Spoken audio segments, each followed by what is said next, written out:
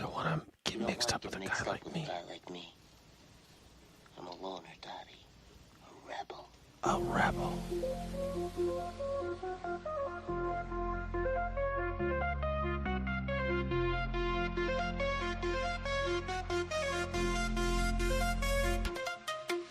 Sunrise on the horizon.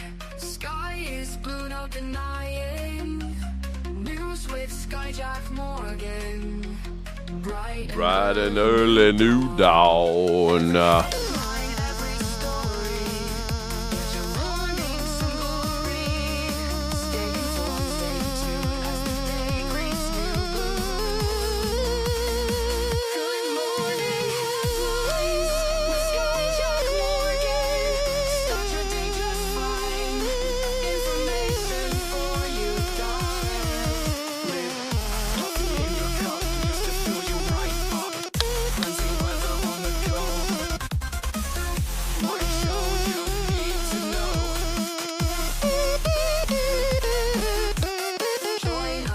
Hey, yo, welcome to the show, everybody. Side by side. Catch the latest, feel the vibe. Sky will keep you well supplied. Good morning headlines with Skyjack Morgan. Start your day just fine. Information for you, darling.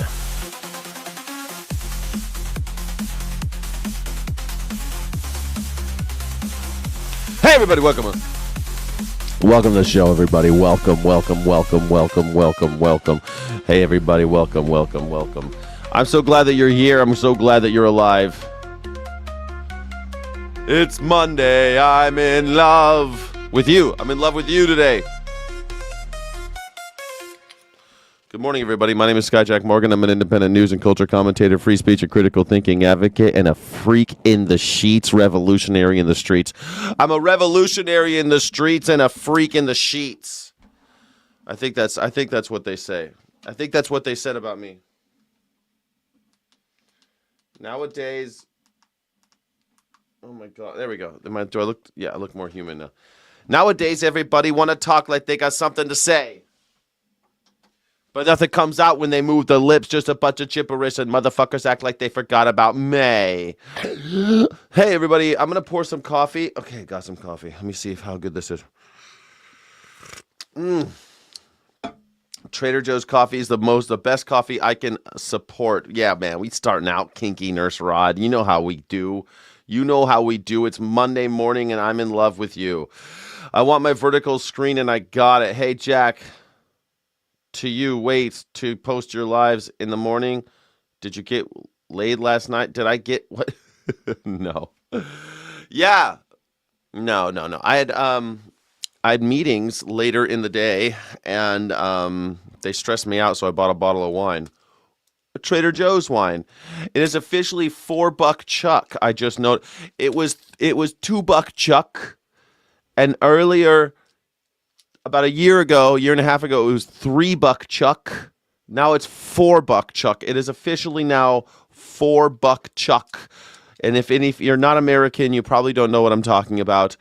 But if you are American and you live in this wonderful country of ours, you'll know of the time-honored tradition of $2 Chuck. $2 Chuck. I remember the first time I heard some goddamn little zillennial calling it $3 Chuck, and I said, What do you mean $3 Chuck? What is that? She said, that's how much it costs now. I couldn't believe it. And now that I'm poor again and I'm buying Chuck, it's $4 Chuck. It's $4 Chuck. Thanks. I appreciate you all for being here. Thank you. So just so you know, every single donation will go to Melania Coin, coffee, or $4 Chuck. It used to be $2 Chuck. God rest $2 Chuck. Long live $4 Chuck. Well, today I even put Joe Rogan in the playlist today. I got some interesting stuff to look at today. Should be fun. We're gonna talk about your boy Jeff Bezos. Jeff Beznuts. today. Really quickly, he says that some people shouldn't have to pay any taxes. But what do you mean? No, maybe, maybe Bees Nuts should be paying a lot more in taxes. I don't know. Bees Nuts is acting a little weird these days. How you feeling about Bees Nuts? To this specifically, last week, Jeff Bezos was on CNBC, made a lot of news, basically said bottom 50% of Americans should not pay federal income tax. Government doesn't have a revenue problem. It has a spending problem. The government does not have a spending problem except for the military. What they keep doing is taxing us and not giving us any services. If anybody else did that to you, you would take them to court. Not America. You don't take the United States government to court. They take you to court. It's like a Yakov Smirnoff routine. In America, you go out to party. In Russia, party takes you out. It's like that now. We're basically a Yakov Smirnoff routine about the USSR. In America, you reach out and touch someone. In USSR, they reach out and touch you.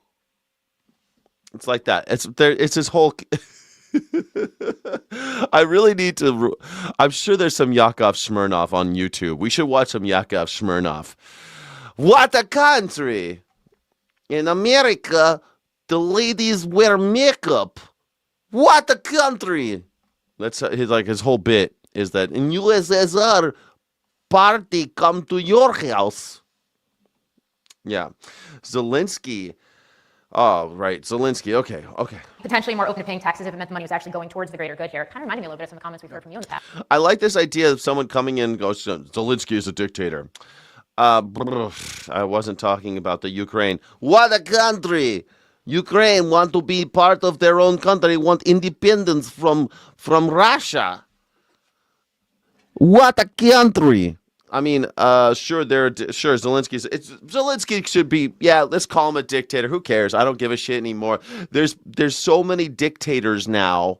What do you care if Zelensky is? Let's focus on the dictator we have here at home. Let's focus on the dictator we have in this country that just stole $2 billion from you.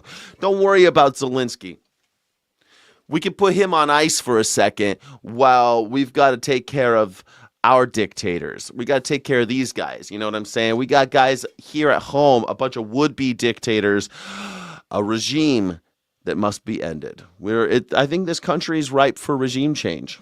Especially when I think about things like, earned income tax credit. Yeah. So the first time, when I saw Jeff doing that, I'm saying, thanks, Jeff, God bless you, get involved in the debate. You might agree with everything he's saying, but I like the fact he's saying stuff, and he cares enough about our country to actually get on there, because a lot of people just simply don't do it or even think about it very much. And tax is very complicated, okay? So I generally agree, and if you look at the bottom, they don't pay that much anyway, so you got to be. Trump won the election. Well, Trump cheated. I mean, it's pretty easy when you have Elon Musk, the richest man who ever lived, paying people to vote for you. I mean, it's pretty easy to win. Sure. Yeah, he won fair and square. I wish I had the richest man alive. All I am, the richest man alive, keeps trying to have surgeries to look like me, but he never's there. He's never there come rent check day. Like, today's the first, and I don't know how I'm going to make rent, but hey, don't forget to like and subscribe, drop a super chat, and also become a channel member, because I don't know how I'm going to make rent. I don't know how I'm going to pay this mortgage, son. Elon Musk, you keep on trying to look like me. Pay me some money, son. Give me some of that money. A little careful. They're all different types of taxes. You got your sales tax, and you got real estate taxes, and there's some drive bad behavior and all that. And it all should be kind of looked at. I like the earned income tax credit, which today as it stands, if you're a single parent making $14,000, the government gives you $7,000. At the end of the year, in a check, some people are entitled to it, don't get it. If you have no children, they give you like $700. I would take that, the $14,000, I'd make it $12,000. I'd get rid of the child requirement. You're working, you'll go home with $26,000. If you're two parents, you have $52,000. I'm so sick of all this waffling from all these assholes. All these assholes want to be like, and then if you do this and you cross the T and you dot the I, you carry the one, and then profits.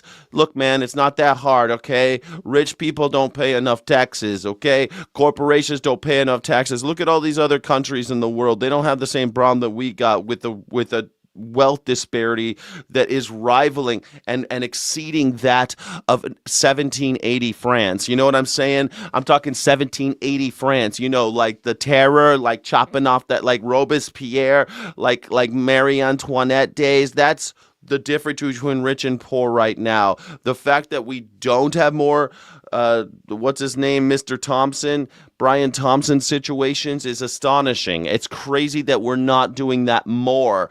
But hey, not that I want it to happen. I would never preach, but you know, it sounds crazy when you think about it that we have more wealth disparity today than we did back then. That's mind-boggling. Anyway, you know, I'm really sick and tired of these guys talking about how they've got a child tax credit and also stand on your head on the full moon and jingle your pockets out and collect the change and then invest that into a 401k and then hope that no one fucks with your 401k and they don't sell that to private equity. Also, Social Security, we've got to double down. It's like, dude, all you have to do is make sure that people like Elon Musk are not capping out of their Social Security in the first 5 minutes of every year. All you have to do is make sure that someone like Elon Musk is paying 90% of their taxes, so they could still take home hundreds of millions of dollars they can get paid. All they got to do is up their taxes and make it so that people like Peter Thiel, if he leaves, he's not living here, he can't do business here. Sorry, man. You want to live in Argentina? Have fun, Peter Thiel. You can't do business in America anymore. It ain't that hard. Come here, pay taxes. You're going to have to pay a lot because you're Peter fucking Thiel and you're worth $15 billion. Sorry. Like, this isn't a hard concept. We need to get the child tax credit and also do the other. Fuck you. I'm so sick of you nickeling and diming me. It's just so stupid. It's dumb. It's dumb. Let's see here. Remember when the diaper said he won by a landslide? Well, I looked at the '08 elections and the tan coat had him like 4. Yeah. I mean, seriously, Donald Trump has never won a landslide. The last landslide in presidential politics was Ronald Reagan. That was the last time. I think Ronald Reagan was from California, and I'm pretty sure he carried California in both elections. So Donald Trump did not win by a landslide. He won by like 1%. And they'll be like, he won certain states, though. That's not what a landslide is, dipshit. That's not what a landslide is. He won by 1%. 1%. That is not a landslide. Landslide's when you like, it's so obvious that it's so big that no one can contest it. That's what a landslide is. When it's like, oh, you beat that guy by 20%, 30%. That's a landslide. But he won Michigan. What the hell? That doesn't mean it's a landslide. I mean, it's a little funny that he won some of these pro-union states where he's completely destroying their economies, just completely turning his back on them. The fact that he won Dearborn, Michigan, it's funny. It's funny that he was able to fool all those Muslims into voting for him. It's funny. It's funny that in Texas he was able to get all sorts of Hispanic districts to vote for him. But that doesn't make him, like, good. That doesn't make him good. It just makes it kind of funny that he was able to trick some people into voting for him and then stabbing him in the back. Sad funny. Not funny and like, ha, ha, ha, ha, but funny like, fucking, I guess we're all going to hang. You know, that kind of thing. I thought you were only going to hang one of us. Funny like the end of Spartacus. Have you seen Spartacus? Spoiler alert. The movie's like 100 years old. So don't give me this shit about spoilers. In the end, they all stand up. He says, I'm Spartacus. And they all say, no, I am Spartacus. I am Spartacus. And they all stand up. I am Spartacus. I'm Spartacus, right? And all the people, all the slaves, everybody stands up, says, I am Spartacus. And the Romans look at each other and they're like, okay. And then they just crucify all of them. It's the best ending. I love the ending of that movie because I feel like that's comedy, tragic comedy. All right, I love the idea of the Romans looking at each other like, all these motherfuckers are Spartacus, huh? Well, they told me to crucify Spartacus, so I guess we're gonna crucify all of you. That's kind of what's happening in America today. The end of Spartacus. It's beautiful. Now, a follow-up to a story from Thursday. You remember the story about a traffic stop in Florida got a whole lot of attention? I do. Do you guys remember this? This idiot cop pulled over a lady, said she had a cell phone in her hand, and she had no hand. Do you remember this? I love this so much. Why? Because Katie Thomas, that's me. Look at this. And oh, I know what I saw. I know what I saw. I'm a policeman. I know what I saw. She's like, I have no hand. Pulled over, she was given a ticket for driving while using a phone in her right hand. This is important because she showed the deputy she doesn't have a right hand, huh? Christiane Benavides spoke exclusively. Huh? Yeah. Hello, are you also MAGA? I'm an anarchist. Are you talking to me? I hope you're not talking to me. I don't like the cults in America. I'm not one of these American cultists. Katie Thomas, and as the latest, Christiane, I can't wait to hear what she has to say. I love this story. Gail, good morning. Well, look, Thomas told me that she holds no ill will towards the deputy, and she hopes this entire ordeal can be a learning moment. Hello, ma'am. Do you think people in the news are talking more slowly? Like, this is at 1.5 speed, and it still feels so slow to me. Are people talking more slow? Are people talking more slowly now because everyone is getting older on the internet? Is that what's happening? Everyone's super old. They can't keep up. Body camera video shows the moment Katie Thomas was pulled over by a Palm Beach County Sheriff's deputy in February. You drove past me holding the phone with your right hand, manipulating my phone. I mean, Look at this. She has no hand. She has no hand, y'all.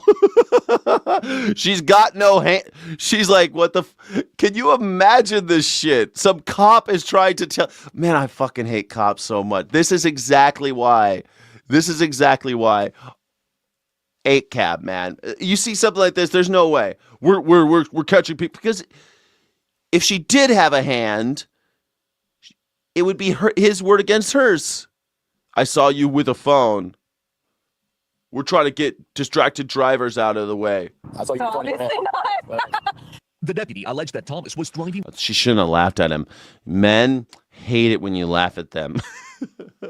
That got him like, why is this woman laughing at me? I just watched the Whatever podcast and I can't take this. What's the capital of Brazil? What's the capital of Brazil? What's the capital of Texas? I just watched the Whatever podcast and I can't handle a woman laughing at me. This is too much. I can't handle this. While using her phone in her right hand, but Thomas doesn't have a right hand. Initially was, oh, this is going to be funny, which is why I laughed, I cackled more like it. But then it became very apparent when he did not laugh or interact in. Did she get bit by a shark? Now I gotta know how she lost her hand. Did she get bit by a shark? Like, what happened? I would love it. Like, no, I was assaulted by a police officer and they shot me in the arm. They had to amputate. So this is all kind of really deeper than you'd think. Like a friendly manner. The video shows the deputy continue to press the 36-year-old. I thought I saw you with your right hand. So You had a hand up. The right hand. I saw you manipulate. With the right hand, perhaps not. Watching it after the fact, I realized immediately that I felt very uncomfortable. You've had this your whole life. My whole life. I was born this way. It's Oh, never gonna she was born this way. So she's never held, not only was she not holding a phone in her right hand that day, she's never held a phone in her right hand, guys. change. It's never going to hold a phone. It's just going to be how it is. You did not have your phone in your I hand. did not. Hand to God, you did not have one in your hand. Hand to God. The other hand to God, you don't have one in your hand. Hand to God. Cool. You have your driver's license, registration, insurance with you. He Hand to God. He still gave her the fucking ticket. What a douche. did not recognize that as a sufficient hand to raise to God, which is ironic considering that's who gave it to me. This week, the officer requested Palm Beach County dismiss the case, dropping the $114 citation. Cops hate God. Cops hate dogs. Cops hate women. Cops hate the disabled. Cops hate humanity. Cops have been trained that you are the enemy of the state. You have the president on television saying you're the enemy of the state because you're a citizen of this country. You're the enemy because you're out in these streets using up using the asphalt and sucking air. So you're the enemy. That's how cops see you. The reason why is because of a long history and drift from what we knew as when we were kids of what police officers used to look like, boys in blue and hats and all this shit. Now they look like Marines. They look like military people. I see them walking around my neighborhood and they're like flak jackets, clips, some kind of grenade up here. They got all sorts of shit, man, ready for war. I live in the safest neighborhood in Orange County, California, which is already a very safe place to live. And they're walking around like this is Fallujah. They're walking around like they're about to topple Saddam Hussein. And I'm like, I feel really unsafe with you even here. I feel like you're going to explode. I feel like one of your little devices, you've got so much black powder on you, you're about to just combust. Thomas hopes the now viral interaction helps people worldwide. I would love people to take away is that limb difference is normal. somebody who looks different than you is normal. All of that is normal. Normal is whoever you're most comfortable being. She is. That's a nice. Normal is whoever you're most comfortable being. That's normal. I like that. We need more people like her. The disabled always, like, she didn't have enough problems. Like, she hasn't been made fun of her whole life. She has got to have enough fucking problems. She needs this goddamn cop telling her that she's driving with a phone. Just so inspiring. Now, the Palm Beach County Sheriff's Office told me in a statement that their law enforcement officers are required to make decisions based on observations in real time and that they're committed to professionalism and fairness. I asked Katie if she had a direct... Yeah, land of the free. The military is trained to hurt the people who are enemies of the state. So if the cops are now the military, well, we're the enemy of the state. That's how that works. You can't. That's why the military isn't supposed to be doing shit inside the country. But that's all out the window too. Posse Comitatus Act is all. Those days are over. Donald Trump has already deployed the Marines against American citizens. So just wait till these elections, man. It's gonna get hairy, son. It's gonna get real hairy. I hope you like it hairy, because it's about to get hairy. Message for that deputy, and she told me that she welcomed the conversation with him and that the two clearly got off on the wrong foot. Guys. Key word being observation. Yeah. Once you observe that she did not have that right hand that you said that she was holding the phone in. But you know what, guys? I love. You know what, guys? Cops are assholes, and I wish they would talk to, like, isn't it funny? Like, this is a funny little thing. This is a symptom of a larger systemic problem. the way she handled it. Clearly, she has a good sense of humor about it. But I think in that moment, he She's white. really didn't know what to do. I think he didn't know what to do. So he kept playing it straight, even though she was trying to engage and trying to laugh about it. I think in that, listen, I don't know him. It'd be interesting to see from his point of view what he was thinking. But I think he didn't know. But she's right. This could be a learning moment for a lot of people. He knew that she laughed at him, and cops don't like being laughed at, especially by women, and he gave her a ticket. That's it. That's all that happened there. And that's cop shit. That's also man shit. That's rape culture shit. That's American shit, man. That's just how we are here. Sorry. America, I'm sorry to American women. It's tough out there for you guys. I mean, Jesus Christ. America hates women. It's the most misogynist country. This place is more misogynistic than Saudi Arabia. Shit. This place is more misogynistic than, well, yeah, Saudi Arabia is all I got, really. Is there any place worse than Saudi Arabia when it comes to women? Like Afghanistan, maybe, I guess? Yeah, basically, like, we're basically the Taliban out here, you know? There's not much difference. Let's bring in MS Now congressional reporter Michael Schnell for the very latest on this. Michael, welcome. So what the... Thank you to Sayard Yan says, don't forget to like and subscribe, you filthy animals. Thank you so much for being here. My name is Skyjack Morgan. I'm an independent news and culture commentator, free speech and critical thinking advocate, and boy, I am a coffee addict. Oh, thank you so much. Thank you so much. This is the #1 news reaction show in YouTube history. I hope that you're enjoying it. It's called the Morning Sky Show every morning, Monday through Friday, plus a bunch of other stuff we do too. But Monday through Friday, that's the flagship stream. It's the big boy, the long one. We do news reactions. Then I change costumes and we play a little guitar later. What do you think about that? It's good times. Good times will be had by all. And the whippings will continue until morale improves. What does this story entail? How did it leak? And what has been the campaign's response? Yeah, Alex, this is still a developing story that first broke yesterday by the Wall Street Journal and the New York Times. They're reporting a leak? There's been a leak? That last year, as Graham Plattner's campaign for Senate was getting underway, his wife came forward to the campaign and said that she was aware of sexually explicit text messages that... Oh, God damn it. Graham Plattner, the last thing we needed was a sex scandal, dude. Like, why can't someone needs to take the phone away from Grandpa? I don't know. How old is Graham Plattner? He seems so much younger, but maybe some people in Maine, they look... How old is Graham Plattner? Come on, these old fuck... Oh, my God, he's only 41? All right, there's no excuse. I'm sorry. I would understand if Graham Plattner was like 60 and he's like, I accidentally texted my sexting to my wife when it was supposed to be... He's 41 and he's still doing this shit, sending sexually explicit messages last year to women other than his wife. What the hell is wrong with you guys? What is wrong with you guys? Men, are there any men in the chat who have ever done that, sent sexually explicit content or chats to anyone other than their wives? I mean, if you're married, how hard is this? Or just cheat on her. At least then, well, I was cheating on her. Okay. Well, why did you text? If you're cheating, keep it on the hush-hush. What is wrong with you? You guys never heard of What's the one with the ghost emoji? What's that one called? Fuck, what's that called? With the ghost emoji?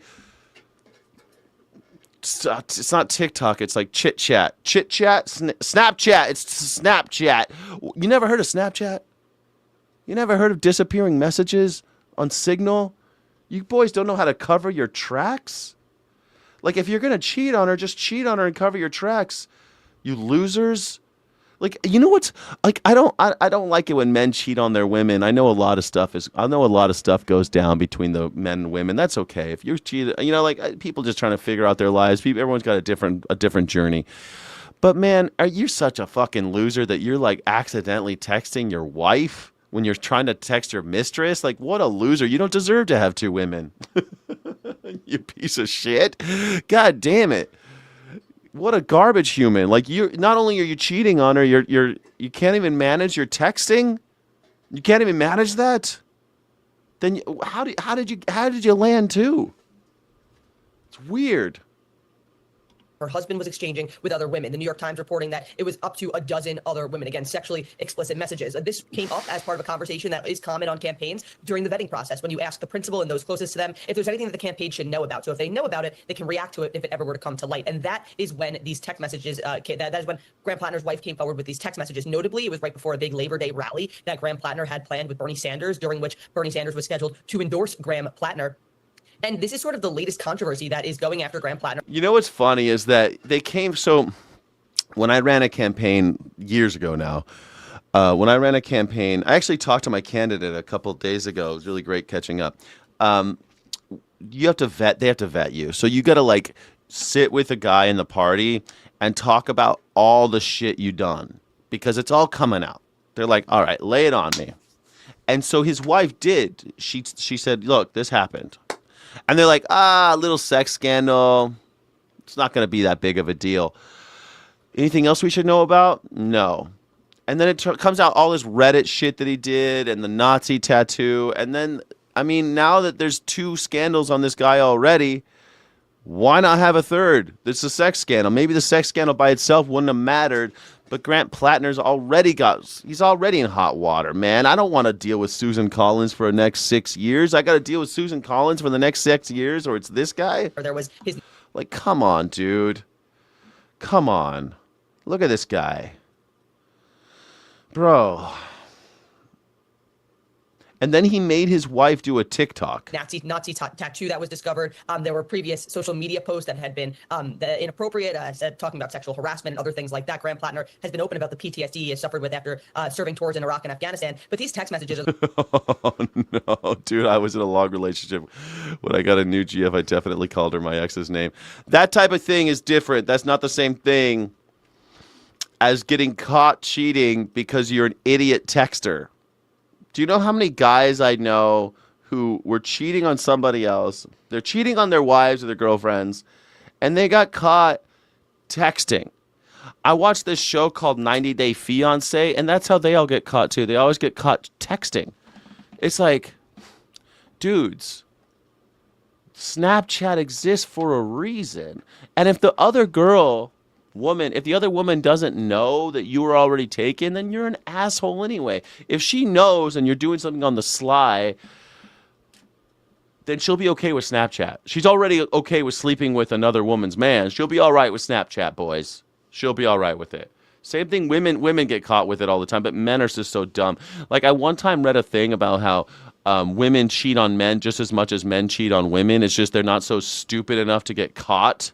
And it's like, you'd think they would get caught more easily because they got so many friends and moms. They can't keep a secret. Women, they can't keep a secret. But the thing about women, they can all keep a secret from you. Men are so goddamn stupid. They're like, I'm gonna text happy Valentine's Day to my girlfriend. To my mistress, but not my wife. Ding dang do. I just sent it to my wife. These fucking idiots.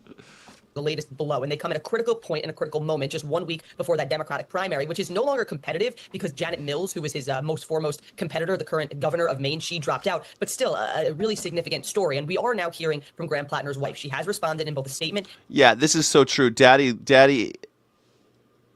Yilo says a cheater can never get elected. Wait a minute. Yes, they can all the damn time. They always, yeah, a lot of them do. Cheaters get elected, but it's like, bro, Graham Plattner, I already didn't like this guy, and now there's this. And I mean, come on, man. Is everything going to be like this now? Donald Trump, ever since Donald Trump gets elected, rapes one of his wives, cheats on all of his wives, pays a prostitute while his current wife is raising his infant child, like, come on. Is this just what we're doing now? How are we doing this? How dare you not like my daddy, Trump? They're going to say the same thing. It's going to be the same thing over and over again. And a long video on social media saying that her marriage with Graham Plattner is strong and that is a personal matter. Take a listen. It's personal, guys. It's personal. I find it really shameful that there's a group. I love that. I love that too. This whole I find it shameful that you're talking about my husband cheating on me when he's running for Senate. You made the fucking decision to run. Nothing's off limits. Like Donald Trump, like all these Trump tards in the chat going like, oh well, somebody leaked his IRS tax returns. Oh no. Yeah, because he's the president. Nothing's private now. What are you talking about? Nothing's private now. Those days are over. You don't have a private life. You're going into public life. That's how this works, son. You ever hear like Justin Bieber? Oh no, everybody knows about all my bad stuff. Oh no. Justin Bieber isn't even American and doesn't work for us. And we all know every little thing he's done in his life. If somebody leaked his tax returns, you think he'd get $2 billion for it? No. Of media outlets and people who are willing to spread gossip instead of talking about real issues. It's really important for me to tell all of you out there, especially people who are voting in Maine, that I think it's shameful behavior to spend time and energy and resources on negative ads and negative stories on Graham when all he's trying to do is improve the lives of people who work for a living. Well, that's not all he's trying to do. I mean, it sounds like he's also, trying to get some of that strange. You know what I'm saying? Oh, shit, he's trying to get some of that strange is what he's really doing. This oyster farmer wants to get a little clam. I'm sorry, I didn't mean to say that. Sometimes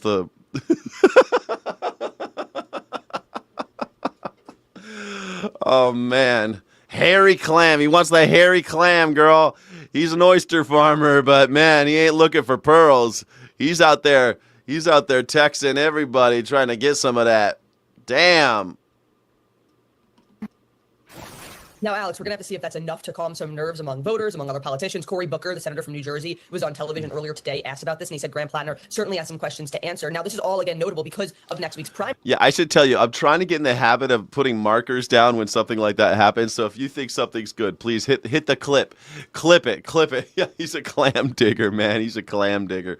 Oh, jeez. And I mentioned it's no longer competitive because Janet Mills has since dropped out of the race, but she's actually still going to be on the ballot. She withdrew from campaign, but hasn't formally withdrawn from the race. Potentially, if this moves any voters' minds, they could decide to jump on with Janet Mills, even though technically she's no longer in the race. So certainly that June primary just got a little bit more interesting as this latest controversy goes after Graham Plattner. Oh, 100%. Now, look, you make... Nah, it's too late. Right before it's like a month away. Well, they're going to vote. When are they voting? They're voting like in 2 weeks. It's not going to matter. It's just funny to me. It's just gross and sticky and nasty. Sticky like an oyster. The point that this was a story that broke yesterday. So it appears that we do not know what was said in these messages, nor do we know to whom specifically they were sent. Is that so?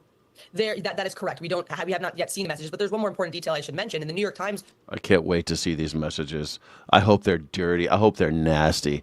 I hope they do. I hope they even make the clam and oyster joke. I hope they do. I hope they're gross. Because Graham Plattner's been known to say some sick shit on Reddit back in the old days. So I can't wait. I mean, this is a guy with a Nazi tattoo. What kind of stuff does he text to people? article, one of the sources that they heard it from is Graham Plattner's former political director. She's a woman named Genevieve McDonald, and she came forward and spoke on the record. You and I both know, Alex, a lot of the time when you're discussing very sensitive stories like this, it's oftentimes unnamed sources because folks don't feel comfortable putting their name on it for fear of maybe retribution or what have you. But in this case, we actually have an on-the-record source. She left the campaign back in October. She was one of 3 officials to leave the campaign at that time as controversy was swirling, and there was a fallout over Graham Plattner's Nazi symbol tattoo, in addition to those previously unearthed social media posts about sexual harassment and others. I mean, I hate to say this, but like, I feel like it's not that hard not to get caught doing this shit. So why? Like, I don't know. I also don't understand if I have a lady in my bed, I don't really feel like texting anybody else. I never did that. I was married for 5 years. My last relationship was 7 years. I didn't text bitches crazy shit, you know? I never did that. Like, if I'm in person, I might be a little flirty or something, but I'm not gonna, like, text, hey, baby, I really liked what you were wearing. Like, it's so gross. It's just so gross. Hey, yo, Crazy Jackdaw in the house. Thank you so much for supporting.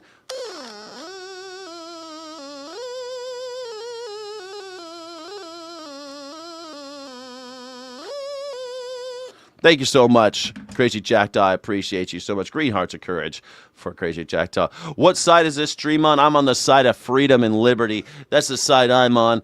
I'm on the side of no government. I'm on the side of no cult. What side are you on, Goldie? Why don't you just come in the chat, say what side you're on? This stream, we ain't got a side. I'm on the side of the people. I'm on the side of the working man.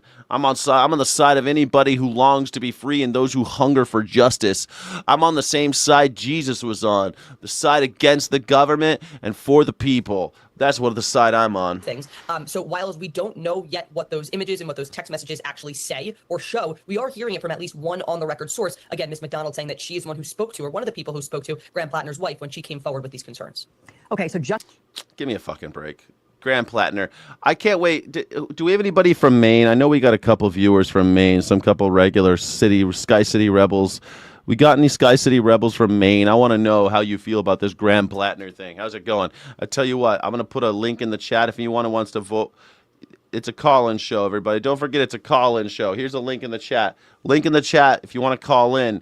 Call in. Let me know how you feel about Graham Plattner's texting his nasty things to lady friends while he's got a wife at home. Tell me how you feel about it.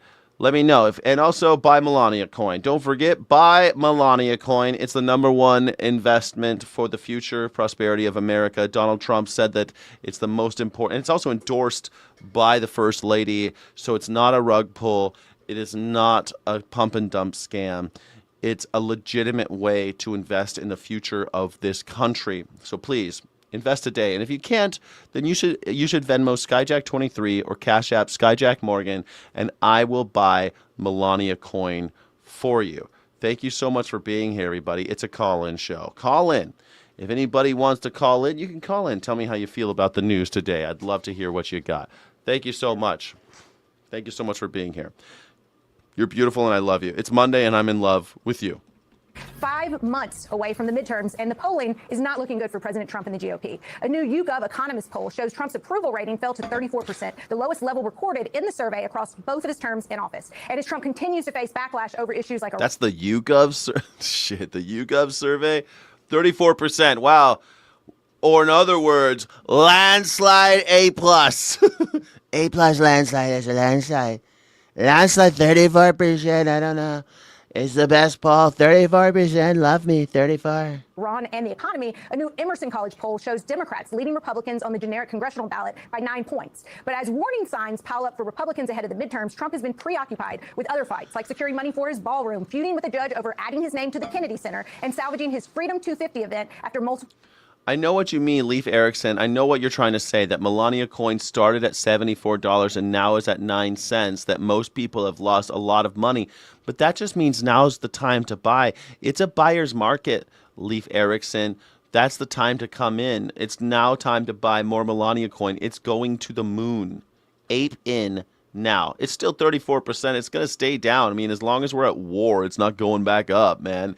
The only time it's going to go back up is if they fake some kind of terrorist thing, which is probably going to happen. I mean, we've been saying that for a while, right? That if something blew up in Los Angeles or something and they said it was Iran, would you believe them? Would you believe the government if Donald Trump got on the news and said, Iran just blew up Palm Beach. It's just everybody's dead in Palm Beach. I don't know. It's crazy. We love Palm Beach. We love Palm Beach. It's great. I love Jeffrey Epstein. It all blew up. Somebody blew up all the Epstein files. It's so sad. So sad. We'll never know what happened. All of them blew up. It was the Iranians. Would you believe him? Performers backed out. And when Trump does mention gas prices and the economy, he's not exactly doing his party any favors. Watch. He's got the midterms. I don't care about the midterms. The only thing that matters. I don't care about the midterms.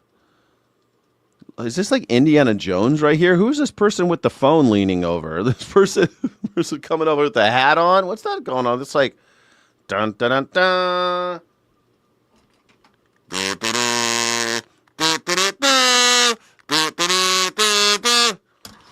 John Williams, everybody. When I'm talking about Iran, they can't have a nuclear weapon. I don't think about Americans' financial situation. I'd like to say I'm in a hurry because, gasoline prices are going to come tumbling down. But if you're going to be in a hurry, you're not going to make a good deal.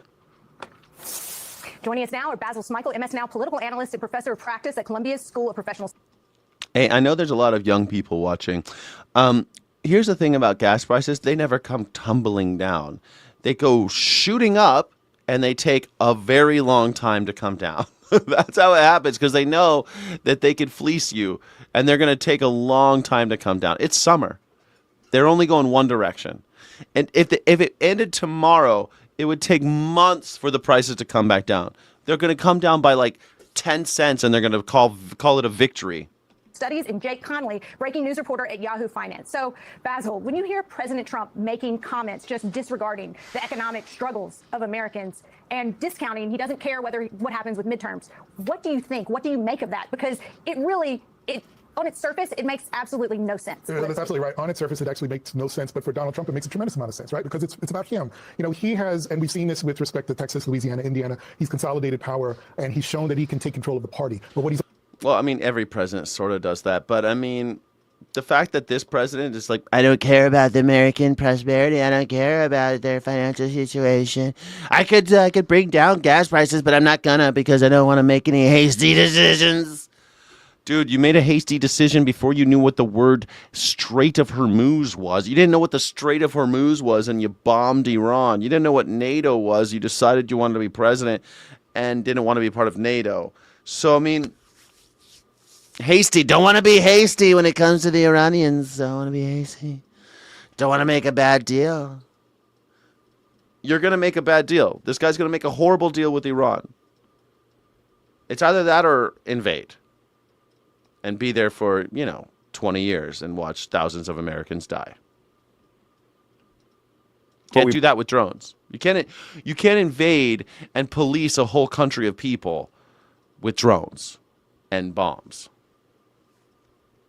Sorry. You can't take over a country with drones and bombs. You'd kill them all, I guess. But then know who will drill the oil. You gotta have all that oil. There's gotta be somebody to drill it. Somebody's gotta drill it.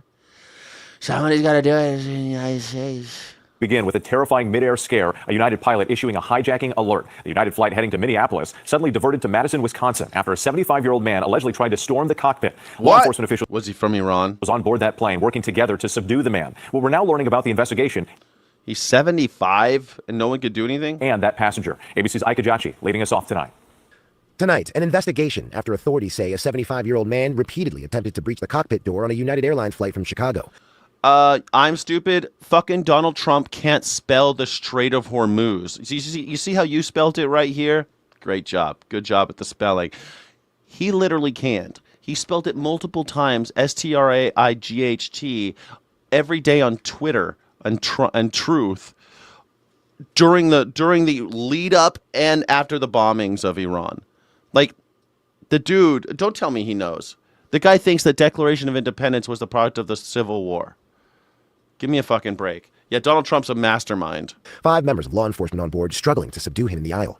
It's actually a situation where we might have to close the airfield due to potential hijacks. The Boeing 737 bound for Minneapolis with 147 passengers and 6 crew on board. But just before 9 p.m., all of that changed. The captain diverting the plane to Dane County, Wisconsin. Yeah, we'll land, take a left turn, just have law enforcement stand by the aircraft. How do you say it? How do you say it, Dr. Oz? Dr. Oz. You're a doctor. Can you tell me how to say things?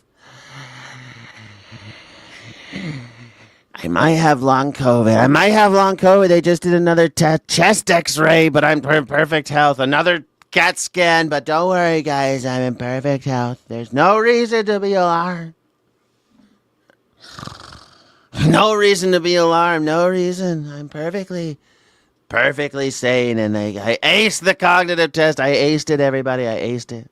But I'm very confident with the 5 that we also with that there. Witnesses say sheriff's deputies immediately boarded the plane. Mike Rundle was traveling with his wife. 5 police officers came on the plane and asked the gentleman to stand up, put handcuffs on him, and walked him out, taking this very seriously. And of course you have to. It's that, you don't really know what the intentions are of any person that might be, trying to get into a cockpit of a commercial airplane. The remaining passengers resuming their flight after security checks. Somebody with some sort of device and a sweatshirt that said Bomb Squad walked by.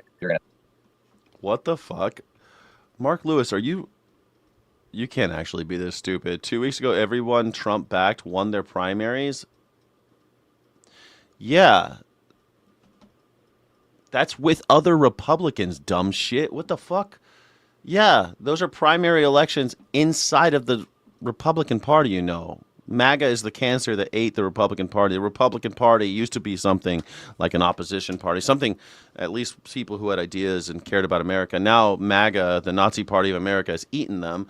And so, yeah, he put billions of dollars, the most expensive primary in the history of primaries, against Tom Massey because Tom Massey wanted the Epstein files. I don't know why you think that's a plus, how you think that's a good thing. Tom Massey wants the Epstein files.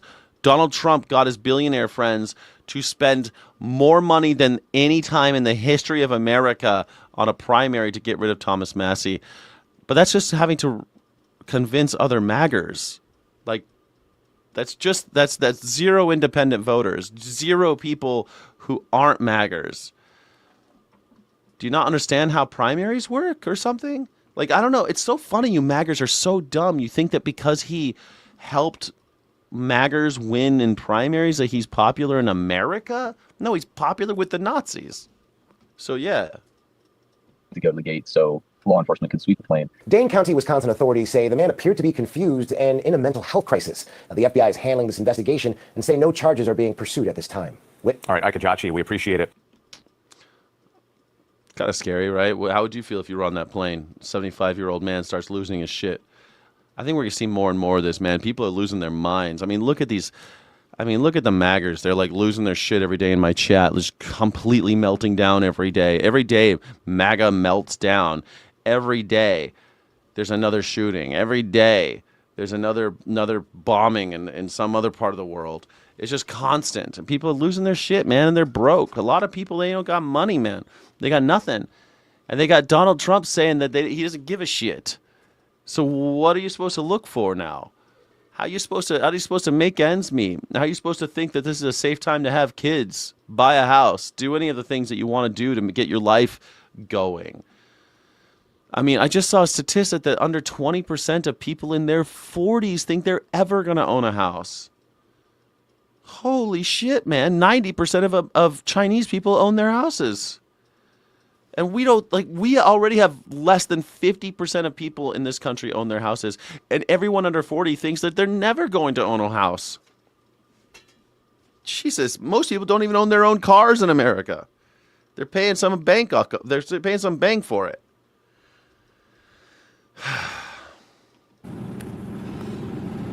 Kirsten, good morning. In that situation just developing by the hour, that curfew is still in effect at this hour. That curfew taking effect at 9 p.m. until 6 a.m., covering a half-mile radius around Delaney Hall, going to be in effect until further notice. Started last night, and this is what happened after 9 p.m. as protesters were still left standing by Delaney Hall. Take a look at some of this.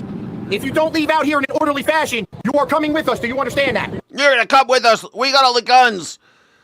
We're out here, expressing our dismay that you have a concentration camp. Here we are at the concentration camp. There are some Americans, this actually makes me kind of proud of America, that there are some Americans who are actually standing up against the Nazi regime.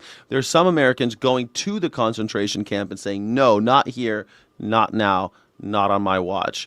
That's that American spirit that I love. And they said, well, we have a curfew. You're going to be in violation of the curfew though, huh? Fuck your curfew. Close down the concentration camp. Stop. They have made some concessions, though. Now they're allowing families to visit their relatives who are in the concentration camp, which is, nice, I guess. But there should not be a concentration camp. These people have done nothing wrong. They've not gotten their due process. They've not seen their day in court. And they're going to say, oh, well, it's curfew time. That's why. That's why we're going to arrest you. It has nothing to do with the fact that you're practicing your dismay and freedom of speech. Yeah, it has nothing to do with it. This is tyranny. There you go. Now, officers making good on that word as video shows them surrounding protesters and making those arrests. New Jersey Attorney General Jennifer Davenport says people in the zone covered by the curfew were given numerous warnings to leave the area by 9. She says many protesters complied, but a group of people with helmets, shields, or gas masks, quote, deliberately refused to comply with repeated orders to leave the area and were arrested. Now, this curfew was implemented after more late-night unrest outside Delaney Hall over the weekend, with fires being set, clashes over barricades, officers on horseback, and tear gas being deployed. Several arrests were made, including out-of-state agitators, according to Governor Mikey Sherrill. Yeah, out-of-state agitators. This is a federal facility. It doesn't matter if they're out of state. This is bullshit. It's actually a private facility, but it's got federal prisoners in it. It's not a concentration camp? What is it? It's a jail. This is not a jail, Steve Check. Jail is where people go awaiting trial. That's what a jail is. Jail is after you get arrested, they book you, and you await trial. This is not what this is. These people have committed no crime. They've been accused, but they've not committed any crimes, and they haven't even been booked. They haven't been processed. They've just been warehoused, which is a concentration camp thing. Don't forget that the concentration camps of Germany were mostly built for processing. They would process people, determine if they were good for labor or good for deportation. There were no death camps in the beginning. It was all just labor or deportation, labor or deportation. And that's what they did. That's what a concentration camp was in Germany up until till about 43, when they really got cooking, when they really started doing the stuff that you've heard about. So don't think of 1945 concentration camps. Think of 1935 concentration camps. That's what we have. We have 1935 concentration camps. If you're really so offended by the word, stop doing it. Stop doing concentration camps. This is not a jail. This is a concentration camp. The governor says some protesters threw projectiles and attacked barriers. Those barriers, part of a protected protest zone outside Delaney Hall, established by state police alongside Newark police on Friday. Governor Mikey Sherrill and other officials are defending the setup of those areas and the state stepping in as security around them. Last week, we saw a surge in ICE presence, creating a more dangerous environment on site. Protect public safety, protect peaceful protesters, protect law enforcement. And let me be clear. Our law enforcement does not condemn. Oh, this is somebody else, not really on topic, but if we can have nukes, then so can everybody else. I don't know why you think that we're allowed to have shit just because we live in a fucking U.S. and they don't. Yeah, absolutely. I mean, there's only one country in the history of the world who used a nuclear weapon, and for some reason that country is afraid of anybody else having nuclear weapons. Only one country in the history of nuclear weapons has used them. Only one. Can anyone guess who that was? It's ridiculous that that's the country that wants to make sure nobody else gets them because they would be so crazy. We can't let Iran have nuclear weapons. They might use them. Pakistan has nuclear weapons. They've never used them. Yeah, but they might. Russia has them. They've never used them. I know, but Iran might use them if they have them. I mean, Israel has them. They've never used them. But Iran, though, we can't let them. Yeah, because you want to bully Iran. You want to kick the shit out of Iran and steal their oil. That's why you don't want Iran having nuclear weapons. If Iran had nuclear weapons, you wouldn't be able to kick them around anymore. That's it. That's why. You like having people easy to bully. That's why cops are allowed to have guns you're not allowed to have. Conduct civil immigration enforcement. We are working to ensure that there is not an ICE surge in this state. Do you all worry that the message trying to help these detainees, their families, is getting lost in the violence and escalation that we see night after night? Well, again, to the point that was made earlier, I think the escalation happened when the state police came in. Yeah, of course. The state police came in with guns and clubs and horses and shields and tear gas. That's escalation. I mean, perhaps ICE would have escalated as well, but they made it worse. Now, Governor Mikey Sherrill also announcing yesterday that DHS has agreed to restore family visitation to Delaney Hall. But something I do want to note, as you take a look here behind me, you can see that police setup. This entire stretch of road in front of Delaney. They hate us. They will use them. Then stop doing shit that makes them hate you. They hate us. Okay? That's because we keep beating the shit out of them and stealing their oil. That's because we paid Saddam Hussein to bomb them every day. Every day. That's what the Scud missile was for. They just kept throwing them over to Tehran. They just kept doing it. Guess who bought all those Scud missiles? The United States. Guess who put Saddam Hussein in charge? The United States.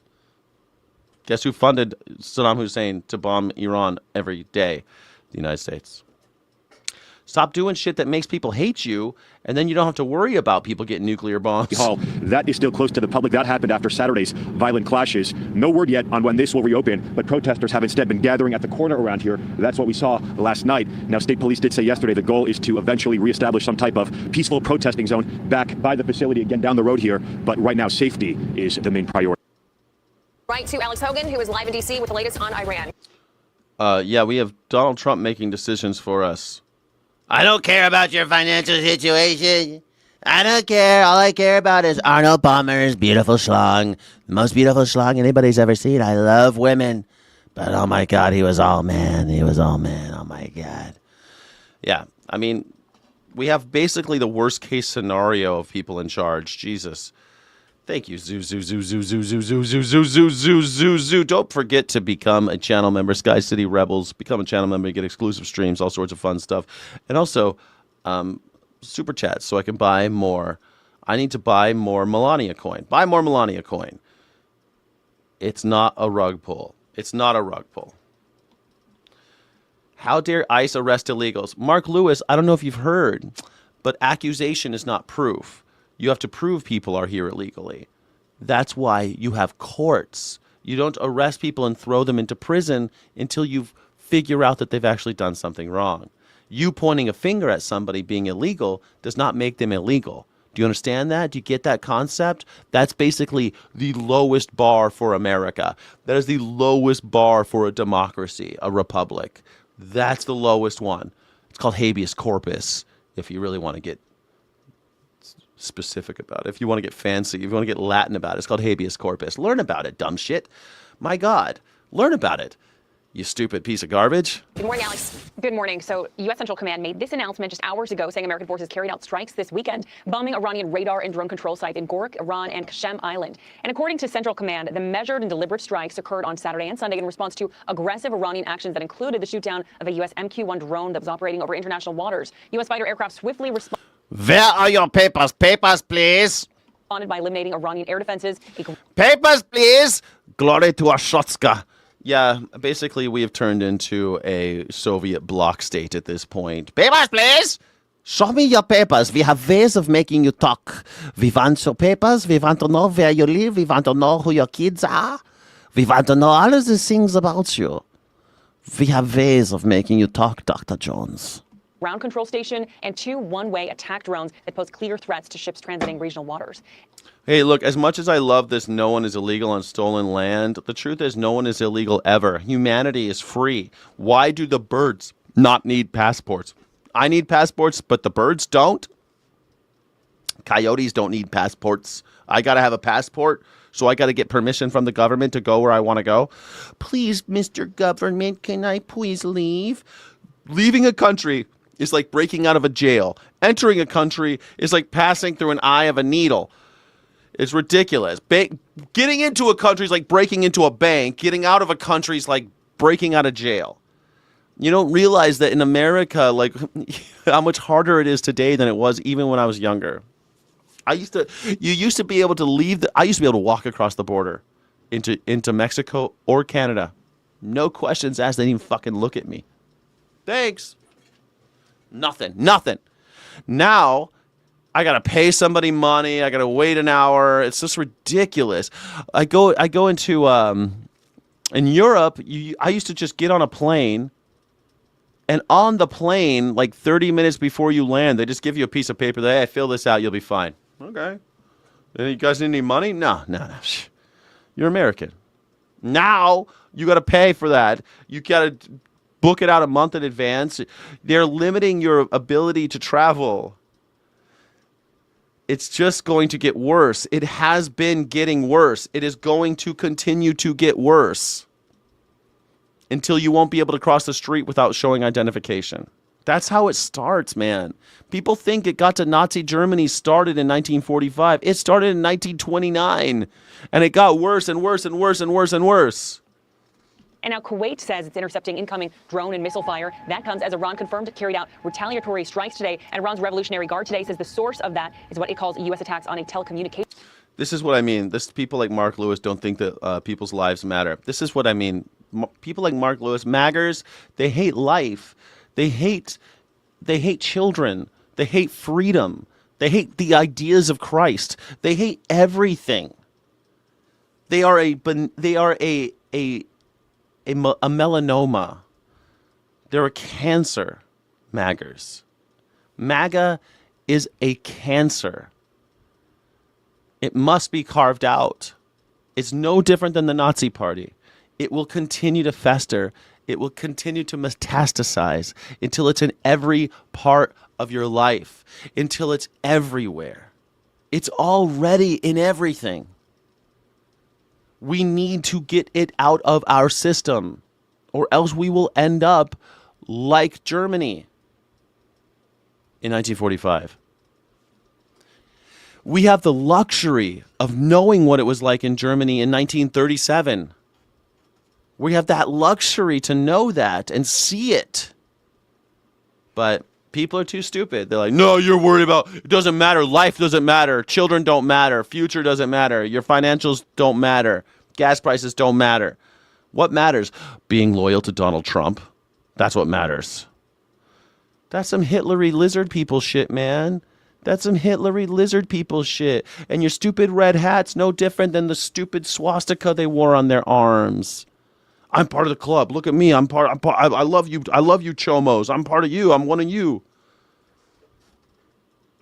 Tower. President Trump met with advisors in the Situation Room here at the White House here in Washington on Friday, but had yet to make an announcement over the weekend over how to move forward. Overnight, he posted on Truth Social, writing in part, Iran really wants to make a deal, and it will be a good one for the USA and those that are with us. Both the U.S. and Iran have exchanged strikes since the ceasefire started in early April. It's not clear yet how these strikes will impact the ongoing negotiations to end the war that has now stretched 3 months. Todd, Ashley. Okay, Alex, thank you.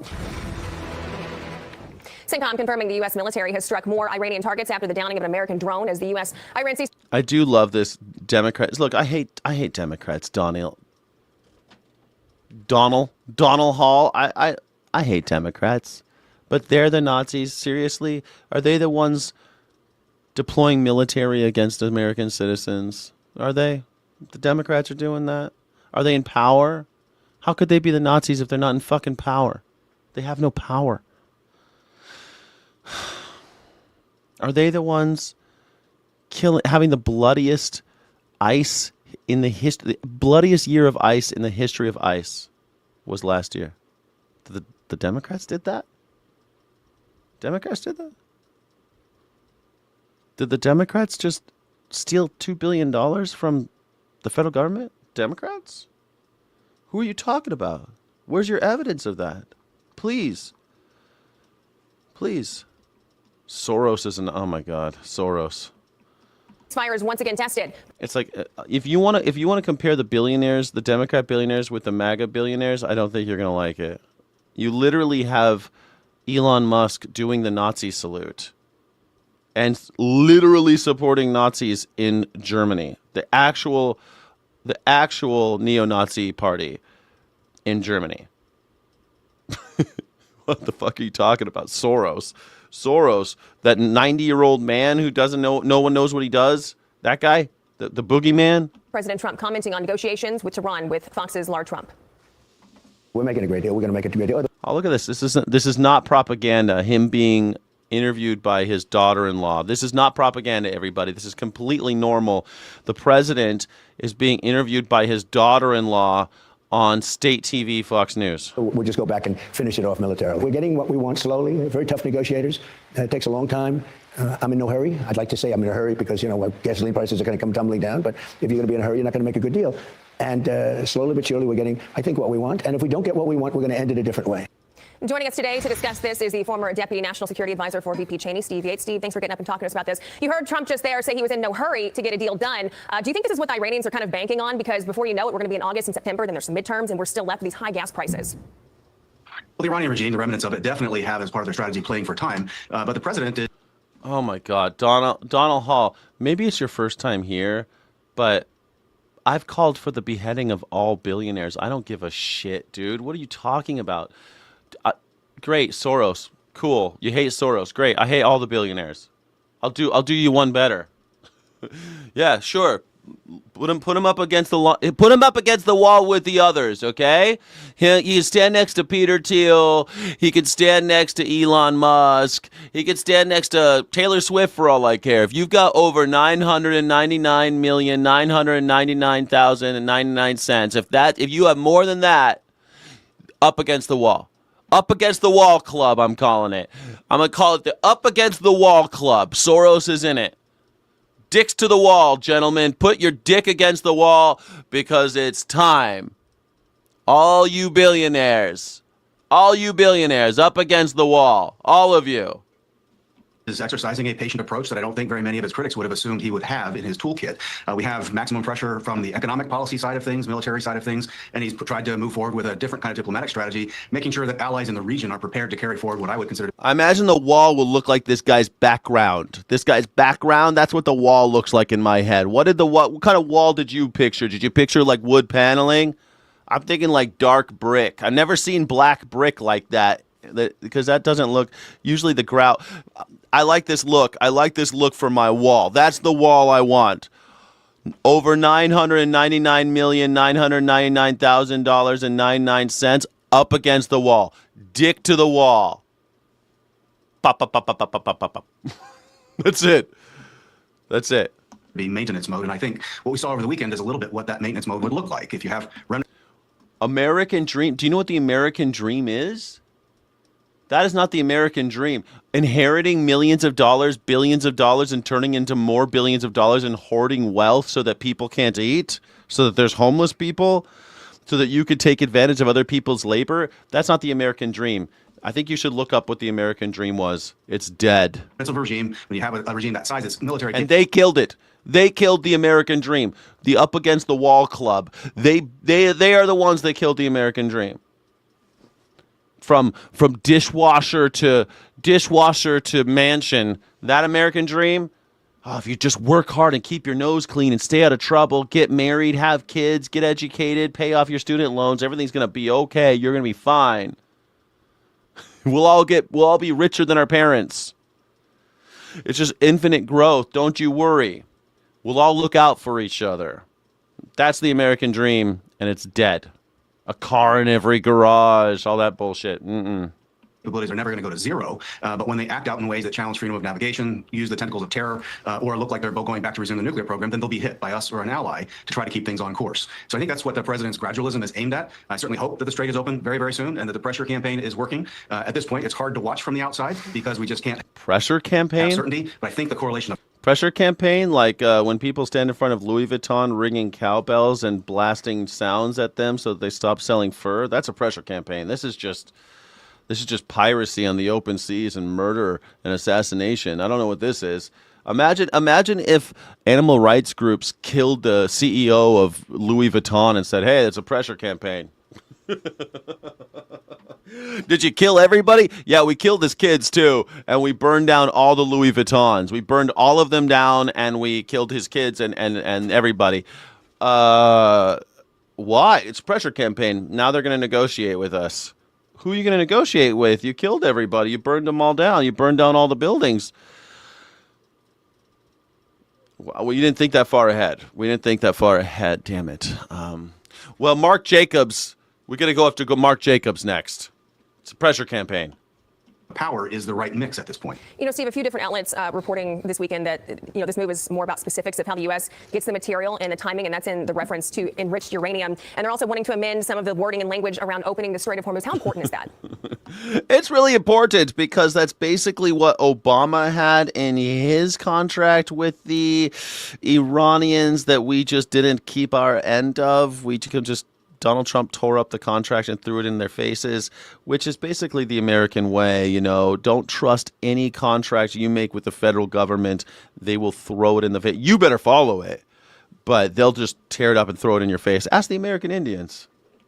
Well, I think facts on the ground are going to matter much more than the wording of agreements. And that's going to come ultimately by this coalition of power that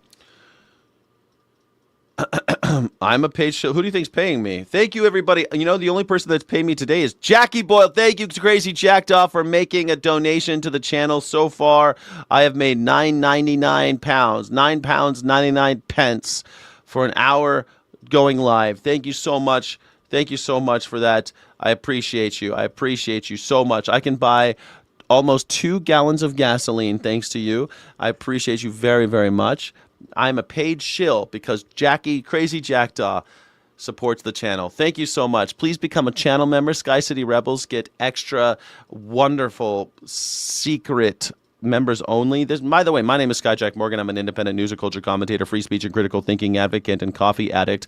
All money that you donate through Super Chats or through Venmo or the other one, Cash App, will be donated to me in the form of coffee mostly, or Melania coin. We are buying Melania coin today. Melania coin is going to the moon. Please invest. Please send money to Venmo at Skyjack23 or Cash App at Skyjack Morgan so that I can buy more Melania coin. It is the most important financial tool for the future prosperity of America. Thank you so much. This is Morning Sky Show, the #1 news reaction show on YouTube. Thank you, thank you, thank you, thank you. You're amazing. You're amazing. No, you're amazing. You're amazing. It's Monday and I'm in love with you. With you. the president is exercising and basically forcing these things to move forward the right way. We have Melania coin is going to the moon. Who doesn't know this? Who doesn't know? No one is going to the moon. Melania coin is going to the moon. It's a saying. Nena. It's just a say. It means it's gonna go up. Okay. It means it's gonna go up. Okay. It's gonna go up. It's gonna go up. That means it's gonna. Ah, yes, Sayard Yan. Thank you. I can almost buy a full tank of gasoline. I got a full tank of unleaded.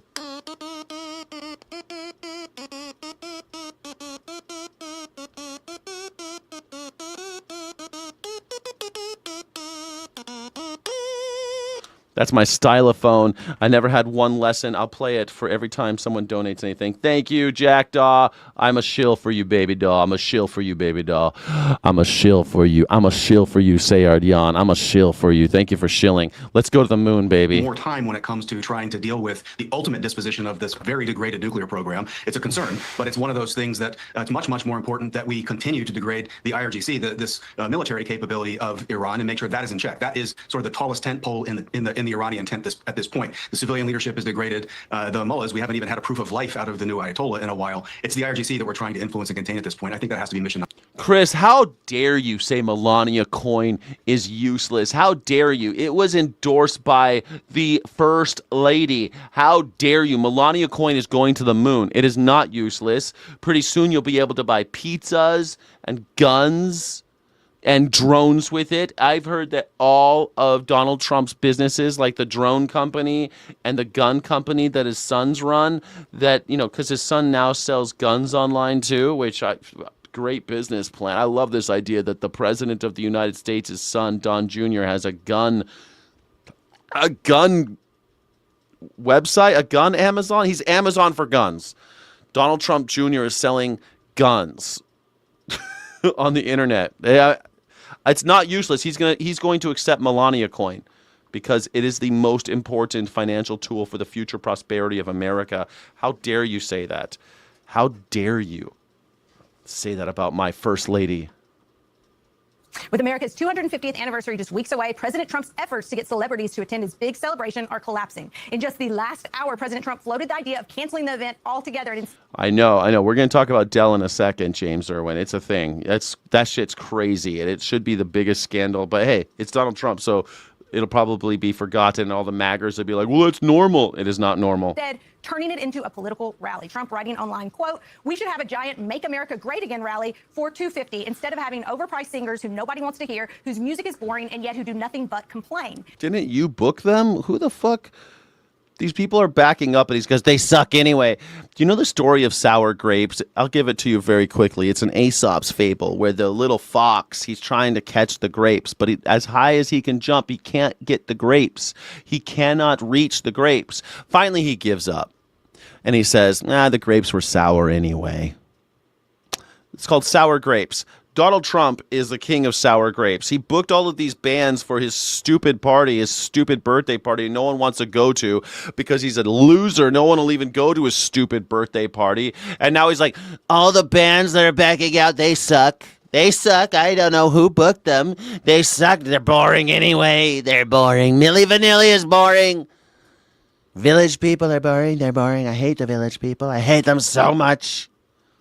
This follows a slew of performers who backed out, claiming they were misled about the political associations surrounding the concert. Eddie Gall Jr. is back with us. So, Eddie, Donald Trump had a vision that he wanted this 250th celebration that coincided with his birthday to be, and it's falling apart. What do you make of that? Well, I think, there's obviously a kind of cultural backlash that he's lost popular culture in a way. We could all just kind of revel. How can people make it to Washington, D.C.? There's no money for gasoline. It's like, even if you have money right now, like,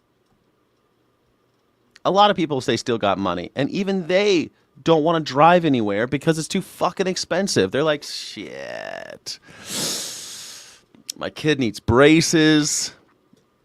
Maybe I'm not going to go to Washington, D.C. for Donald Trump's stupid party. I got to pay for this kid's braces, son, and it's going to cost me a lot of money in gasoline and hotels, and when I get there, food's so expensive right now. Add it all up, a little trip in June to Washington, D.C. when it's hot as balls out. It's going to be so fucking hot in Washington, D.C. I've been there many, many times. Dozens and dozens of times I've been to Washington, D.C. And let me tell you, man, it is like under a magnifying glass hot in the summer. It's weird. As soon as you leave D.C., it's like, it's not so hot in Virginia or Maryland, depending on which direction you're going. But inside that city, hot. Can anyone verify? I mean, come on. Have you guys been to Washington, D.C. in the summertime? It's worse than New York. Jimmy Kimmel making fun of him, that's a good thing. But there's a sense in which he's trying to tell a particular kind of story of the country. Whether it's the $1776 billion slush fund, whether it's the $250 bill, whether it's his image on the passport to commemorate. Robert Van Winkle needs Skrilla. Yeah, that's why he's still going to show up to Donald Trump's party. Damn it. I don't think he's going to be able to bring back the popularity of the Trumpster, that Trump dog. You know what? Vanilla Ice has finally found a problem he can't solve. No matter how much his DJ revolves it, this is a problem that Robert Van Winkle just cannot solve. Donald Trump. He's a problem only a couple solutions might solve. There's only a couple solutions for the Trump problem. And nope, Vanilla Ice just ain't one of them. But if you got a problem, I'll solve it. Check out this hook. My DJ revolves it. Commemorate the 250th. There's an attempt to yoke the celebration of the country to him, to make this indistinguishable. And that's really all about, in my view, imagining the country in a specific sort of way, where certain people play minor bit parts and other folk, his folk, are centered in the story of the country. So, it's also... Ramona. I love that vibe. Ramona, I love your vibe. We need to do something. I'm sick of them all. We need to do something instead of all the talking. Getting us nowhere. Completely agree. Getting out in those streets is a good plan to begin with, but there's all sorts of things you could do. Like, just stop buying shit. That's a pretty good plan. Just don't buy anything. Build relationships with your neighbors. Try to find out who they are. Leave a note. Tell them, hey, I want to just meet up, talk. I want to do something. Just start building community. Join a book club. Start a garden. Start a garden to make your neighborhood more sustainable so that you can start just feeding each other. Start a food bank, start a little library, start anything, start a reading group. There's so many things you can do to start building community so that you don't rely on the government. Start a mutual bank. There's all sorts of cool banking things you can do. If you start building community and you all want to start like a little mini bank, you could do that in America. You could build a little bank just for you guys so that if anything ever goes wrong, you guys have enough for each other. It's remarkable. You could buy stuff together. You could even help your friend. You could even get health insurance together. There's all sorts of cool shit. This is like down the line, but you have to start by knowing your neighbors and meeting them and doing stuff with them. And start a community, and you can't be so fractured. That's the first step. There's so much you could do. So much you can do. But first you have to say, fuck the government. They're not coming to help me. Democrats are not coming to save you. MAGA, they're actively trying to kill you, and Democrats are not coming to save you. MAGA wants your children. MAGA wants billionaires to buy and sell your kids. And the Democrats, they don't really care. That's how that works. They just don't really care that much. Oh, pretty self-protective. If you don't want to come to my birthday party, I won't have. All right, I shouldn't have told you about the bank thing.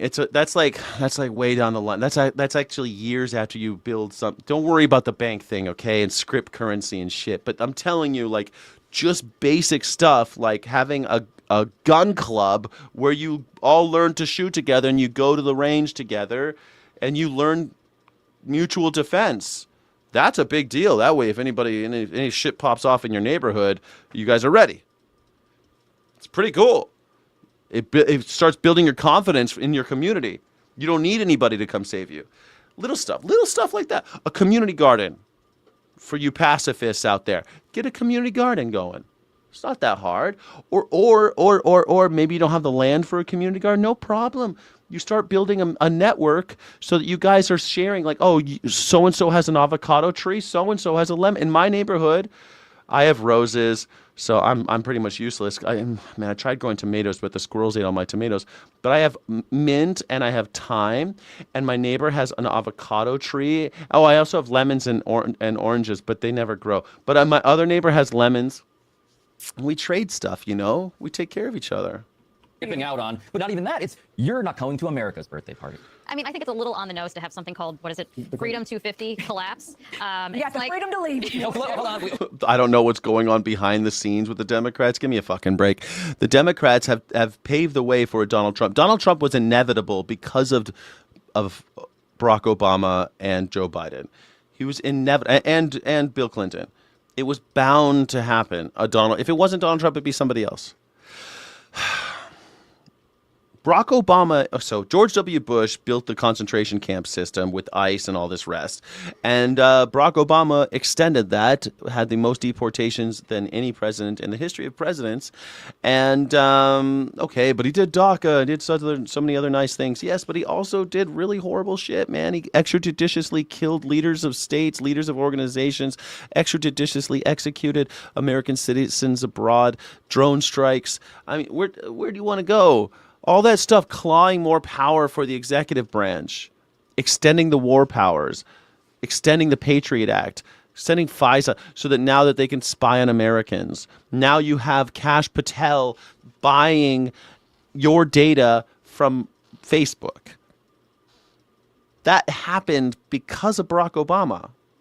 And now you're mad that they're doing it? Now you're mad that Kash Patel's doing it? Obama paved the way, and now we're mad that Donald Trump is doing like very heinous stuff with ICE. Of course, it's just turned to 11. Like Donald Trump had the bloodiest year for ICE in the history of ICE. More shootouts with federal agents in the United States than any other year in the United States.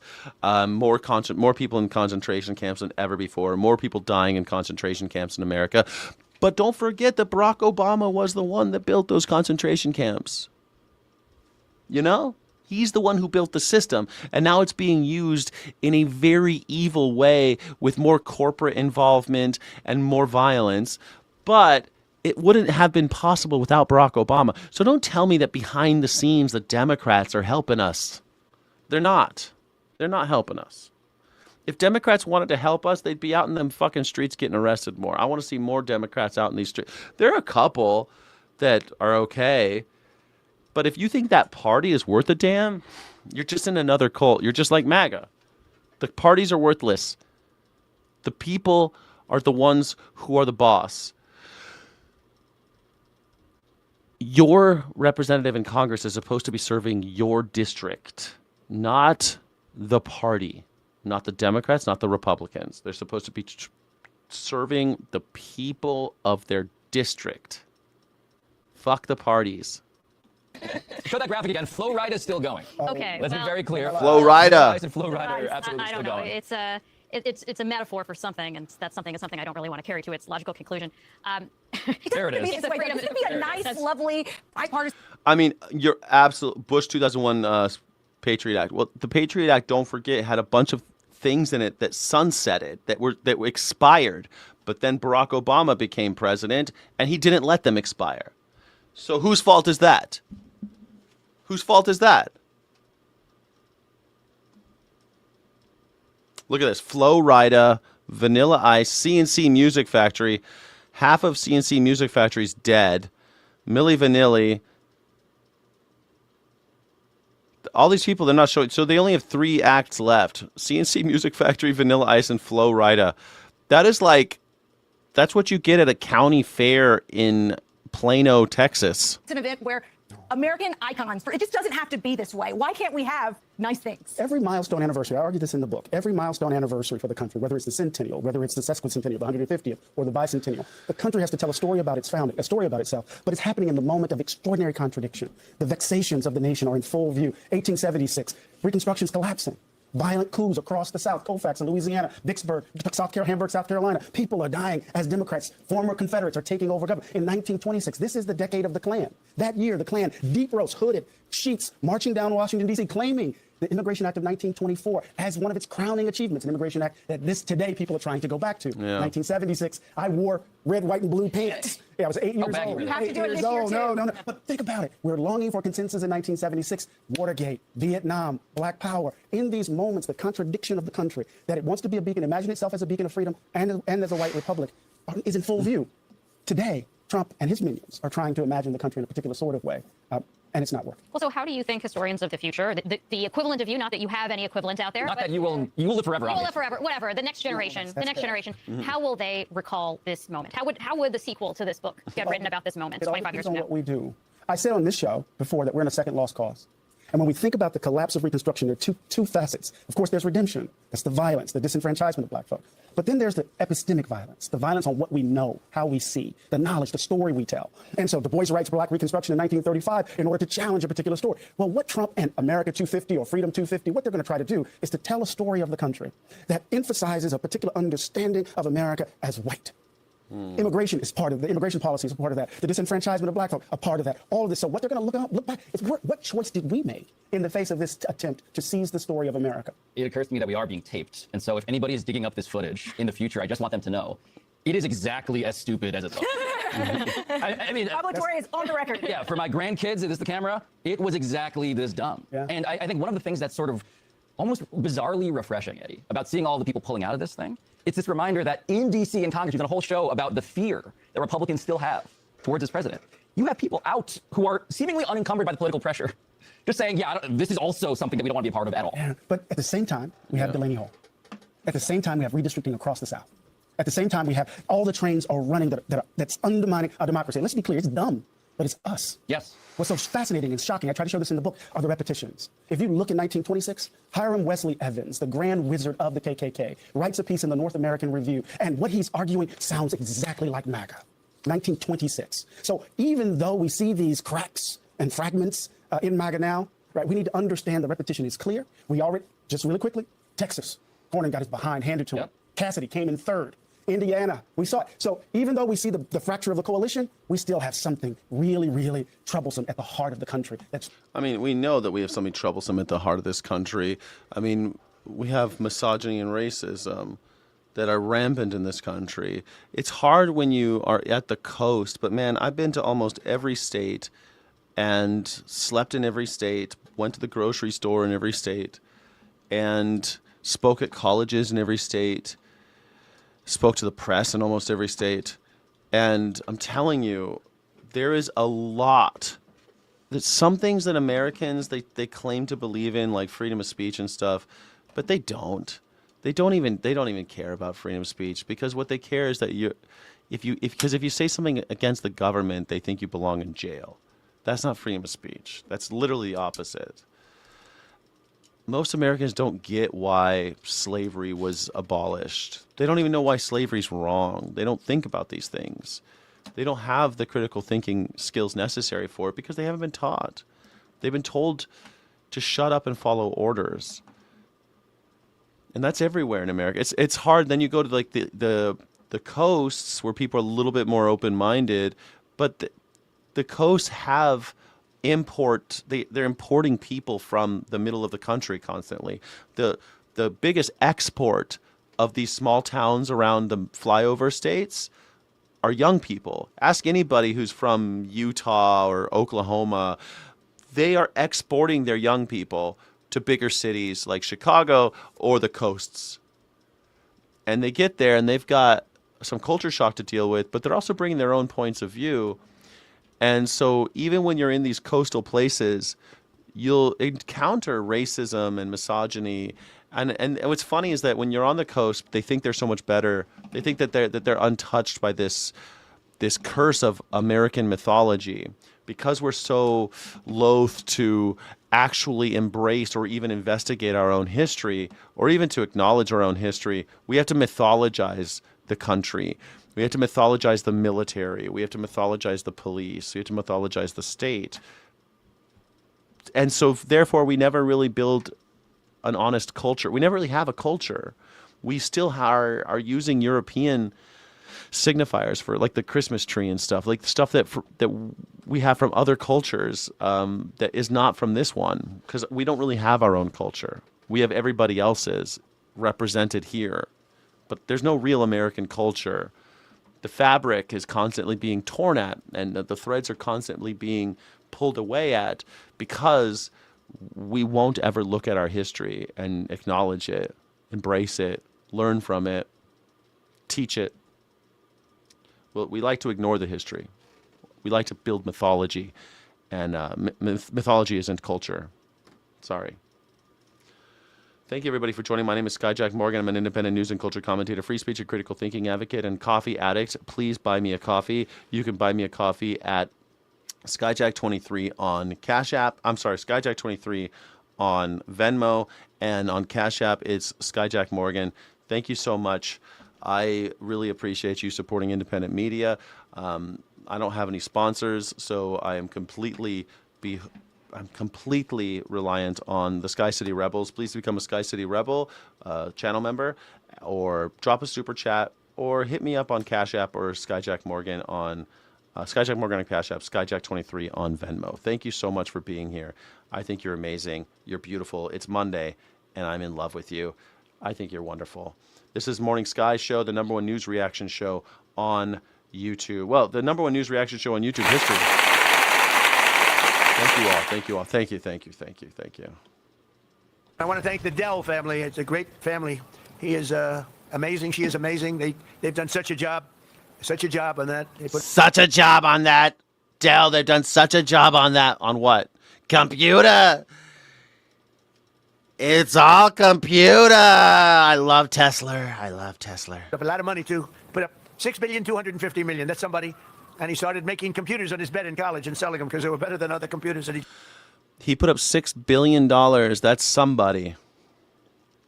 You're right. Only billionaires are somebodies, Donald Trump. I said, how did you do that? He said, well, I did it, and I just never stopped. It just kept going. So go out and buy a Dell. They're great. So that's illegal, what he just did. Go out and buy a Dell. They're great. That's illegal. In fact, I was on the radio, and on the radio, if you're a listener-supported radio, if you are part of public radio, it's against the law to do that. You would be taken off the air. You'd be fined if you did that on the fucking radio as just a person, a normal person. Donald Trump just broke the law. That is endorsing a product that you have financial interest in while using your public persona and public title, your position as a public authority figure. It's entirely illegal. Nobody could fucking, don't tell me that you don't care because you care about the law, right? They broke the law. Every day I hear about how immigrants broke the law. Well, there's no proof that they broke the law, but here we have on tape Donald Trump breaking the law. Well, Maggers, how do you feel about him breaking the law? Do you care? Don't forget to like and subscribe if you think Donald Trump belongs in jail. If you think Donald Trump belongs in jail, but you hate the Democrats too, hit that like button. Need computers on his bed. Go buy one. Hi again, everybody. 5 o'clock in New York. That should never be normal. But there's a reason Donald Trump strung together those nonsensical words It's not a pump and dump. and near sentences. Donald Trump telling people to, quote, go out and buy one, a Dell computer. It's because it's a company that he's personally invested in to the tune of at least $1 million. There you go. As soon as you say something like go out and buy one, you've broken the law. At the very least, well, he's actually got $1 million involved. But even if he didn't, it would be against the law. Even if he had no money in it, it would be against the law. He would get fined. If he were on public radio, he'd be fined. And while he's using his office, the office of the American presidency, to urge you to, quote, go out and buy one, this thing that he made on his bed, to buy from his preferred companies, the federal government, which he sits atop, is simultaneously handing companies like Dell massive government contracts. Yesterday, 19 days after Donald Trump urged cash-strapped and stressed-out Americans to buy his political patrons' computers, the federal government inked a nearly $10 billion with a B dollar contract with, wait for it, Dell. Of that, CNBC reports this, quote, the Department of Defense announced a 5-year, roughly $9.7 billion deal with Dell to provide a suite of software to the U.S. military. It comes after Michael Dell, the founder and CEO of Dell Technologies, pledged $6.25 billion, which Trump mentioned there, to fund investment accounts for children known as Trump accounts. Yeah, remember that when Dell did that, and Dell and his like really surgically altered wife came out and they said they're doing the Trump accounts for the American children or something? Navy spokesperson told reporters this, quote, the vendors were all evaluated based on competition, sure, an overall chain of value to the department. Going through the process of evaluation, they came out on top. They just happened to come out on top, I guess. The timing seems suspicious to you. Just wait, there's more. Forbes reports that back in February, Donald Trump purchased between 1 and 5 million. Jeez, look at all the gold behind them. Look at these assholes with the gold shit all over the walls. What is it with all the gold shit on the walls, man? That's the thing about these idiotic billionaires, man. They just have no taste, dude. If I had $1 billion, this is the thing. That's how you know billionaires are garbage humans, because they decorate their homes like it's a fucking trailer park. Like, why? Like, oh, this is what a rich man does. He puts gold all over things. This is why all these trailer park fools like Donald Trump. They're like, oh, if I had all that money, I would put gold shit all over the place. Damn, I love all that gold all over the walls of ding dang do. That's what success looks like. Dollars in Dell stock. As of Tuesday, when Forbes compiled the numbers, that stock had gone up by 142%, with a median value gain of $4.3 million. They ranked it the #1 best stock trade that Donald Trump made. Now, that number is likely to get bigger, to rise. Dell stock has gone up more than 4% since the Pentagon announced a deal with Dell, which came after Trump told everyone to, quote, go out and buy a Dell computer, the one that he made, quote, on his bed. I'm sure it was in his paper that he made it out of his bedroom, but we'll save that for another day. Trump is the only president. Yeah, that is weird. It was on the bed too. He didn't build it on his bed. That's true. I didn't even clock that. I was so paying attention to Donald Trump literally breaking the law in front of me. I thought it was silly. I didn't even think about. No one builds computers on their bed. They might do it in their bedroom, like on a desk. He built the computer on his bed. He was on his bed building computers. It was great. It was between FAP sections. He got us twisting and turning, and he's like, I could twist and turn and make a bunch of money. I could twist and turn a screwdriver just as well as I could on my bed. That's what I did. I never stopped. President in modern history has done this, who's traded like this. Every president since Gerald Ford has placed their assets in a blind trust to avoid even the appearance of corruption. Every president until Donald Trump. The Trump Organization says that outside brokerage firms make the trades with no involvement from Donald Trump, his family, or the organization. Okay. It's a coincidence that he tells the country to go out and buy the computers. Okay. Well, Trump allies are being awarded just a contracts that coincidence, benefit lady. personally and Shut financially. up. Americans, on the other hand, are facing more and more pressure from the Trump economy. Trump's war with Iran is jacking up yet another measure of inflation. On that, the New York Times reports this, quote, a measure of inflation closely watched by the Federal Reserve accelerated in April to a 3-year high. The personal consumption expenditures index rose 3.8%. from the same time last year. It was the fastest annual pace since May of 2023, when the Fed was in the midst of raising rates to tame a burst of inflation that had emerged in the wake of the pandemic. A measure of underlying inflation that strips out volatile food and energy prices also notched a multi-year high. That measure, core inflation, increased at the annual pace of 3.3%, the fastest it has risen. Dude, wait until they get rid of the Fed chair and they put somebody else in there and he lowers interest rates. It's going to cause a huge recession.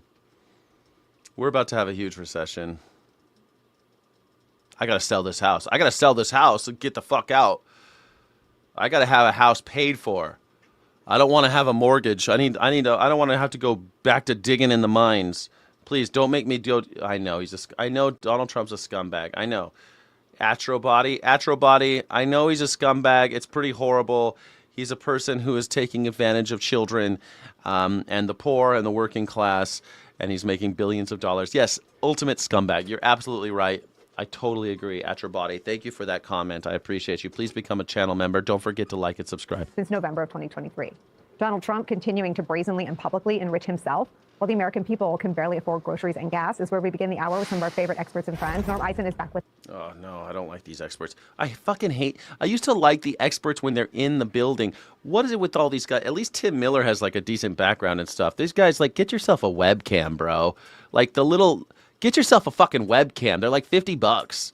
Tell me you can't... You're a professional. What is it with these guys? At least Tim Miller... Well, Tim Miller's a professional podcaster. These other cats... This guy's, I guess he's okay. He served as special counsel for ethics and government... But it's like, this dude, the dude in the middle, his sound's going to suck. He's going to have an echo. I hate this. This is fucking MS Now. Come on. I'm sick of this shit. Fly some people in. You've got some experts. Fly their asses in. This is like Coachella for bands that hired their cousin as their tour manager. Jimmy Kimmel's making fun of Donald Trump again. I know you love him. I know that MAGA loves Jimmy Kimmel because of the blackface thing. You guys love him because of the blackface thing that he did, right? You guys love the blackface. MAGA loves blackface. They think it's great. They love blackface. This is why MAGA loves Jimmy Kimmel. They think he's great.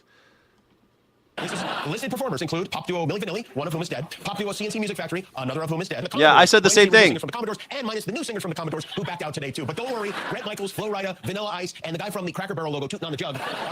So far, we'll check back on that tomorrow to see if it's doing. The Cracker Barrel guy. Hi again, everybody. It's now 5 o'clock in New York. Now he's even lost former Celebrity Apprentice winner Brett Michaels. Jimmy Kimmel there on the embarrassment that is Donald Trump's upcoming 250th anniversary celebration on the Mall. And we're not just talking about the UFC case. Yes, our body. Atrobody, you're absolutely right. Donald Trump is so stupid. He's putting a UFC on the fucking lawn of the White House and no one wants to show up. The fighters don't want to fight. The singers don't want to sing. The partiers don't want to party. No one wants to party with Donald Trump, Atrobody. Atrobody, I know. This is stupid, right? Why would you throw a party no one wants to go to? It's depressing.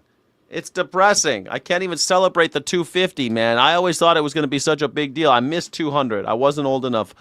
I'm not old enough to have experienced 200. But 250, I always thought it'd be such a big deal, you know. America, woohoo! I love waving the flag and being like, da, da, da, da, da, da, da, da, da.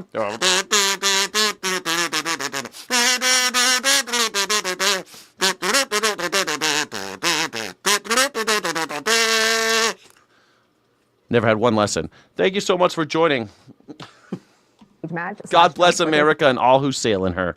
Party on the White House lawn. Every day, more and more of Trump's previously scheduled performers and guests for his concert are working overtime to get out of it and distance themselves from him. Washington Post reports this, quote, more than half the performers slated for the Great American State Fair concert series to be held this summer on the National Mall have pulled out, citing the event's political associations. The latest act to drop out is Brett Michaels, the vocalist for hair metal band Poison, citing threats in the event's divisive response. Other artists backing out. Brett Michaels backed out. You can't get Brett Michaels? Include Martina McBride, who posted this on social media. Quote, it greatly upsets me that any fan who has been moved by my music may now feel like I'm abandoning the meaning behind those songs. Some artists implied that they had been misled about the political nature of the event, including the artist Young MC, who posted this, quote, I have informed, in all caps, I have... Young MC's like, there ain't no future in your frontin'. There ain't no future in your frontin'. That's a deep cut, Young MC. You guys love Young MC, right? I'm put my name Breed on everything you own and whatever. Sorry, there ain't no future in your frontin'. Inform my agents that I will not be performing at the Freedom 250 event. The artists were never told about any political involvement with the event. And if you thought Donald Trump has reached maximum humiliation, there's more. It now appears he has to recruit people to attend that UFC cage fighting match thing on the lawn for the birthday party. I didn't know that grown men had, rides at their parties, but here we are. Washington Post reports this, quote, the Pentagon is moving to... Well, I mean, he wants a birthday party with rides. That's acceptable. It's just that no one wants to go. Nobody wants to go. What they should do is just say, hey, everybody can come. It's free tickets on the airlines today. That'd be pretty cool. A free airline for everybody. Everybody who wants to go, get on the plane. Come to D.C. We're having a party. Then that would be cool. Or, hey, everybody wants to come. Free drinks. Drinks are on me. Drinks are on me. I got $1 billion in the bank. I sold a lot of Melania coin to do this party. A lot of Melania coin to buy to do this party. I'm selling all my Melania coin and we're buying drinks for everybody who shows up to my party. Free drinks. Recruit hundreds of troops to appear as spectators next month at President Donald Trump's UFC cage fighting event on the White House lawn, and requiring those who attend to pay their own way and to meet height and weight requirements, according to people familiar with the matter and internal memos reviewed by the Washington Post. One memo circulated within the Air Force stipulates that to be eligible, personnel, quote, must meet current waist-height ratio and current physical fitness standards. Troops will be required to wear their short-sleeved dress uniforms, the memo adds. Once a beauty pageant owner, always a beauty pageant guy. Donald Trump being forced to recruit. No fatties. I mean, come on. I'm throwing a party for America. No fatties, okay? No fatties. Unless you're not a 10. If you're not a 10, you don't get a fatty. People to attend his party as his brand becomes way too toxic for even Poison star Bret Michaels to attend is where we begin the hour. Dude, seriously, where's Kid Rock at? Where's Kid Rock? Melissa, you brought up a good point. What's wrong with Kid Rock? Kid Rock has been hanging out drinking raw milk with RFK Jr. He might not be alive. Like, Kid Rock might not be with us anymore after all that. You know, he might be down with a case of the bird flu. He might got a case of the meningitis drinking that raw milk. I'm sorry, raw milk is gonna fucking kill you, man. Don't do it. Don't drink raw milk. Don't drink any milk. You know, they rape the cows and they kill the babies so you can drink milk. But don't drink any milk. But if you're gonna, raw milk is gonna kill you. Actually, you know what? Drink raw milk. Drink raw milk. If you drink milk, you should drink raw milk because you deserve to die. Thank you for joining. Like and subscribe. Some of our favorite experts in like and subscribe if you are anti-rapism. Friends. Media Matters for America President Angelo Carasone is here. Also joining us, Puck Senior News political columnist and national affairs analyst John Heilman is here. Nope. Remember this? Jesse Waters, what about Biden, though? I knew we were going to have this. Every time it's getting a little hot for Donald Trump, they're like, remember that time Biden embarrassed us all? Remember when Biden was so embarrassing? And by the way, it wasn't just Biden that was embarrassing. Donald Trump was also very embarrassing. This is one of the most embarrassing things that ever happened in the history of America was this fucking debate. Both of these guys look like trash. But hey, Biden looked worse. I'll give you that. Biden was glitching out up there. Excuse me, with dealing with everything we have to do with. We beat Medicaid. If we finally beat Medicare, and I'm going to continue to move until we get the total ban on the. I got it wrong. Medicare.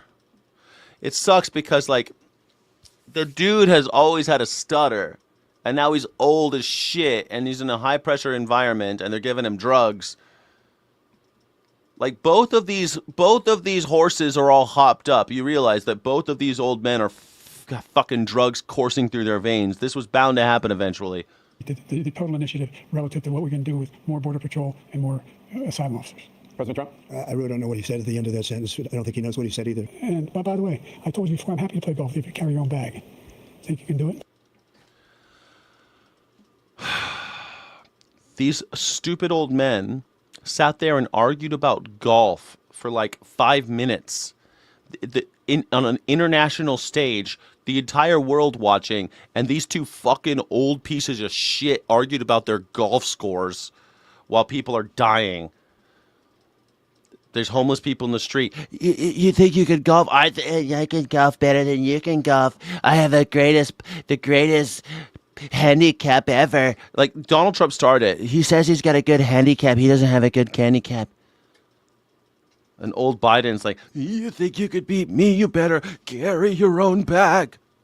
Jesus Christ. It was such an embarrassment. This whole thing was an embarrassment. Biden was in terrible shape, but you knew he had a team you could depend on. I don't know about that, but he sucked too. Biden sucked too. Just what? He didn't destroy the country, I guess. Yeah. Depend on them to not burn it all down. Okay, great. The bar's really fucking low, right? Like, hey, look, I knew I could depend on Donald. I knew I could depend on old Biden and his team to not burn it all down.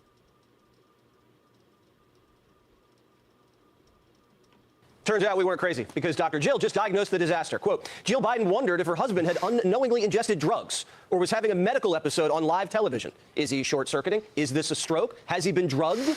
Now, a normal wife would have called 911.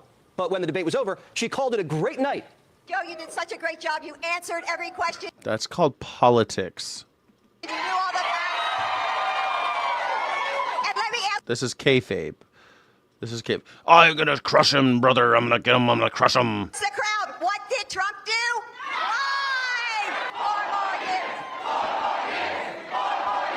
Everybody remembers that night, Biden's blank stare, mouth agape. Jill saw it, Democrats saw it, and he knew. Man, Jesse Waters did that mouth agape thing really well. Jesse Waters, everyone knows you're gay, just come out. We blew it. Quote, as the president walked off the stage, he whispered to his wife, I really effed up, didn't I? Yes, you did, I whispered back. The doctor says, don't blame me. This was just a one-night thing. Quote, oh, God, will people watching assume this is how he is all the time? I feel like, am I in a time warp? Why is Jesse Waters talking about this on Friday night? Why is this even a thing today? We all know. People watched him for 4 years. We knew he was like this all the time. Even CNN's like, are you serious?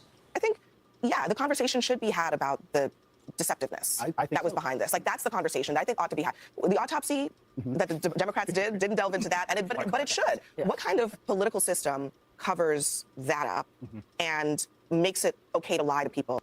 You lied, CNN. They all lied. They were all everyone knew. Everyone knew. I was talking about it for 4 fucking years. I was talking about how Joe Biden was far too old for this shit. Everybody remembers, right? Everybody, longtime viewers, remember when I was talking about Joe Biden, way before everybody else was talking about Joe Biden, about what an old piece of shit he is, and that he sucks, and that he shouldn't be president, and he's too old. He can't talk. He can't string a sentence together. He's just too old, man. He's just too old. I'm sorry. Donald Trump is facing the same thing. We're going to say the same shit. How do people cover this up? And they'll be like, I'll say, fuck it. I was telling you for years that Donald Trump was too old and he was senile. He was done. Everyone thought he was having a stroke every day. How did they cover it up? Nobody. They didn't cover it up. It was obvious. About what everybody knows is true. So how does Dr. Jill think she can get away with this? 1,000 tell-alls have already come out from Democrats saying Biden dozed off his whole presidency. Here's one reporter, roll it. Well, she says that she's never seen him act that way before since, but in the interviews that over 200 of which that Jake and I did, other people did see him act like that in the months before and in the months after that. So Jill Biden's lying. Debate not. Dude, Fox News was running shit every day about how they even cut it. They cut it weird to make it look worse than it was, and then Joe Biden looked like he was. They were like Vance Jones was like, I think that he does a great behind closed doors. He's really alert. They were all saying that shit. They were all lying. I was saying it the whole presidency. Jesus. It looked like a hiccup after the whole country knows it wasn't. And this just in, Jill Biden writes that her husband battled excruciating pain most days of his presidency. Yeah, no shit. He's 80 years old. The poor guy. No wonder he kept falling and dozing off. He was hurting. But yeah, what are you going to say about Donald Trump? Donald Trump is falling and dozing off. He's got bruise. He's got purpura. He's got his nose is going to fall off. He's got that zombie rash on his neck from the chemo. His ankles are the size of fucking watermelons. The dude's on death's door, nodding off in cabinet meetings while the cameras are running. I mean, holy shit. Oh, Biden, though. It's the same thing all over again. It was wrong then, it's wrong now. Show me Trump on a bicycle. Okay, he did ride that bicycle. He did ride that bicycle, but he did also fall on that bicycle. I mean, at least Joe Biden was able to go outside on a bicycle. Trump can't even go outside without getting shot at these days. So I mean, like, I need a ballroom I can hide in. I need a ballroom I can hide in because everybody hates me. Everybody hates me. I need more glass between me and the people. Let them eat cake. I don't care about their financial situation in the United States. Jesus. At least Biden could go outside without getting shot at. his wife was like, 4 more years. What a betrayal. Aren't women supposed to take care of their husbands? Oh my God. This guy's so fucking gay. This guy's such a closet case. It's no straight man talks like this guy. Shouldn't she have leveled with him and said, Joe, sweetie, you're in agony. You serve the country. Let's pass the torch. Instead, they said he's fine. He's the best Biden ever. And they're still at it. They're still lying to our faces. It's a part of why the whole party's in shambles. Donald Trump literally cannot answer questions. They ask him a question about Charlie Kirk, and he says, did you hear about my ballroom? Are you kidding me? He can't answer any question. The guy's completely out of it. Completely.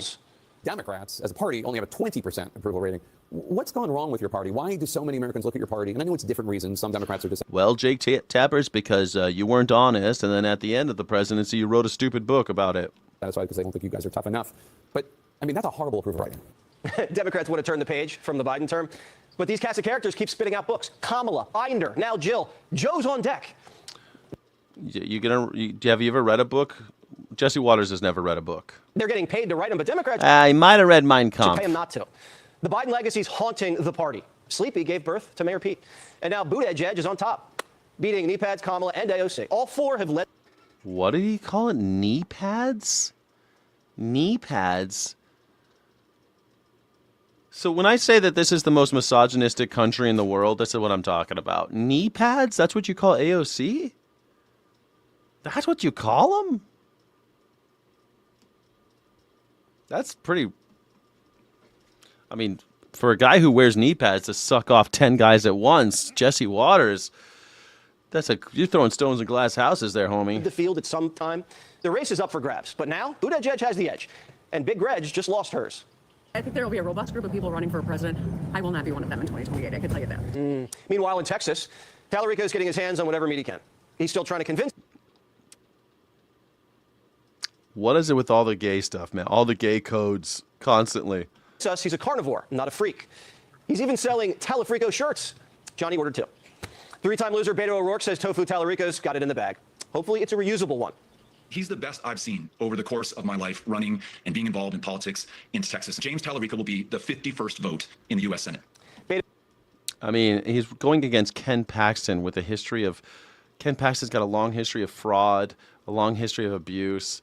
I think that Talarico might have it. I think that Donald Trump might have because Donald Trump's a fucking moron and he hated John Cornyn, I think that he might have it. Like the fact that you guys threw John Cornyn under the bus because he wanted the Epstein files, it makes sense. You know, maybe Talarico, all this covering up everything, covering up the Epstein files is finally costing the MAGers. His blessing just pushed Paxton to 60% odds.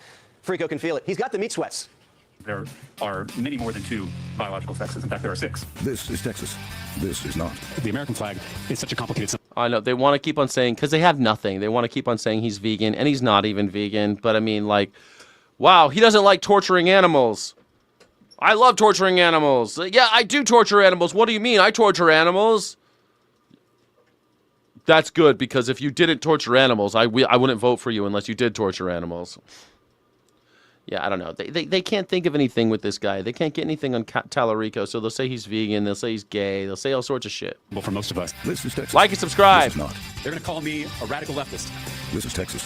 This is not. Something that you love. That's not fancy. It's funny because Talarico was born in Texas, 8th-generation Texan.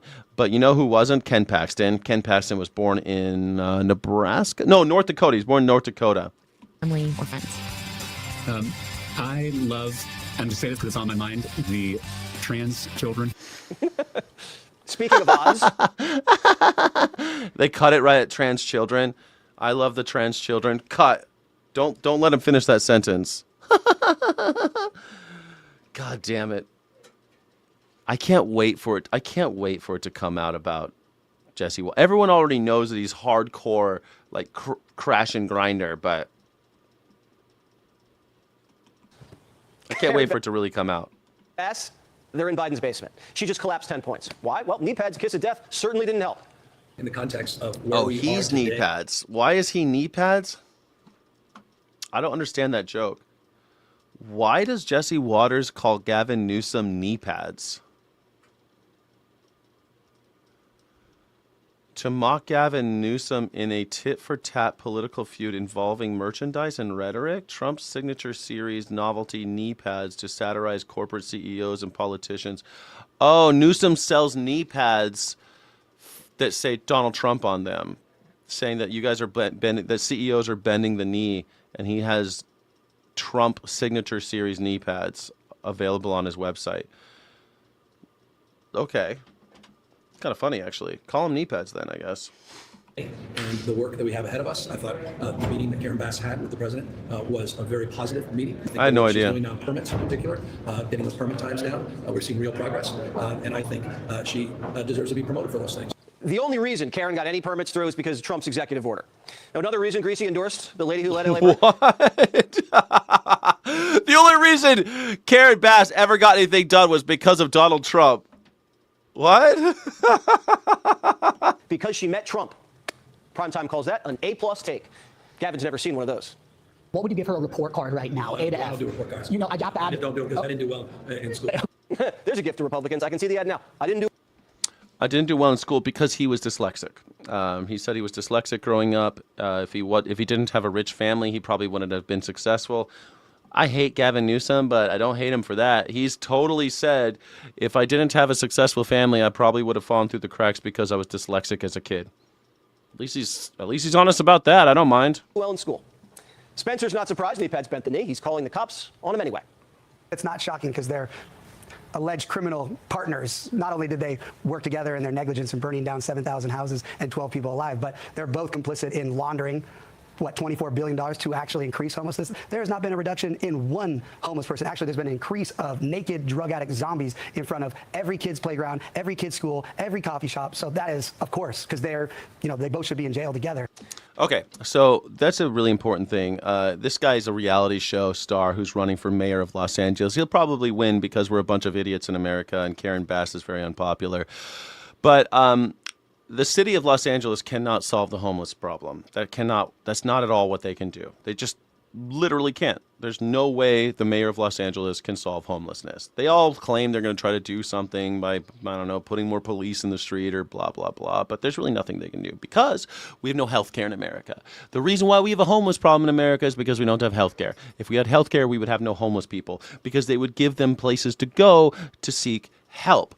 People who have mental health disorders, mental problems, addiction issues, they need a place to go. But there is no place to go in America because Ronald Reagan accelerated deinstitutionalization and kicked them all out into the streets and closed them all, promising that the federal dollars that we were spending would go to local municipalities so that they could actually implement the programs that they need rather than the federal government telling them what they need, which sounds good, right? Except guess what? They took the money and then they never gave it to those municipalities. And then Clinton made it worse and Barack Obama made it worse and George W. Bush made it worse. And now we're here where we just have homeless people in the streets, many of whom really just need health care. And there's a lot of them who have healthcare debt that put them out into the streets. So that's also a problem, but that's less of a thing. Most of the people on the street, they just need, most of them self-report. They say, oh, I'm feeling bad, and they'll show up at a shelter and be like, I need help. But there is no place to go anymore. And those places that we do have are quite underfunded and dangerous. Now, the city could build some things, and they are doing some things like that, but usually it's through very creative ways of financing because they can't get the county and the city to work together, and the state, the county, and the city all have to work together. And the federal government is still taking your money for all of those services, but they're not delivering those services. So you're still getting fucked, which is why we have so much debt. But hey, let's not get into macroeconomics. But listen, the reason why we have a homeless problem in America is because we have no health care in America. The reason why we have school shootings in America is because we have no health care in America. The reason why we have people getting stabbed on subway cars or on trains or everywhere or freaking out on airplanes is because we have no health care in America. The reason why you have people losing their shit at Walmarts or at restaurants or at libraries, jerking off at the library. The reason why we have these problems in America is because we have no health care. People you didn't just wake up and find a bunch of crazies running in the streets. That was intentional by design in order to create chaos so that they can privatize that industry. And they did it. And people who can't afford it are in the streets. That's the game they're playing. If we had healthcare, so many of our problems go away. Why do you think when you go to other countries, they don't have all these homeless people in the streets? They don't have school shootings. Canada, per capita has just as many guns as America, close to it. They don't have all these school shootings. Germany has a gun culture. I mean, you have to do a couple extra steps to get a gun, but they don't have all these problems. They don't have that. They don't have homelessness. They have some, but not like we do. Japan, they have homelessness, but not like we do. And it's not because their cops are harder. The cops in Japan are super nice. They wear white gloves and they got a little cute mouse as their mascot. Super nice cops in Japan. They don't have to crack people's skulls. They realize that some people are always going to be in the street, but most people don't have to be in the street. And so they have health care. They have job training. Stuff like that to help people to get back up on their feet.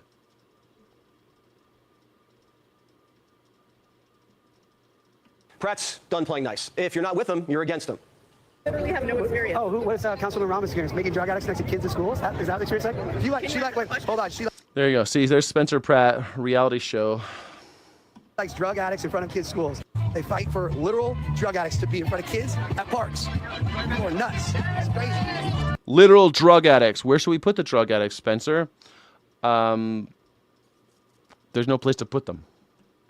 Jimmy Kimmel wants to look away, but he can't. Pratt's pulling more views on Instagram Live than he's gotten in years. His profession is to be the screaming jerk on reality shows. Mayor should not be your first job.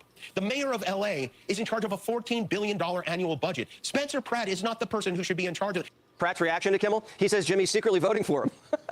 And Kimmel should know better. Most of his guests already fled Hollywood. But Pratt says they didn't leave LA. LA left them. They saw me destroy. In treatment, great. Exactly. That's where we should put them. In treatment. How should they go to treatment? How do we get them into treatment? How do you put someone in treatment? Most people will volunteer for treatment, by the way. People who are, we don't even have a working suicide hotline in this country anymore. We used to have a suicide hotline and teams of people trying to make it better so they could stop people from killing themselves. We don't even have that anymore. Most people, when they are thinking about self-harm, will actually show up someplace and be like, man, I'm fucking losing it. Can you help me? They will do that. But not in America, there's no place to go.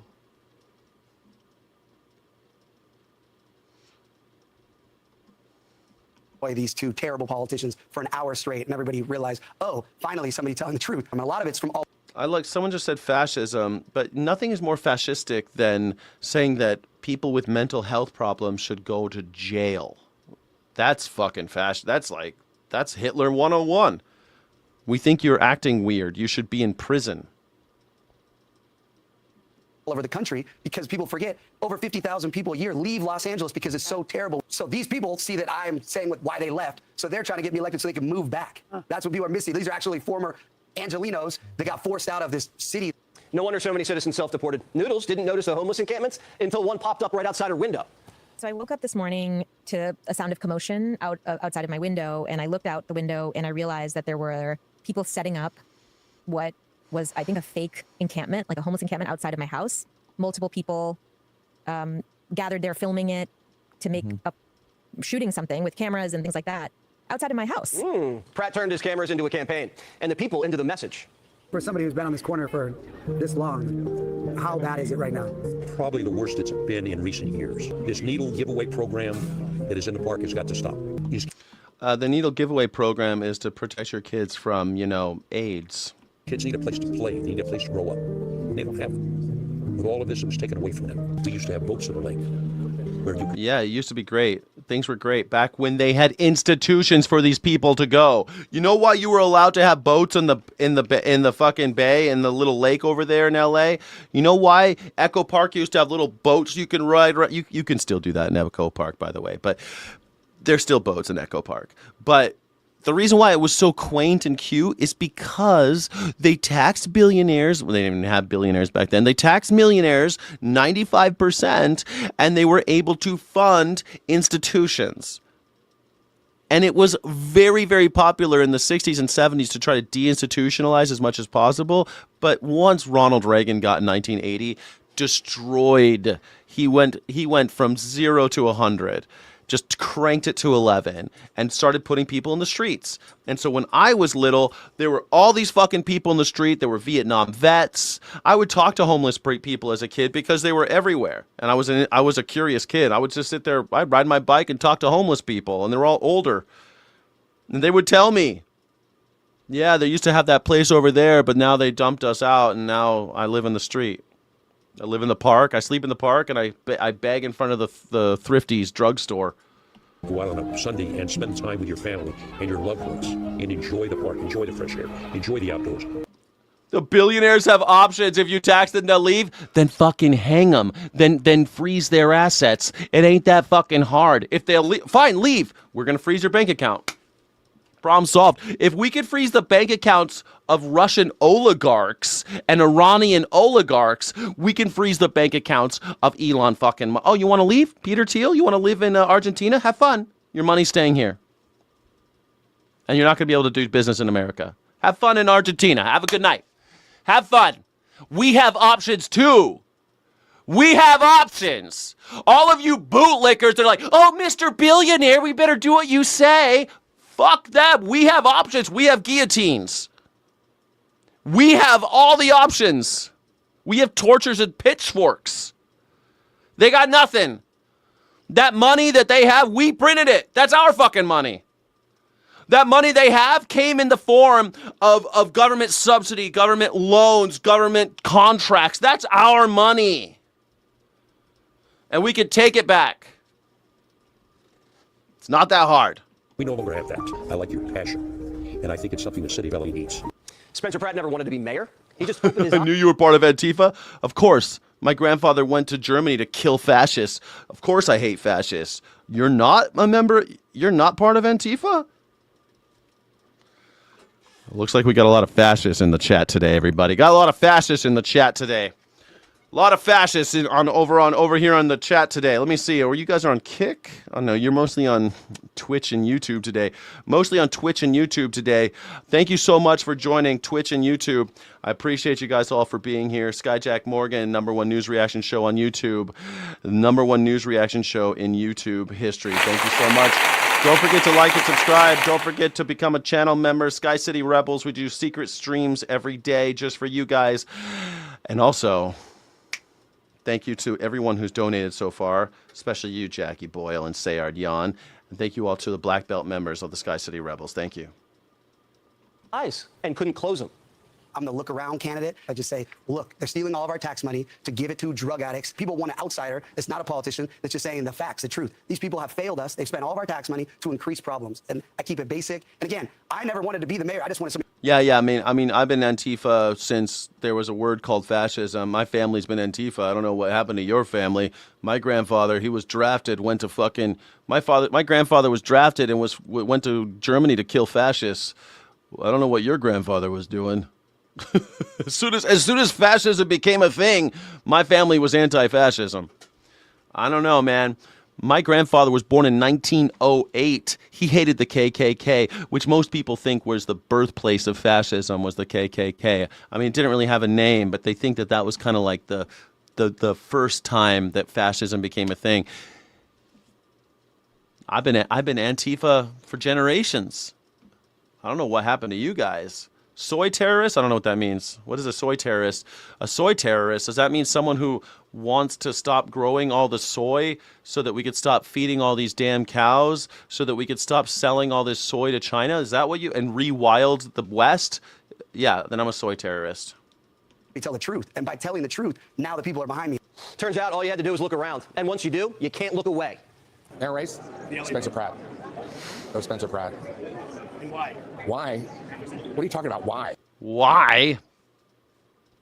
Yeah, because I think this guy lost a house. I think I think that he lost a house, Quaid, in the Palisades. Just look around, man. Did you lose your mansion? Why? Be sure to like and subscribe. They want a young white man to be mayor, and they'll get him. They'll get that guy, and he'll have zero effect because the mayor of Los Angeles is basically a powerless figurehead. That his main power will be hiring the chiefs of departments. That's mostly what they're able to do. They're not like New York, like Zoran Mamdani, where the mayor has immense power. Los Angeles is not built that way. It's a very different form of government.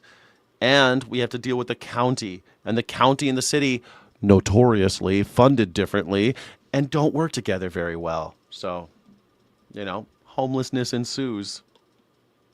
After 3 days of silence, the White House is just... Yeah, Quaid. I think Quaid lost it. Pratt lost a house. Pratt lost a house. That's why he wants to run, because he's pissed about losing a house, and he thinks that Donald Trump was right when he blamed Karen Bass. But whatever, it's fine. I mean, it'll happen, and we'll see the same thing all over again. He had insurance, didn't he? Pratt is staying at a $1,500 a night hotel. I know. He's staying at a $1,500 a night hotel. And then he had like a van life thing, and he's like, this is where I'm living. Look at this. And it was all bullshit. It was all for show. It was all kayfabe. But that's pretty rad, huh? Yeah. It's a different country. Indeed, it is a different country.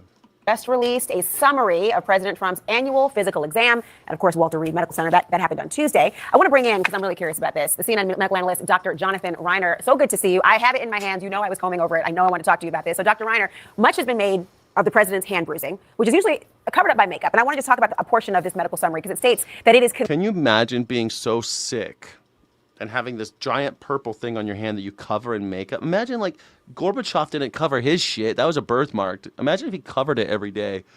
Like, he covers his hand with makeup, and so every time he shakes people's hands, he gets like, dude, stop squeezing people's hands like that. Consistent with minor soft tissue irritation related to frequent handshaking.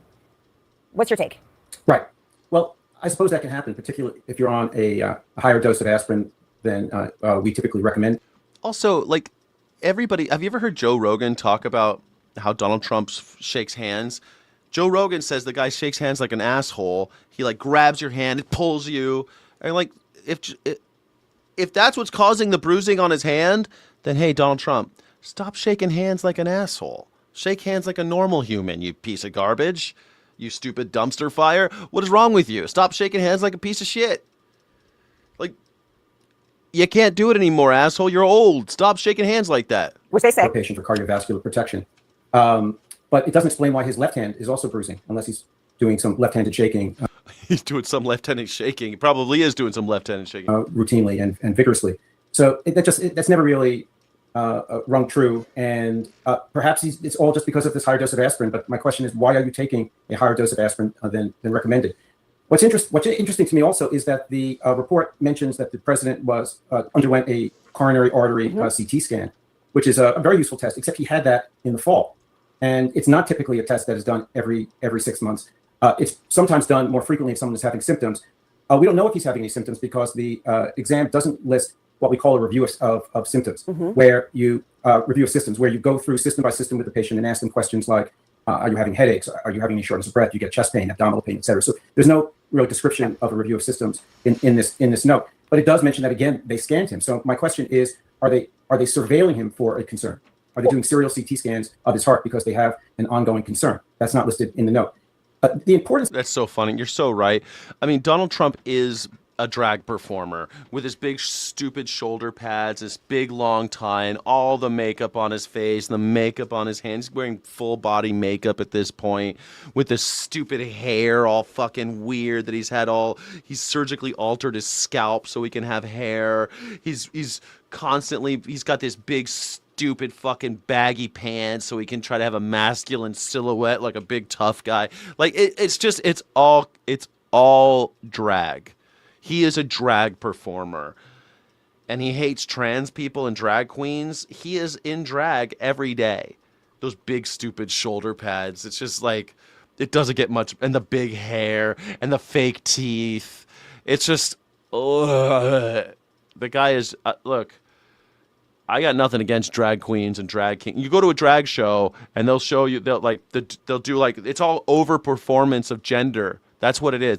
They're over-emphasizing gender signifiers, which is why, like, I go to a drag king show, they'll always have big shoulder pads and like mustaches drawn on, and so they'll try to look like real masculine. It's all just performance. And the women will have tons of makeup, really big hair, giant breasts. They're trying to overdo it. And Donald Trump is doing that. He is a drag performer. It has nothing to do with gender bending. It has to do with using performance and props to over-signify gender markers. That's what drag is. That's why people say that like hockey is kind of a drag performance, because it's like overly, you got to fight more and wear lots of pads and lots of violence. But anyway, that's a whole other conversation. Of this memorandum is really summarized in the last line. And this is why it's so important for the public to see this. And when there was some concern that they were just simply not going to release it, what I mentioned earlier today was the last line of all these notes always say the same thing, which is that, upon examination and evaluation of the patient, the president is deemed, fit for service as commander-in-chief and head of state. Right. And that's crucial. The public knows that. And this report would speak to that. Yeah, hockey is drag performance. I mean, you could tell because a lot of people go, they're like, I love hockey because the fights, and it's like, and it's all about this like hyper masculinity, which is fine. It's entertainment, right? That's what it is. But then so is Donald Trump. Donald Trump is just a drag performer. Conclusion. There are other things that misses. There's no discussion of the patient's obvious excessive sleepiness during the day, and that's I think an important omission. Well, one thing I want to ask you about, and I will note, part of what they say in that last line is that his demanding daily schedule, including multiple high-level meetings, public engagements, and regular physical activity, continues to support. Mark Lewis, you're obviously not very smart. You're not very smart, are you? If you make money here and you want to take it and leave, you want to take all our money, if we are giving you government subsidies, government contracts, government loans, and you want to take that money and leave with it, yeah, of course, we should take your money. Absolutely. We do it all the time. By the way, we do it constantly. We do business with Russian oligarchs, and we force them to have American banks, and then when they piss us off, we take their money. We literally did that. We took their money and gave it to Ukraine. We did that shit. We did it to Iran just now. We just freeze their bank accounts. We do business with these people. We force them to do it here in America and bank with our banks so that we can freeze their assets. And we do it. It's something that happens. And if you're a billionaire and you came to this country and you benefited from our way of life, from our workers, our labor, our tax dollars that went into creating this way of life, then you can't take your fucking money. Sorry.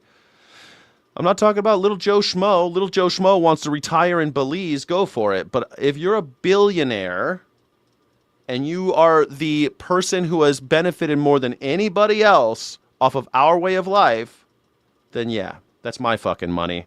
You're not going anywhere with it, asshole. His overall well-being and talks about his cognitive and physical performance. But there were 2 points there. And one is that there was an AI evaluation of the president's cardiac health, and it found he is actually 14 years younger. I want you to elaborate on what that means and how you determine that. But also, to your point about monitoring something, there's a section about extremities and musculoskeletal. Slight lower leg swelling was noted with improvement from last year. Does that suggest that there had been a monitoring, and does that give you pause? And tell me about this 14-year younger president.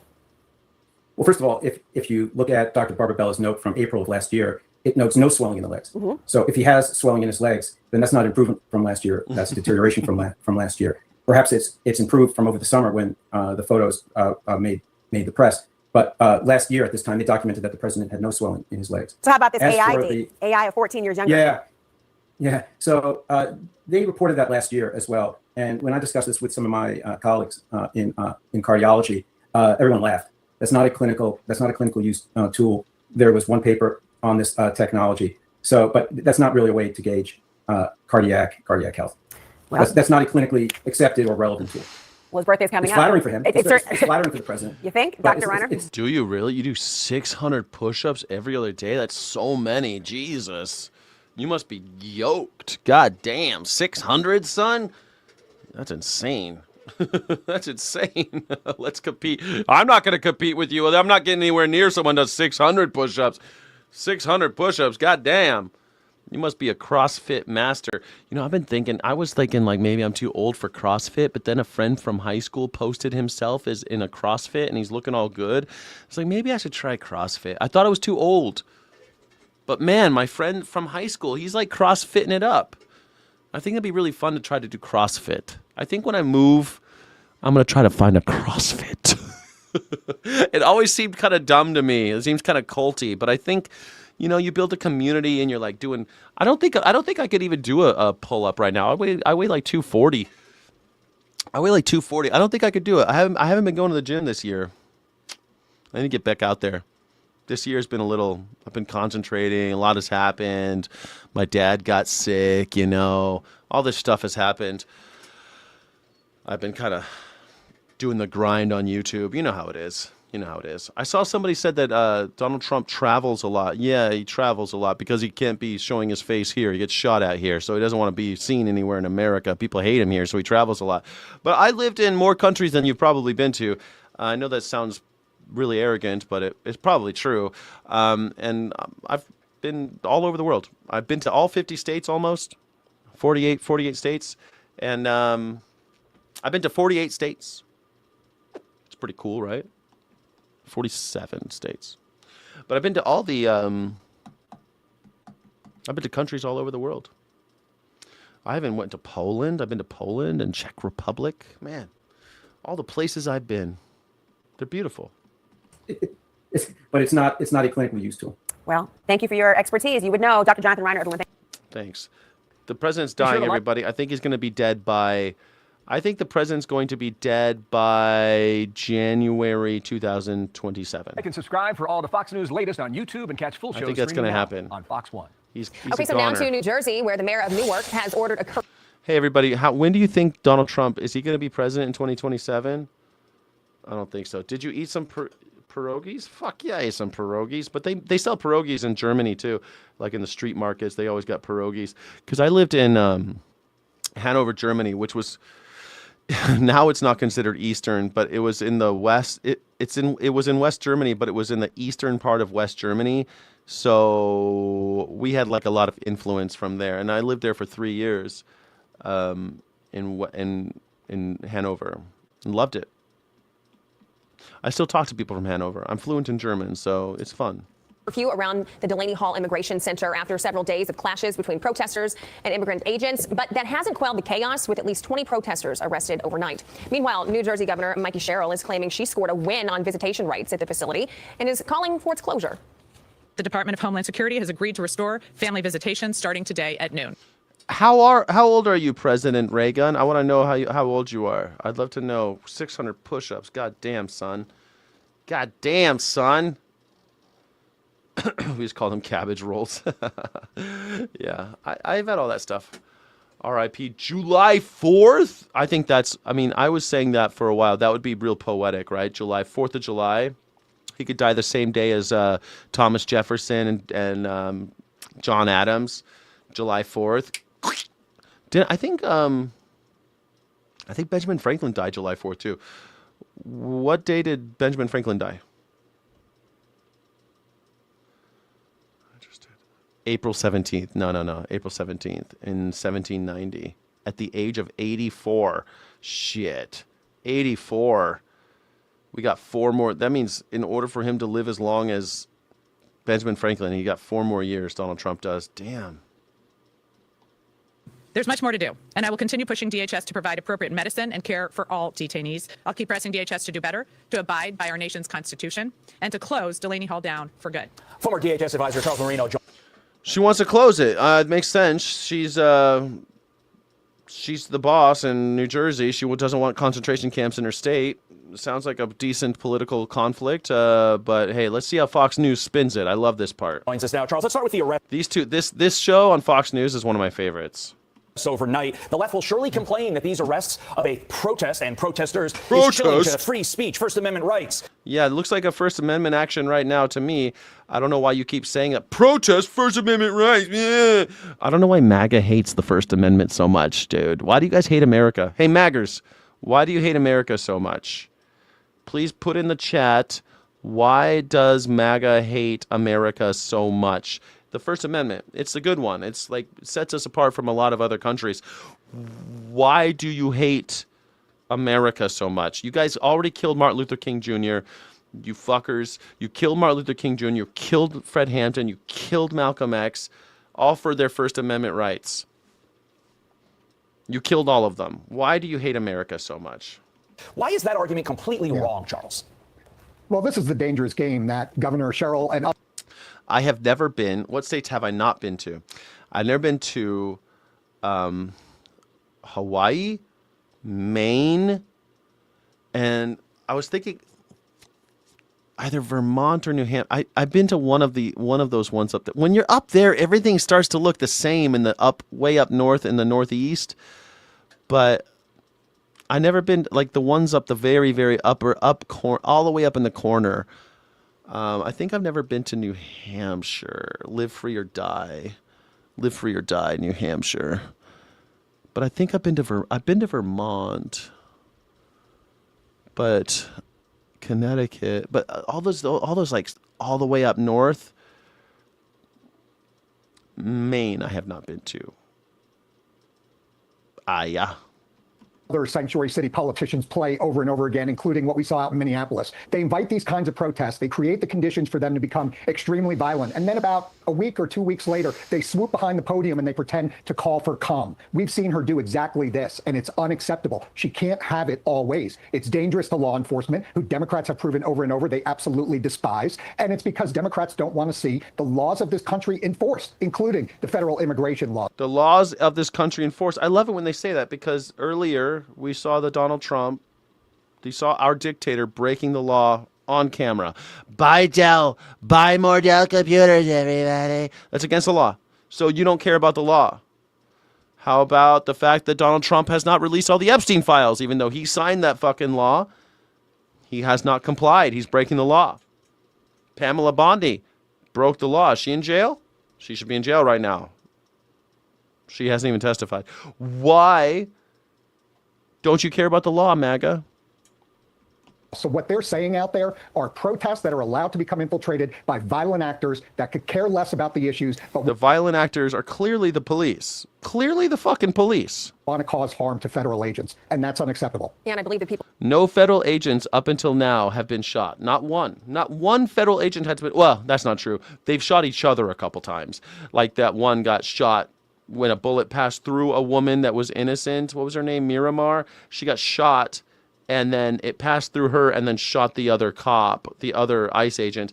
But, sorry, there have been not one. So this whole thing, they're being violent against the ICE agents. Show me. Show me. Not one ICE agent has been shot. It's a miracle, but it's true.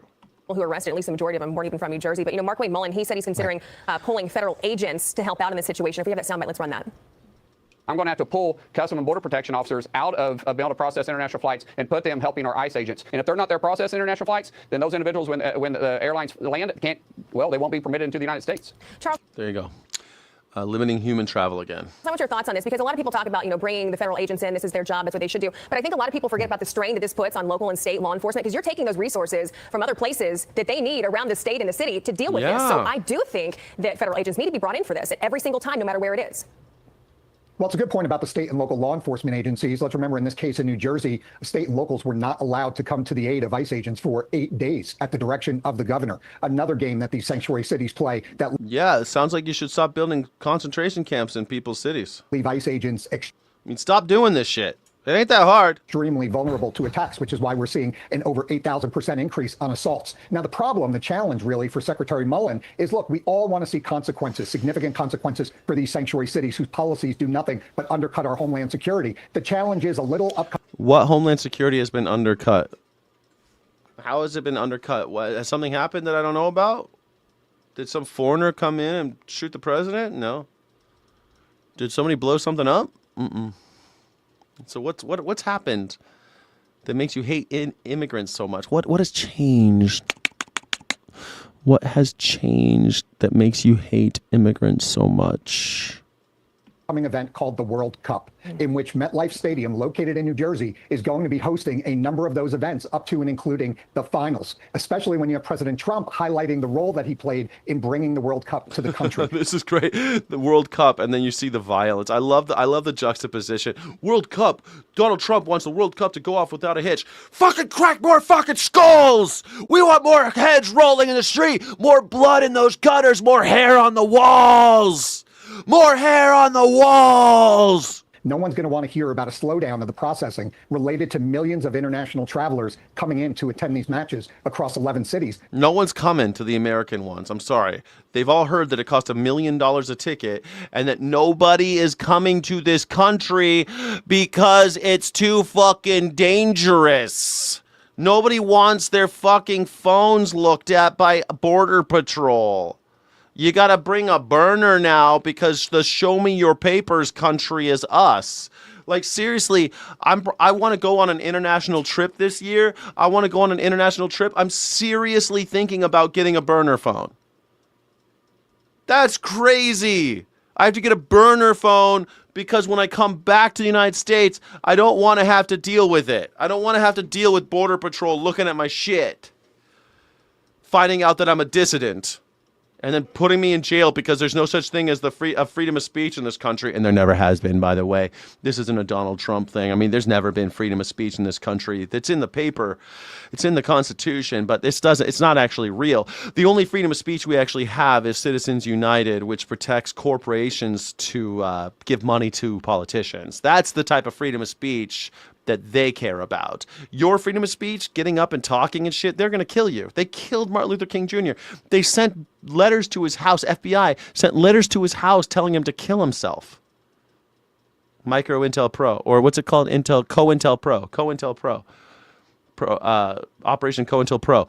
And they tried to get him to kill himself through PSYOPs. That was the plan. They arrested him 30 times. Tell me we have freedom of speech in this country. They arrested him 30 times. For some reason, Elon Musk is still walking around free, even though he broke the law when he told people that he would give them money if they voted for Donald Trump. They broke the law. But he's not going to jail. Martin Luther King Jr., 30 times in jail. Elon Musk, 0 times in jail. It's so weird. Many of them in sanctuary cities. It is certainly a situation to watch in the next couple of weeks as we get closer to the World Cup. Just quickly, I want to note that despite Mikey Sherrill celebrating the fact that the ICE facility was reopened to family visitation, ICE pushed back. DHS responding, we did not cave to the governor's demands. To be clear, visitation was only suspended because of violent riots. Now that we have a secure perimeter, visitation can resume again. Yeah. ICE delivered. We didn't lose to those dirty hippies saying that we should allow families to see their families. Bring a fact-based statement, DHS, I should say. Mikey Sherrill focused on the politics. Charles Marino, we thank you. Thanks, Charles. Thank you so much. Fox and Friends first. What a fucking treasure. I love these guys. Man, but they're not as bad as Fox Business, man. Ugh, Fox Business. Well, let's see what they're talking about today. Fox Business, they're really going to be great. It's going to be great. I'm sure Fox Business is going to tell me that Melania coin is the best thing ever. Let's see what they say. Fox Business alert, Bitcoin and Bitcoin stocks are losing favor with some of the billionaire class. Just days after... Oh, no! Oh, no! My Bitcoin! You mean it was a pump and dump scam all along? No! The billionaires, they lied to us and they said that we should all buy... Donald Trump said we should be buying Bitcoin! Donald Trump Jr. said I gotta buy Bitcoin, and now the Bitcoin, all the billionaires are dumping your Bitcoin?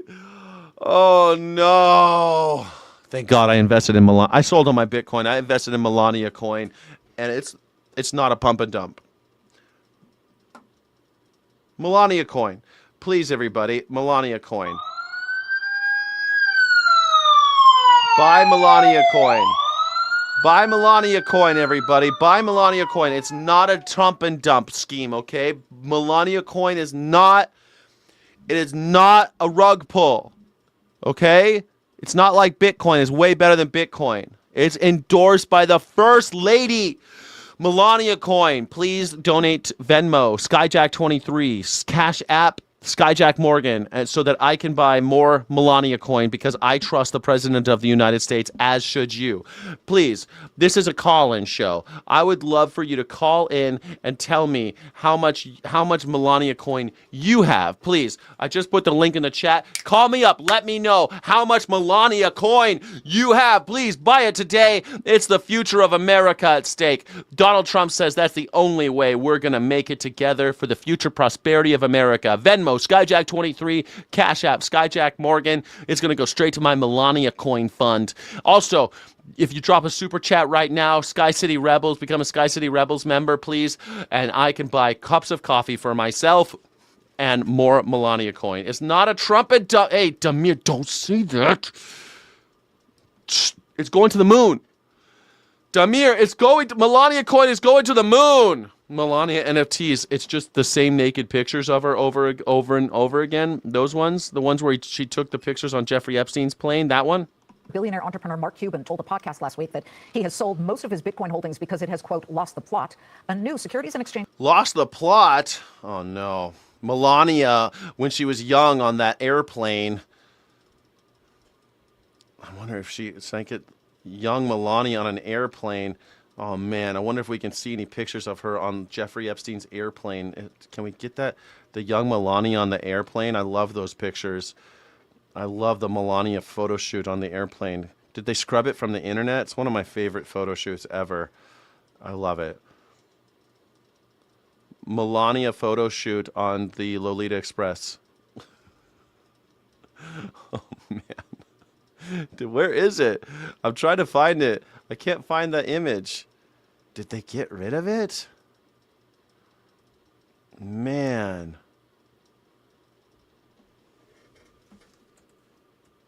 On the airplane. There's one where she's just on the bottom of the plane, but there's one where she's in the plane and I can't find it.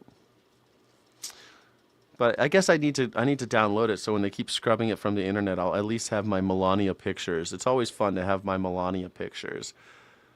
I like to have my collection of naked Melania pictures. Those are great. Those are great. There is one where she's on a plane though. Let me see this one. Pregnant Melania. Oh, that's her pregnant. No, I can't find the pictures of her on the plane. Damn it. Oh, here's one though. Let's see if this one... Oh, God. All right, let's look at this one. That's a great picture. Look at this one. Man, they're just a match made in heaven, these two. That's what I like about them. They got so much chemistry. Look at these two young kids, crazy kids. These two young, crazy kids having such a good time. I really love it. I really love these guys. I just love them. I want to buy more Trump coin and Melania coin. So please, guys... Please donate so that I can, please give me a super chat so I can buy more Melania coin. Please support independent media and my investment strategy, which is sell everything and buy Melania coin. That's my investment strategy. Please. Melania is Epstein's #1 hoe. It's true. It's true. Commission filing out yesterday shows that in the first quarter, billionaire hedge fund manager Paul Tudor Jones sold his entire stake in Bitcoin treasury firm Strategy. Last week, Strategy made an interesting move of its own. The world's largest corporate holder of Bitcoin paused its almost constant weekly purchases of the crypto, instead choosing to pay down some of the $8 billion in debt that was on the books. Strategy did so by repurchasing $1.5 billion in convertible bonds due in 2029, using $1.38 billion in cash reserves. Joining us now in a Fox Business exclusive to explain the thinking behind this somewhat rare move for Strategy is CEO Fong Li. Fong, the last time, sort of different, not exactly apples to apples, but the last time that you paid down some debt was 2022, correct? Correct, yeah. Why this time? Tell us what you saw and what's going on here. There's two factors. One is we have had about $8 billion of convertible debt on our balance sheet that's senior to our preferred stock. Convertible bonds, that's like a normal bond, except chicks love it because the top comes down. It's like a normal bond, but you can the top comes down. Chicks love it. It messes their hair up, but they love the feeling of the wind in their hair. I've had lots of convertible cars, and let me tell you, chicks dig them.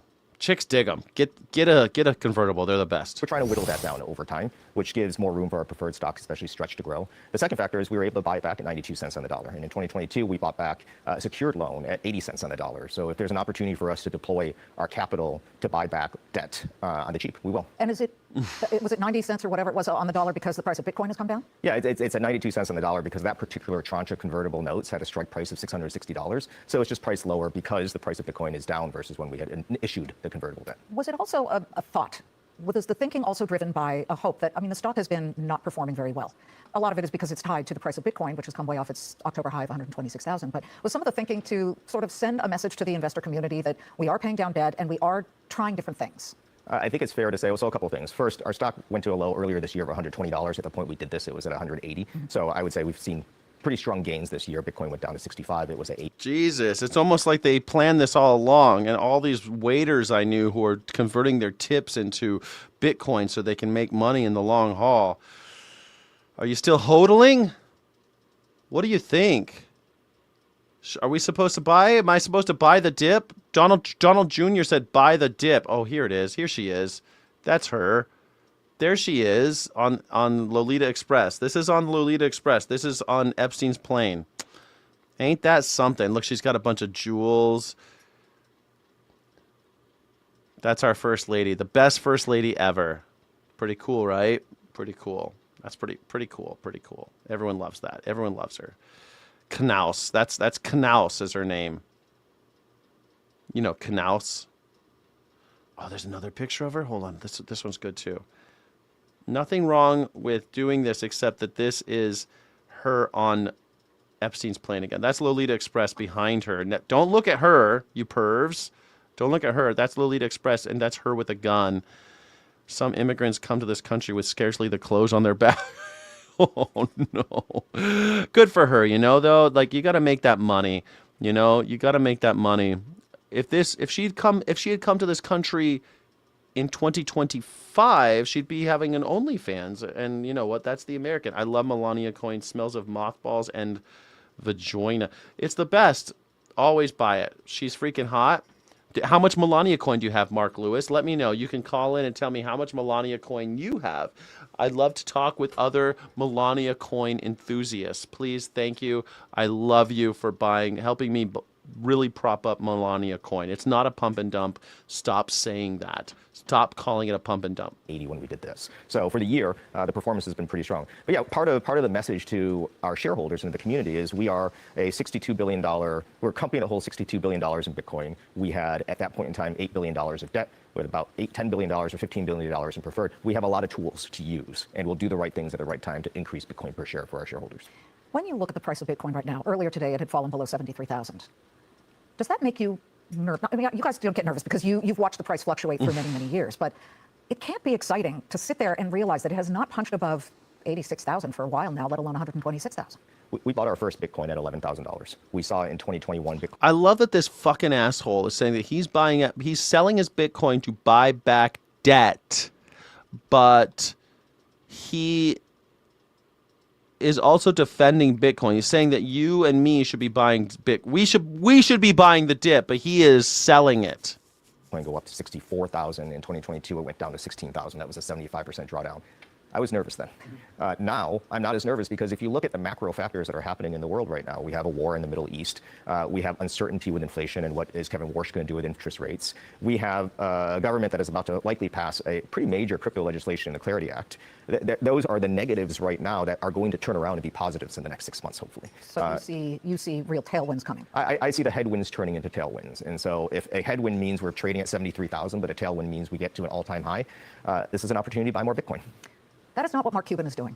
He just sold his whole stake, and I think some of the thinking behind it was it's not acting like the hedge that he thought it would act like. Mark Cuban sold all of his Bitcoin, but you should buy it. Fox News. Yeah, you know, there are folks out there who are very respectable traders, and what they're going to do is they're going to find the point to buy Bitcoin. 2021, everybody got in, and they made their money, and then they get out and they find the next thing. The next thing right now is AI, right? And that's perfectly fair and it's perfectly reasonable. The problem is all these rich people are selling, and they're like, buy the dip. You're buying it on a sinking ship. For Mark Cuban and others to do that. We're in Bitcoin because we think it is an excellent long-term store of value, and it's digital capital, and it provides hope and opportunity for people, right? And it's just a different reason to be buying Bitcoin than someone who is going to trade. What's the price of Ethereum today? And then 4 years from now, go to the next thing. Of course, you've always had critics, and you had critics on the heels of this news that you were paying down some debt. Peter Schiff of Euro Pacific. I mean, Ethereum is at 1,009. This is how. Look at this. This is buy the dip, everybody. Buy the dip. Jesus, remember this? Remember these days? That's just one day. Let's see. Year to date. Oh my God. Yeah, buy the dip, everybody. Don't worry, it's gonna go up. Don't worry. Yeah, it's looking great. It's looking great, everybody. This isn't during the. Look at that. Remember that? God, I should have sold. I should have sold on my Ethereum. Now it's down here. Awesome. Yeah, hodl. Hodl, everybody. Crypto's doing great, everybody. It's not gambling. Shut up. It's not gambling. It's not a pump and dump scam. Pacific Capital, who is definitely a Bitcoin bear and has been very vocal about that, had just put out on X saying that Executive Chairman Michael Saylor of MicroStrategy reduced debt but gave up free financing and burned badly needed cash. Now you have under $1 billion in cash on the books. What do you say to that? What I'd say to that is we created this cash reserve exactly for this moment, right? We created a $2.25 billion cash reserve to deploy it when it made sense. Here, if we can buy debt at 92 cents on the dollar, that we would do that. And so for us, we're looking at multivariate equations every single hour of the day to decide how best to deploy. Did you sell any of it, virtual reality, for me? What are you doing with that ETH? I thought ETH was the future. Our capital, and we have tremendous flexibility in doing so. I mean, if anything, we've proven in the last 6 years, we're pretty good capital allocators, and we can create value for our shareholders. Would you resume your Bitcoin purchases once again? I know that you did a couple of weeks ago, I think between May 11th and 17th, you bought a lot of Bitcoin at an average price of $80,985. It's cheaper today. We bought we bought $1.6 billion worth of Bitcoin in 1 week, in the second week of May. That's more than almost every Bitcoin treasury company has on its balance sheet. It's about the amount of Bitcoin that SpaceX has on their balance sheet. We did that in 1 week. We didn't buy for the next 2 weeks for a variety of reasons, and people are like, you're pausing. Well, I mean, we will continue to buy Bitcoin, and I think it's a pretty good price right now. Michael Saylor in the past had said, Dude, I fucking hate these guys. We're selling all our Bitcoin, but we think we're going to buy it in the future, and it's in a really good place right now. You should buy it. You should buy it. But I'm not going to buy it, but you should. Mark Cuban just sold all of his. But you should buy it. You should buy Bitcoin right now. It's buy the dip. It tastes just like hummus. It's just like hummus. Buy the dip. New concerns for the future of the free press tonight after major shakeups. Like, and the fact that that's on Fox News, where all these old people are watching, being like, I don't know if I should buy it. Oh, yeah, you know, it's a great investment. Your grandson told you to buy Bitcoin, and you did, and you made a bunch of money, and then you lost it all. So, shit. I mean, sorry. And guess what? When you do finally sell it, they're going to take a piece of it. Donald Trump's going to take it. Liberty Financial, he'll take your fucking money. There's a rake every time you make a transaction. So, don't worry. Everyone's going to get their piece of you when you sell. At one of America's most prestigious journalistic institutions. The new chief of CBS News, Barry Weiss, last week announced she's replacing the executive producer of 60 Minutes amid an... Oh, man, I wish somebody called this one. Remember when I said this was going to happen? Again, my crystal ball is clear. Clear as crystal. My crystal ball is crystal clear. I called this Barry Weiss thing from the very beginning that this shit was going to go down. They weren't going to do it right away, but they're doing it. CBS is now state TV. Exodus of top talent. Former New York Times columnist and tech journalist Nick Bilton will take over the show despite having no traditional TV news experience. CBS also fired correspondents Cecilia Vega and Sharon Alfonsi. Alfonsi was behind the high-profile segment on torture in Salvadorian prisons that Weiss pulled off the air last year. These are just the latest moves by Weiss and her billionaire boss, David Ellison, to... You're not allowed to report on the torture going on in our overseas concentration camps. How dare you? What do you think? There's free speech in this country? Freedom of the press? No. We're not going to let you report on that. Why would we let you report on the fact that we're torturing people overseas?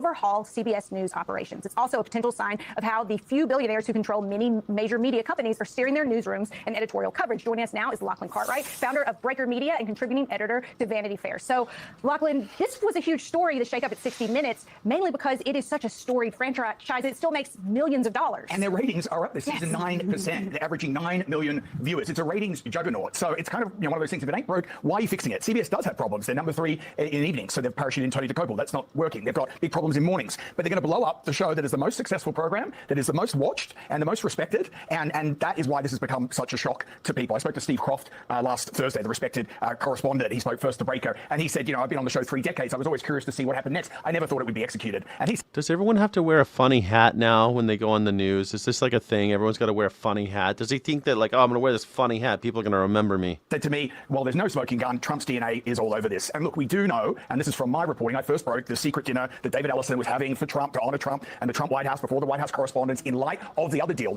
This fucking guy. I'm sure this Australian got laughed at when he walked in. Is this guy? He must be Australian. It sounds like it's Australian. Sounds like he loves Australian rules, mate. He loves Australian rules and rugby, mate.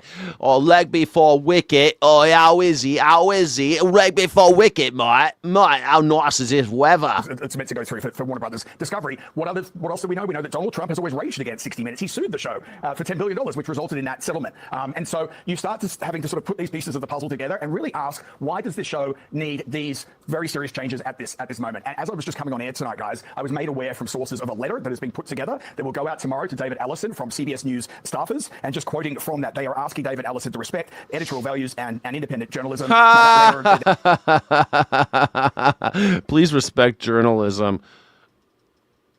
There was a letter meant to go out last year. They decided at that point not to do it, but this letter is going to go out tomorrow to David Ellison from these staffers, because people I speak to within CBS are absolutely distraught about what is going on here. You know, one thing that I wonder about is... What's his hat say? I can't say what his hat says. It's this language that we keep I thought it said press, but it says something like breaker or something. hearing get used when we hear about these news organizations that are getting blown up, including my former employer. I used to work at the Washington, right? I used to work at the Washington Post. One of the mantras that has been stated there, but also at CBS News, is the need to restore trust.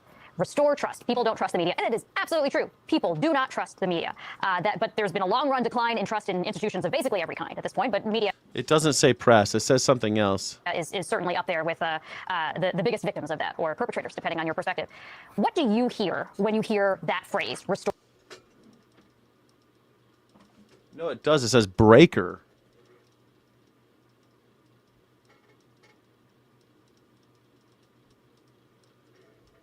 I think it says breaker. Restoring trust. What do you think is... Yeah, I'm pretty sure it says breaker. I don't know why it says breaker. meant by that, and what do you think the actual objective or agenda is meant to be? I think it's a nice little bit of window dressing. Let's talk about your former He just employer, the Washington Post. He just watched Spider Noir. They keep on trying to get me to watch Spider Noir. Is it good? I almost watched it because of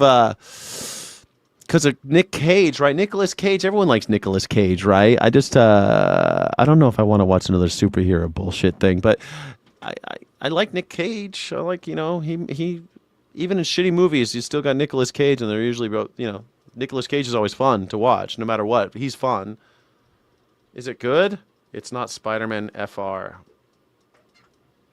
So do you like it or not? Jeff Bezos killed an endorsement of Kamala Harris. How does that go about restoring trust? Lachlan Cartwright. Lachlan Cartwright. Where's Lachlan Cartwright from? I think he's Australian, right? He's Australian, yeah. Breaker Media. That's the name of his media company is Breaker Media. He's a journalist for it. He's a founder. Originally began his career in regional television in Ballarat, Victoria, before moving to London and the United States, mate.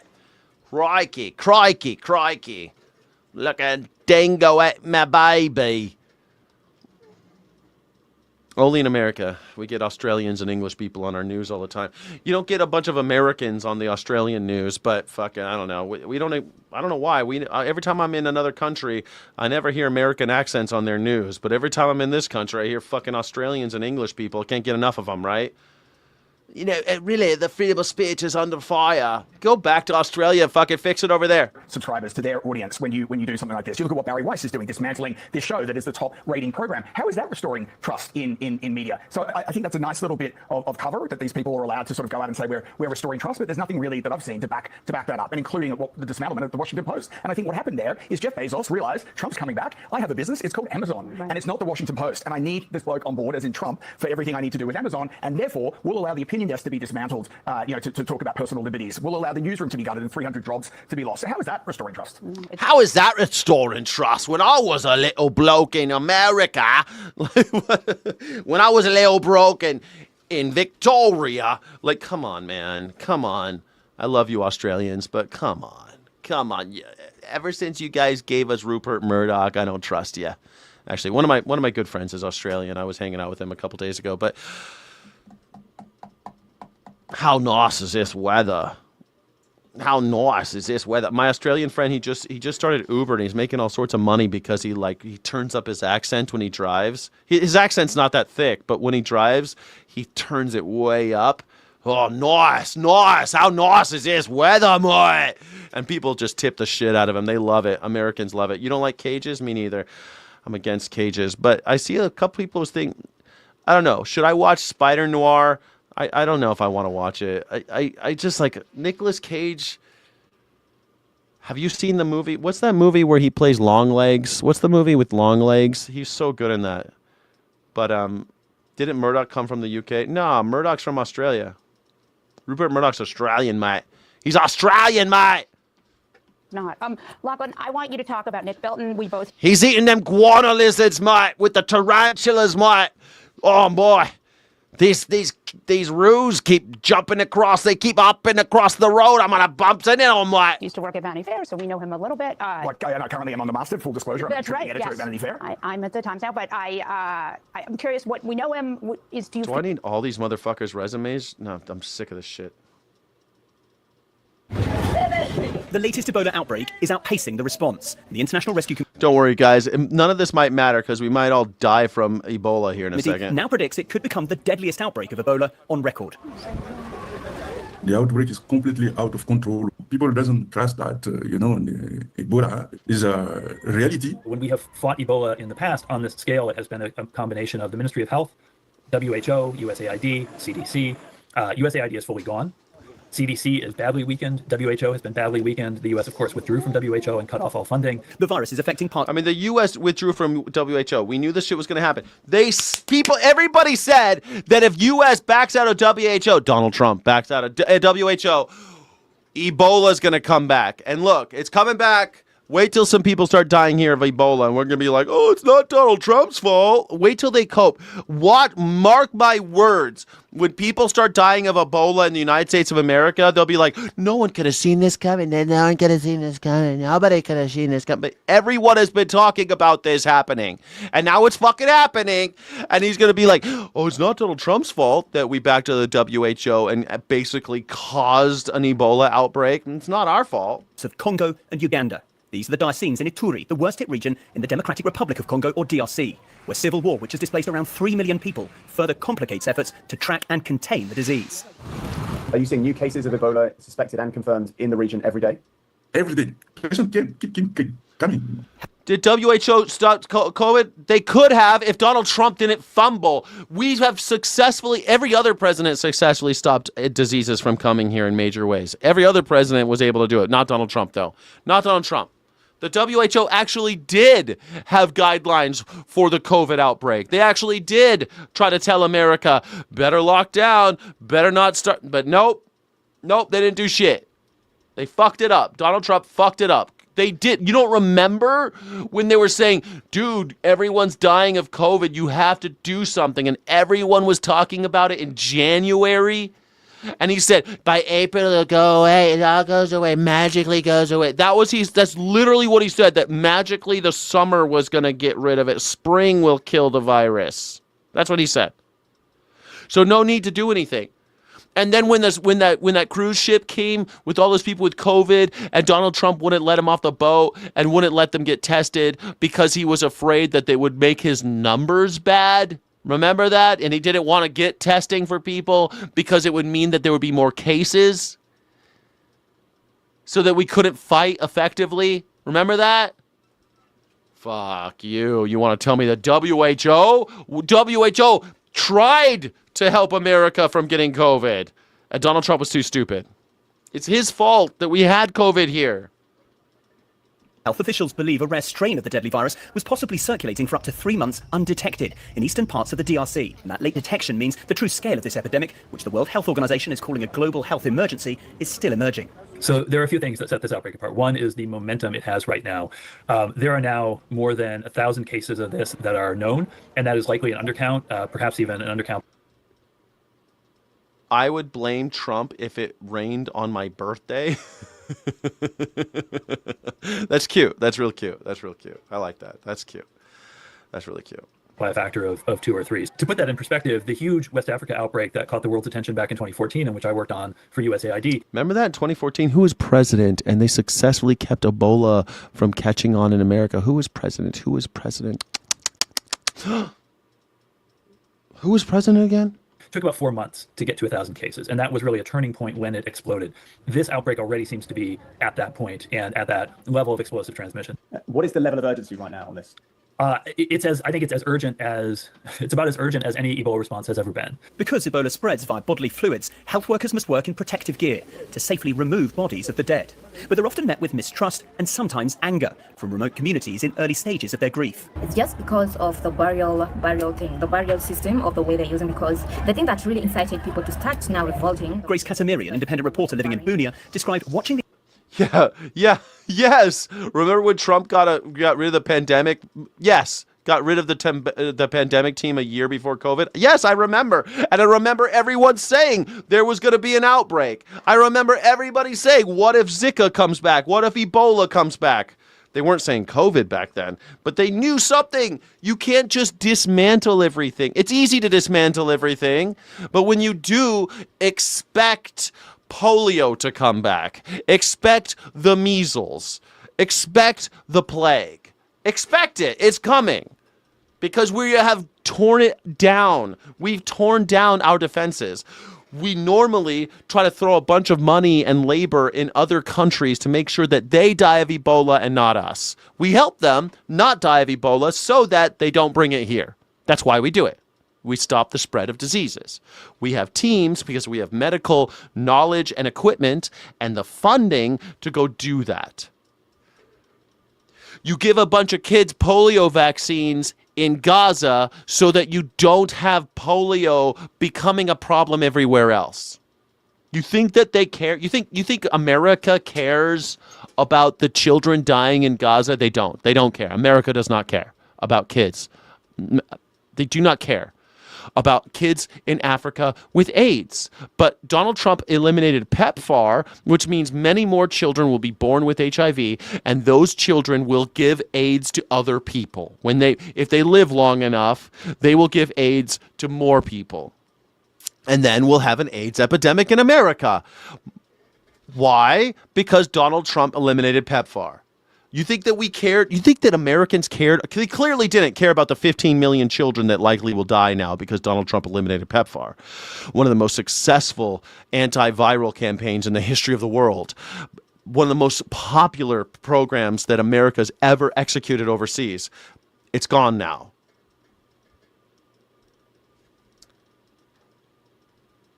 So expect it. Expect AIDS.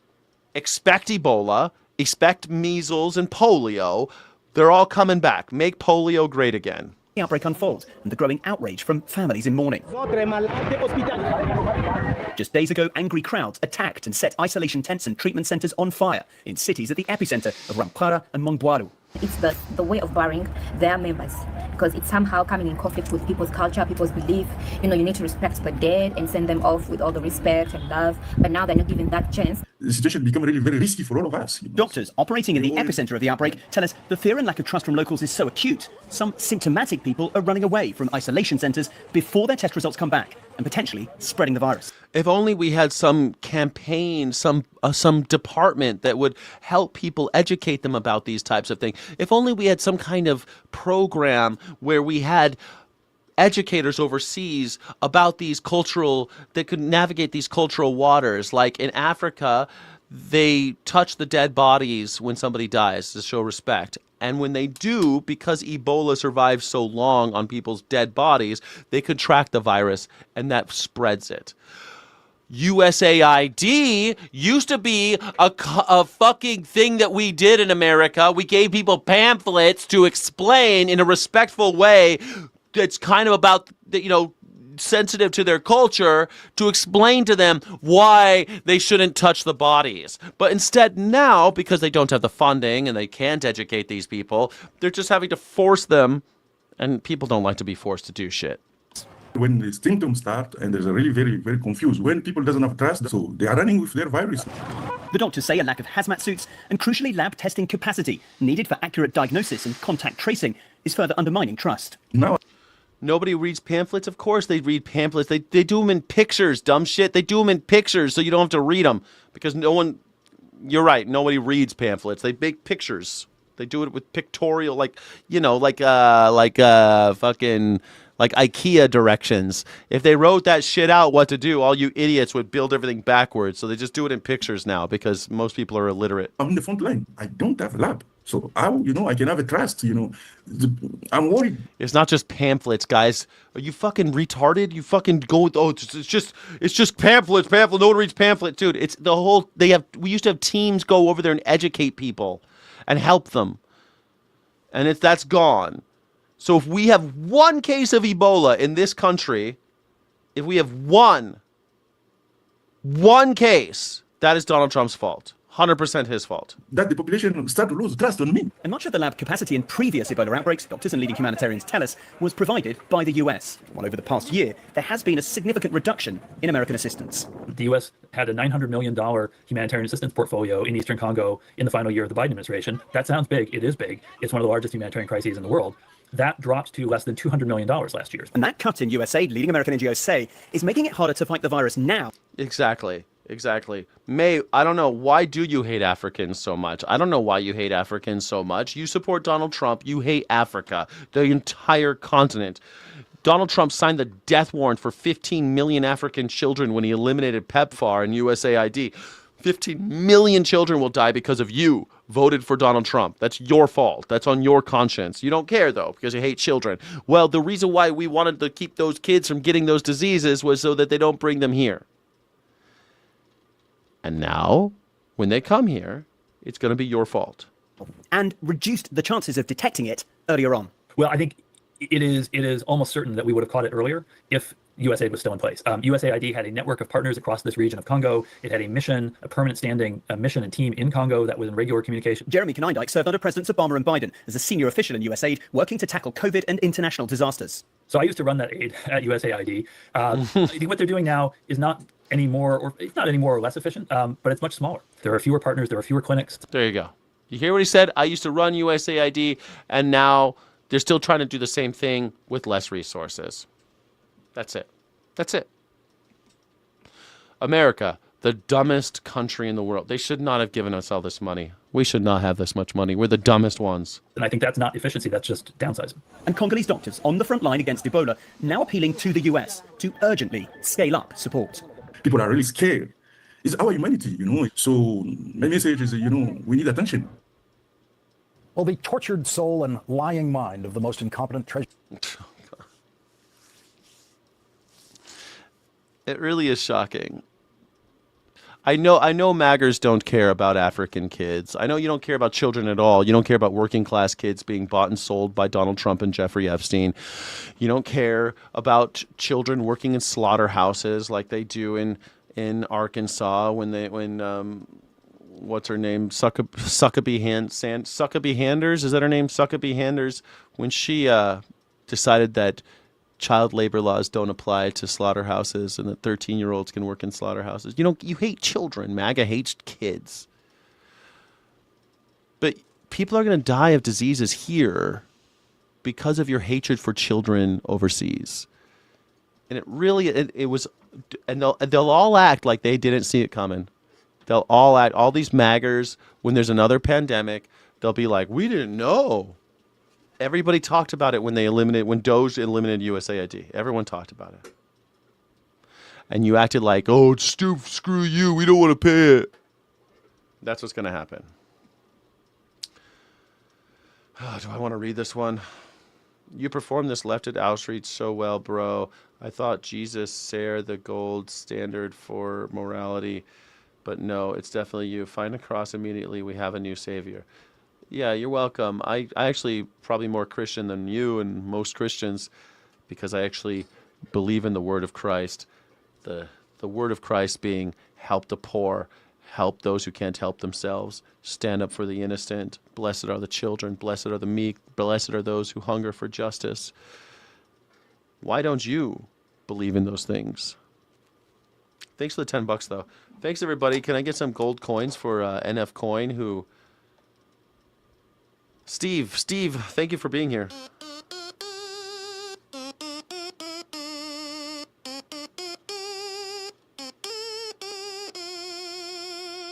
Thank you so much for being here. I appreciate you supporting the channel.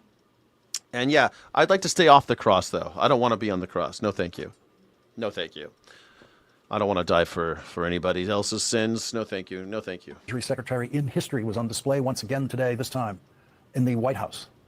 Scott Bessent began his comments in the White House press briefing room today by, of course. But I do like that you noticed that that Jesus expressed leftist outrage, that Jesus was a leftist. Jesus was a proto-anarchist. So I'm glad that you recognize that Jesus was an anarchist who spoke up against hierarchy, spoke up against the state, and was a dissident and was eventually killed by the government. So yes, and those who were invested in the status quo murdered him. So yeah, he was a revolutionary. So I'm glad that you recognize that Jesus was the first Antifa. Horse. Insulting Democrats in the House and Senate. Good afternoon, everyone. Good. I'd like to say it's a pleasure to be here today. This is my warm-up for my Senate and House hearings next week, so I don't want anyone yelling. I love that somebody with a name like this, with all caps, you have no understanding of who Jesus is. Yeah, I went to Catholic school. I read the Bible. I talk about Jesus all the time with other people who are believers, even though I don't believe in the invisible world. But yeah, the teachings of the philosophy of Christ, I think I know a lot more of it than most people who call themselves Christians because, well, just like Jesus warned us, there was going to be a lot of false prophets, and we have a lot of them. We have a ton of them. We have this guy, this guy who's president waving around a Bible, selling Bibles, trying to get rich, printing Bibles in China off you rubes, and you all bless it. I love him. I love him. Why don't you come on? I'll tell you what. Here's a link in the chat. You can come on and tell me how I don't know about Jesus. Please call in. Call in. I would love to talk with you about why you think Jesus is so great. Please. Anybody, call in. You could tell me why you own so much Melania coin, how much you are going to buy, and why Donald Trump is so great, and why you believe in Jesus. I'd love to know what you think. Not all MAGA hate kids. Some of them love children so much they want to lower the age of consent.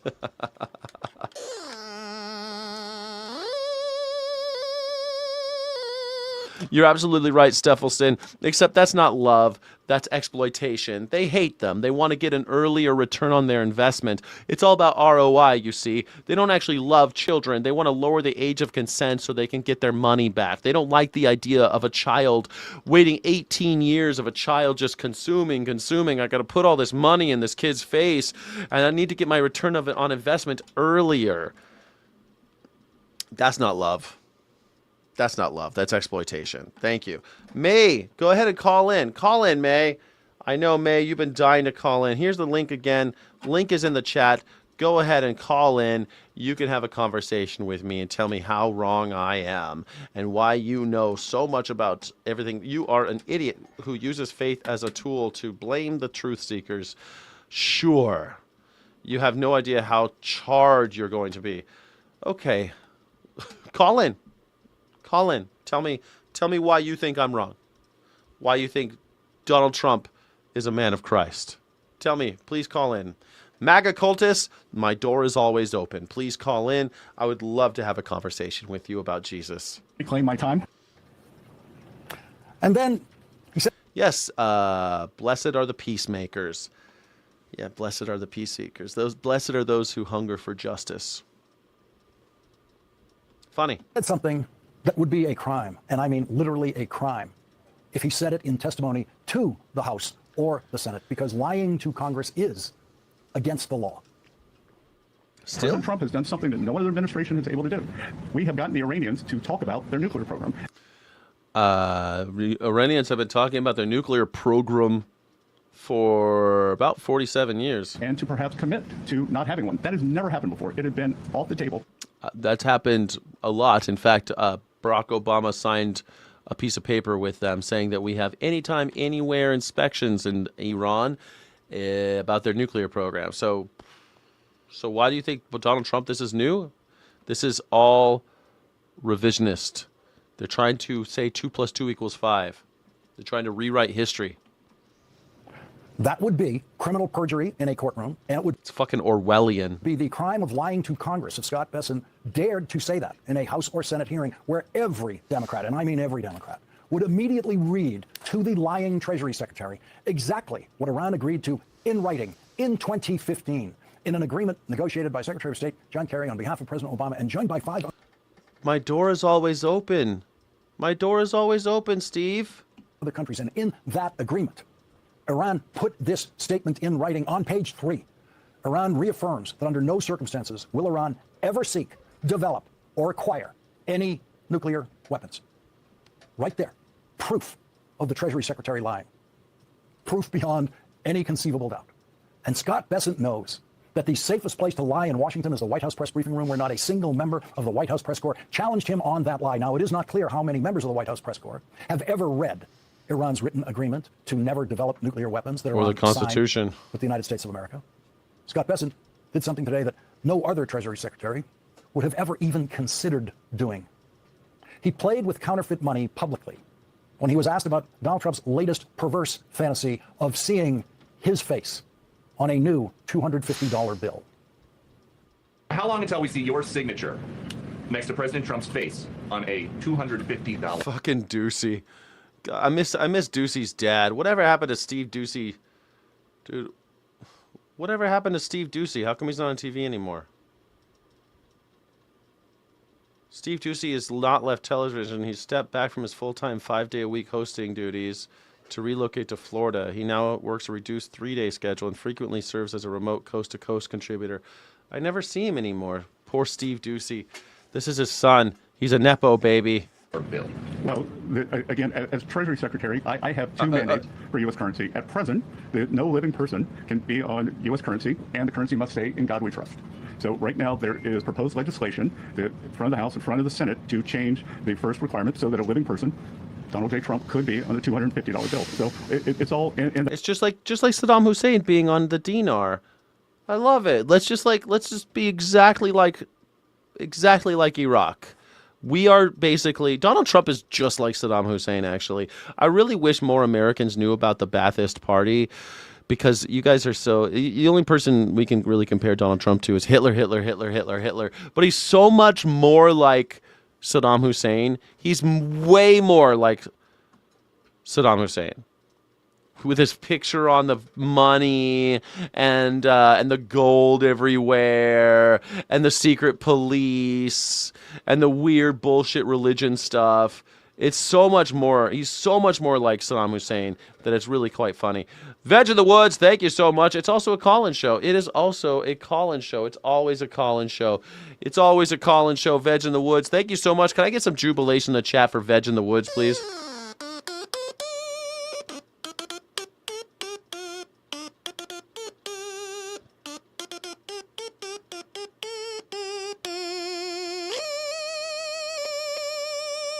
Thank you so much. Veg in the Woods, never had a single lesson. That was my wonderful stylophone. Thank you so much for being here, Veg in the Woods. Thank you for being a channel member. Thank you for being a Sky City Rebel. Thank you. But Saddam Hussein wrote romance novels, so at least we know he could read. I guess that is something. At least we know that he was literate. But he's very, very similar. The rise of the Ba'athist Party, the way he would kowtow to other nations, the way he would hold down his own people, very, very similar. Like late stage Saddam Hussein is a lot like where I think this country's going. I think that if Donald Trump lives long enough, which I don't think he will, but if Donald Trump's regime keeps going and we get whoever's next and he acts just like Donald Trump, we'll be just like Saddam Hussein, just like Iraq. Luckily, Donald Trump's old as shit, so he won't live very much longer. So maybe when he dies, maybe we can all take a breather and stop doing this crazy shit. We'll go back to the old crazy shit we were doing. But I think the damage has been done, man. I think the damage has been done. If this motherfucker gets his name and photograph on the currency, it's already on passports. His picture's already on the new passport. No living president was ever on a passport. No president, period, living or dead, except on Mount Rushmore, which doesn't really count. It's a picture of a sculpture, you know? Like, there's never been a living or dead president on our passports. He's on it. There's never been one. He's also on the National Parks Pass and on the wall of the DOJ and the DOD. On the external walls. Hands of it's all up on Capitol Hill. So at Treasury, we prepare things in advance. So we have prepared in advance that if the legislation is passed, but we will stick to the law. It's never going to happen. Congress has to vote to authorize a $250 piece of currency, and Congress would have to repeal a law that prevents the faces of living people from being on our currency, and then Congress would have to pass another law that put Donald Trump's face on that new piece of currency. And so we can say with confidence tonight that Donald Trump's face will never appear on a $250 bill, and in fact, Donald Trump's face will never appear on American currency ever. I think he's going to be on the $1 commemorative coin. I think that's definitely happening. What do you mean? I think he's going to be on the $1 coin for sure. Because the 60 votes necessary to do that in the United States Senate will never exist. And our self-clowning Treasury Secretary knows that, but he felt the need today to carry his public worship of Donald Trump to the point of now being locked in history as the buffoon who actually held up. Oh my God. Like, come on. This looks like a joke. This looks like an Onion article. This looks like it was photoshopped. I mean, these guys, all these MAGers, this is what they want. This is what they want. That obscene piece of counterfeit money today in the White House. But it worked. That moment distracted the White House press corps from asking more serious questions of that oh so eager, self-humiliating liar. He dismissed the question that he did get about the Trump slush fund to pay criminal Trump supporters who tried to kill Capitol police officers and tried to kill the vice president in their attack on the Capitol on January 6th. The money from the Trump slush fund comes from the Treasury and is authorized by the Treasury Secretary to be sent to the Justice Department. Scott Bessent refused to say anything about that today, claiming that all questions about that should be directed to Donald Trump's acting Attorney General, who was his criminal defense attorney, Todd Blanche. No one even thought to ask Scott Bessent if he had already sent the money to the Justice Department. Exactly. Thank you for noticing this, FN5I5M. This is more of a Nazi propaganda stream. Exactly. I'm trying to point out the Nazi propaganda. This idea that we're going to put the president on the $250 bill, that was Nazi propaganda. The fact that Scott Bessent got up, an openly gay man, by the way, married to another gay man, but he's a billionaire, so that's okay for all of you, right? You hate the gays until they're billionaires. Scott Bessent, you love him because he's sucking off Donald Trump, but whatever. Fucking hypocrites, kill me, man. But yeah, it's a fascist Nazi propaganda to have the Treasury Secretary up there pretending like we're going to have Donald Trump on the $250 bill so that he can show his loyalty. You're absolutely right. 100%. You are right. This is a anti-Nazi propaganda stream. Scott Bessent previewed in his contempt for Congress at the beginning of his remarks that he expects his congressional testimony next week to be, shall we say, contentious. And we know who he will be fighting with. Oh, looks like I have a guest. Olive Garden. How you doing, Olive Garden? Olive Garden enthusiast. What's up, boss? Olive Garden enthusiast. I'm kicking like a three-legged ninja. What's on your mind? What's the deal and how you feeling? I'm feeling like every day's a blessing, my friend. That's a way to do every it. Every day. It gets better and better every freaking day, bro. Yeah, what's getting so good? What's so great? Are you enjoying the? Are you really excited about the UFC? Oh yeah, I love fucking goy slop. Yeah, I love to partake in all of that stuff. Yeah, are you gonna watch the fights on Amazon Prime? TMR, our trademark copyright. I'm sorry. No, you're the only slop channel I've watched in like a month, bro. This is part of it right now. So, are you going to watch the UFC fight at the White House? Because I'm excited. It's only in 2 weeks, man. 2 weeks from today. No. Oh, I thought that was your jam. So what are you excited about? I thought that was like that's what I wanted to talk to you. I'm somewhat still interested in how my arch nemesis Skyjack Morgan is doing on occasion. Arch nemesis. So I wanted to talk to you. Let's, we don't have to talk about news. I know you want to. I know that's your jam, but we don't have to do that. Well, I mean, it's a news reaction show, but I'm willing to talk about anything. What's on your mind? Ask me no questions. I'll tell you no lies.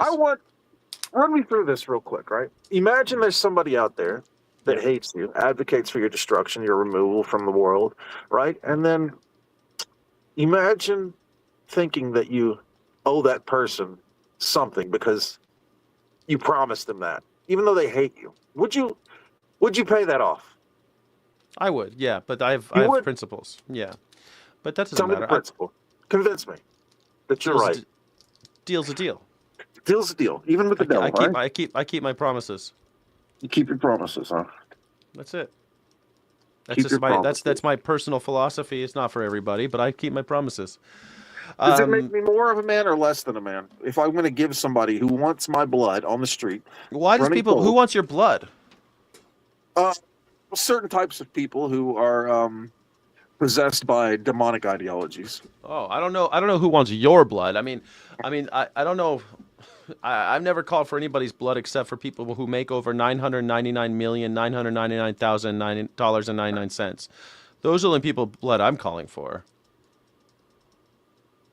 So I mean, I don't know. I think I've got a pretty good vibe of who you would like to see strung out on the streets. Only one group.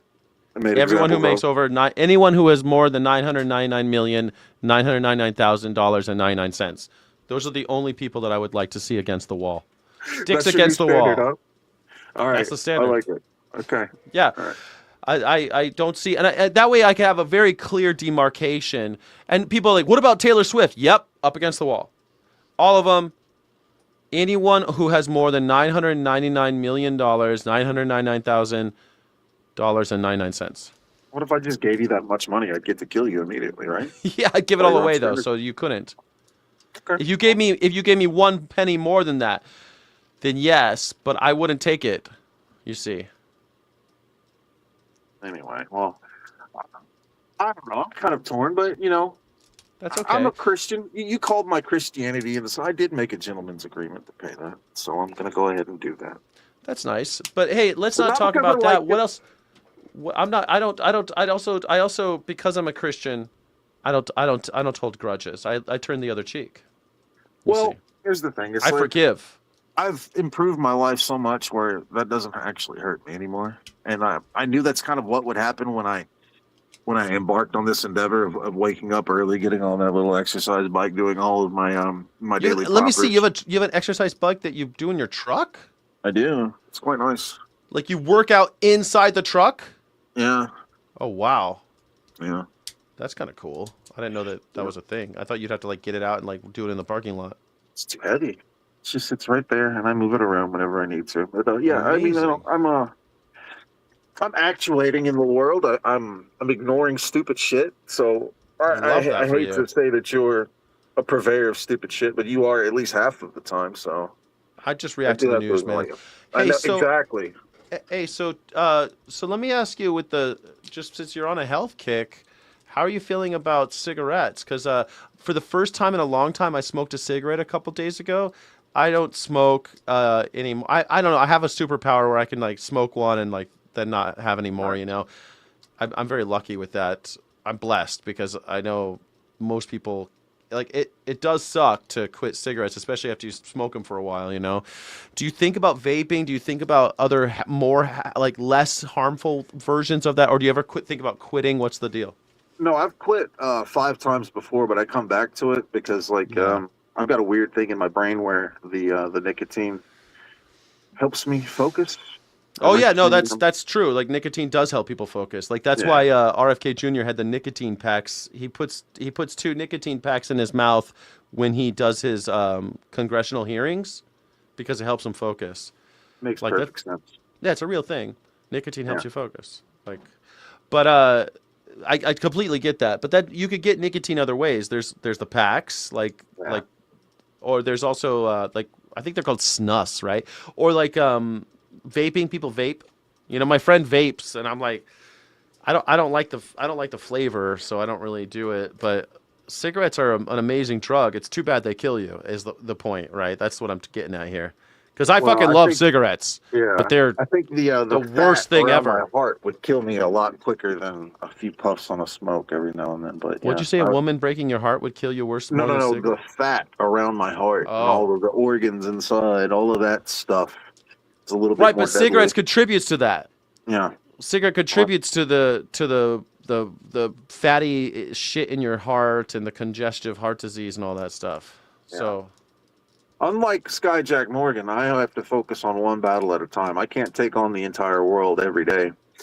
I was just asking a question. I wasn't trying to compare you to me. No, I was making fun of you. I just thought I'd throw that out there. Jonesy LaFay says, "Isn't vaping worse than regular smoking?" Well, they are studying the shit out of vape juice now to find that out. But at the end of the day, you're breathing in impurities. But with cigarettes, they put a bunch of other stuff into it too, like arsenic and all sorts of other stuff that you're trying to, because it's a vehicle to get you to even black powder to make it burn right. There's gunpowder you're breathing into. Like, there's a lot of stuff in a cigarette. There's a lot of stuff in vaping too. It's not good for you, but it's supposed to be less bad for you, I guess. Look at that, baby. Look at that, baby. Oh. It looks like you're losing a lot of weight, man. Lots. Go figure, not filling your gob up to the top every day with like 5,000 calories means that you could lose weight. Who would have thought? It's true. That's why I tell people when you go vegan, you're going to lose a bunch of weight right away because you're not eating all that garbage. Well, that's great. I'm good. I'm glad to hear you're doing well. And are you still on your mission to find the love of your life in Memphis, Tennessee? Women, yes. Yes, absolutely. Memphis, Tennessee is still a plan for you. Yep. Crack wife and to kill a drug dealer and get with the woman. It's all going according to plan. I like that plan. Okay, well, great. I'm glad for you. So I'll put your Cash App link in the fucking chat so I can be done with this pinch of guilt I feel for. Cash App is Skyjack Morgan. Venmo is Skyjack23. All right, get fucked, call me. Bye-bye. Thank you. Goodbye. Appreciate the call in. If anybody else would like to call in, see, I'm not so scary. Go ahead and call in. My link is right here. See, if somebody could do it from a truck on the road, you should be able to do it. Everyone says they're unable, but that's all great. Yeah. Thank you all for being here. My name is Skyjack Morgan. I'm an independent news and culture commentator and a free speech and critical thinking advocate, and I am buying as much Melania coin as I can because Donald Trump has never told a lie, and I believe him when he tells us that it is the future, is the most important financial tool for the future prosperity of America. So thank you all for being here for that. I love you. In the meantime, we have a little bit more news, and then we're done. Who he will be eager to fight with. He will be fighting with and insulting the Democrats on the committees. He will not be respectfully disagreeing on substance. Oh, I did ask him a question. He said he stopped eating animals. Did you hear me? I did mention it. I mentioned it. He says he stopped eating animals, so he's eating far fewer calories because he's not eating all the junk food in the gas stations and stuff. So I'm pretty proud of him. I think it's great. I'm always rooting for you. I'm always rooting for you, Steve. Always rooting for you. Yeah, Melania coin. Please buy Melania. I'm going to use, thank you, Veg in the Woods. I'm going to use that $10 for Melania coin. Thank you for all the jubilation in the chat, supporting the channel. Thank you, Veg in the Woods, for always supporting the Skyjack Morgan Morning Sky Show, the #1 news reaction show on YouTube. Thank you. In the Senate Finance Committee, there are 14 Republicans and 13 Democrats, and all 13 of the Democrats on the Senate Finance Committee voted for the Respect for Marriage Act in 2022. And in that vote, they voted to respect Scott Bessent's marriage to a man with whom Scott Bessent has 2 children. A lifestyle that was made legal by Democrats in the state of New York, where Scott Bessent got married in 2011, when that same marriage would have been illegal in Scott Bessent's home state of South Carolina, where he lives now and is legally married thanks to Democrats. Every Republican president during Scott Bessent's adulthood has put Supreme Court justices on the court who oppose marriage equality. One Republican-appointed Supreme Court Justice, Anthony Kennedy, joined with 4 justices appointed by Democratic presidents to achieve a 5-4 decision of the Supreme Court that made Scott Bessent's New York marriage legal in all 50 states. And now Clarence Thomas wants to get rid of it. In 2015. And 7 years after that, both of the Republican senators in the state where Scott Bessent now lives, in South Carolina, voted against Scott Bessent's marriage. And Scott Bessent will be testifying to one of those senators next week in the Senate Finance Committee, Tim Scott of South Carolina, who, along with Lindsey Graham of South Carolina, who has never been married to anyone, were among... Lindsey Graham is very much a gay man. Very much. The 37 Republicans in the Senate who voted against respecting Scott Bessent's marriage in 2022. When Scott Bessent appears before the Senate Finance Committee, where he plans now to spend his time insulting Democratic senators, he will be appearing before 12 Republican senators who voted against respecting his marriage, including the chairman of that committee, and he will be... Yeah, I mean, you're right, William. YouTube does take a lot, but you know what? The YouTube's doing a lot for me too. You know, they're helping me find an audience. YouTube, they take their cut. You're right. You're right. They take $3 for every 10, but you know, and it shouldn't be so high. They should probably be taking $1 for every 10. I think it's unfair that they take too much. But that's why I put the Cash App and the Venmo, Skyjack23, Cash App, Skyjack Morgan. Thank you. Failingly respectful to those Republican senators who are on record as disrespecting him before they ever knew he existed. And Scott Bessent knows. Scott Bessent knows how all of them voted on his marriage. Scott Bessent knows he will be looking at 12 Republican men and women who, as senators, voted to disrespect his marriage, and he will be looking at 13 Democratic men and women who, as senators, voted to fully respect his marriage, and he will choose to personally attack those 13 Democratic senators. He will not respectfully disagree with them on substance, as he could, as previous Treasury secretaries would. He will attack them as we have never seen a Treasury secretary attack senators. I have PayPal. I do PayPal. Before, because that is the mandate of Trump cabinet officials, that they attack Democrats when they testify to Congress. What is the truth in the tortured soul of Scott Bessent? How does he really feel when he looks up at the Senate Finance Committee and sees those people? Lindsey Graham is in the closet, and the only reason Scott Bessent's not in the closet is because he's a billionaire. If you're a billionaire, you're allowed to be gay. Everyone else is not. Marco Rubio is gay. Jesse Waters is gay. Benny Johnson is gay. Lindsey Graham is gay. And they're not allowed to talk about it. They're not allowed to be gay. But they're all gay. Lindsey Graham is fucking gay. And it's okay. But I hate these closet cases that shit on gay people while being gay. I hate these fucking hypocrites. You know what I mean? I just hate the hypocrites. Who he thinks are on his side now, who voted to disrespect his marriage and would vote to disrespect his marriage again. And those Democrats who voted to respect his marriage and would vote to respect his marriage again. How does he really feel? We will never know.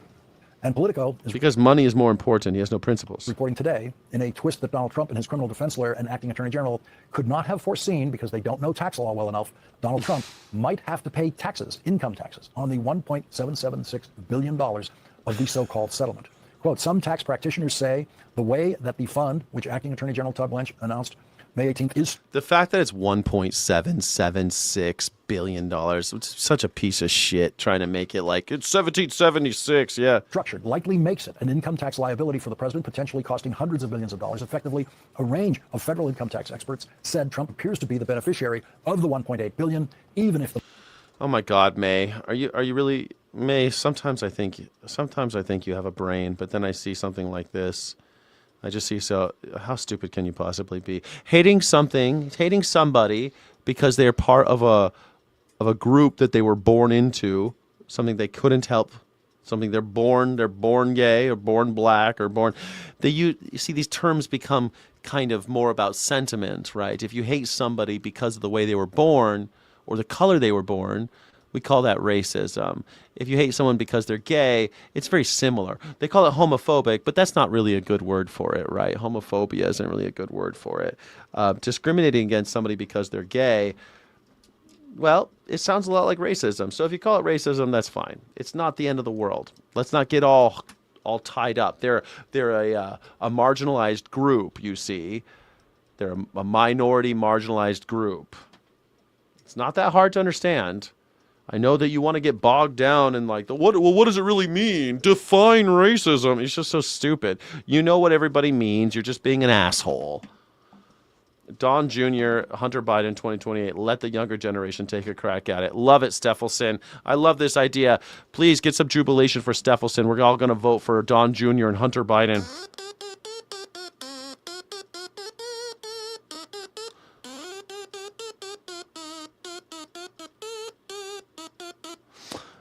I was trying to play that song. Do do do do do do do do do do do do. Hunter Biden, I love it. I'd love to do cocaine with Hunter Biden and John Jr. You know they'd be fun. They'd be up all night. They'd be up all night having fun. I hate somebody because of their smug arrogance. That's why I can't stand your bitch ass. Donald Trump, I know he's a smug bitch. You're right. Donald Trump was like that white man face. You're totally right. That is a smug bitch. You're absolutely correct. Donald Trump is the smuggest and bitchiest bitch. I moved on her like a bitch. He is. He even calls himself a bitch. So, I moved on her like a bitch. Money is eventually routed to others through the 5-person commission responsible for dispersing the fund. Our first guest.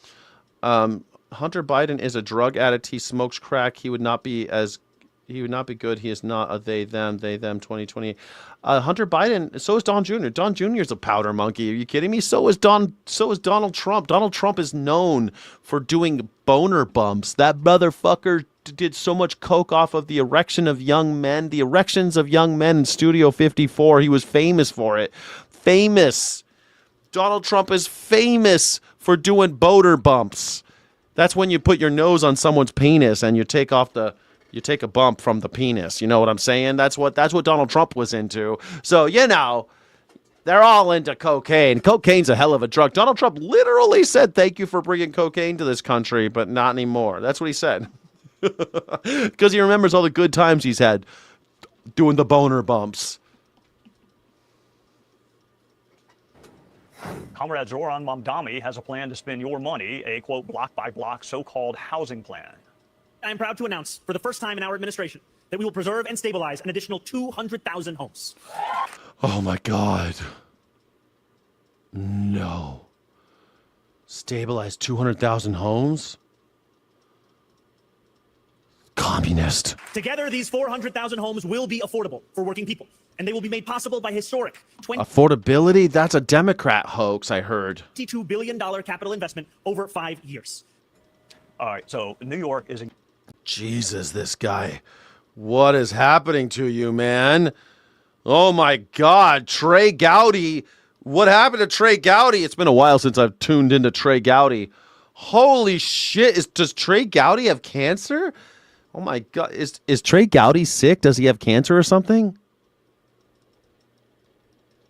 Trey Gowdy has not publicly announced he has cancer or any other life-threatening illnesses. While there have been recurring online rumors about his health and appearance, there are no official reports or verified diagnoses confirming a severe or fatal medication. Holy shit! He looks really sick.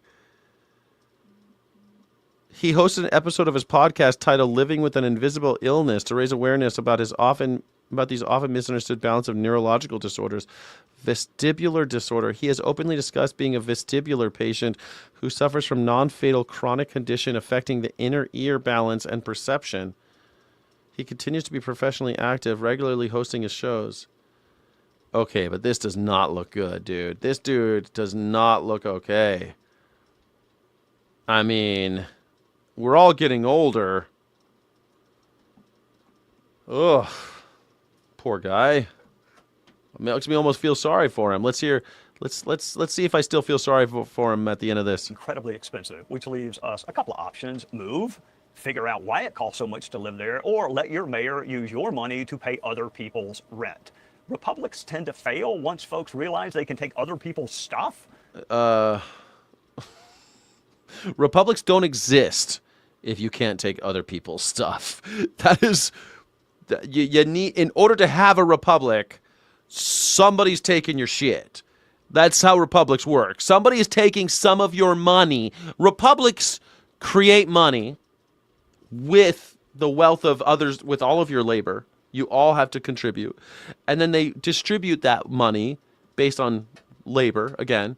And then when other people tend to do very well, they take, on a progressive tax base, that money back so that they could continue operating the republic. So no matter what, by the way, the money doesn't exist without the republic either. That money doesn't exist without the government. So unless we all contribute and believe that this dollar's worth something and also pay to have it printed, if we don't print the money and we don't uphold the dollar and base it on something like our debt or gold, if we, go back far enough, then it doesn't exist anyway.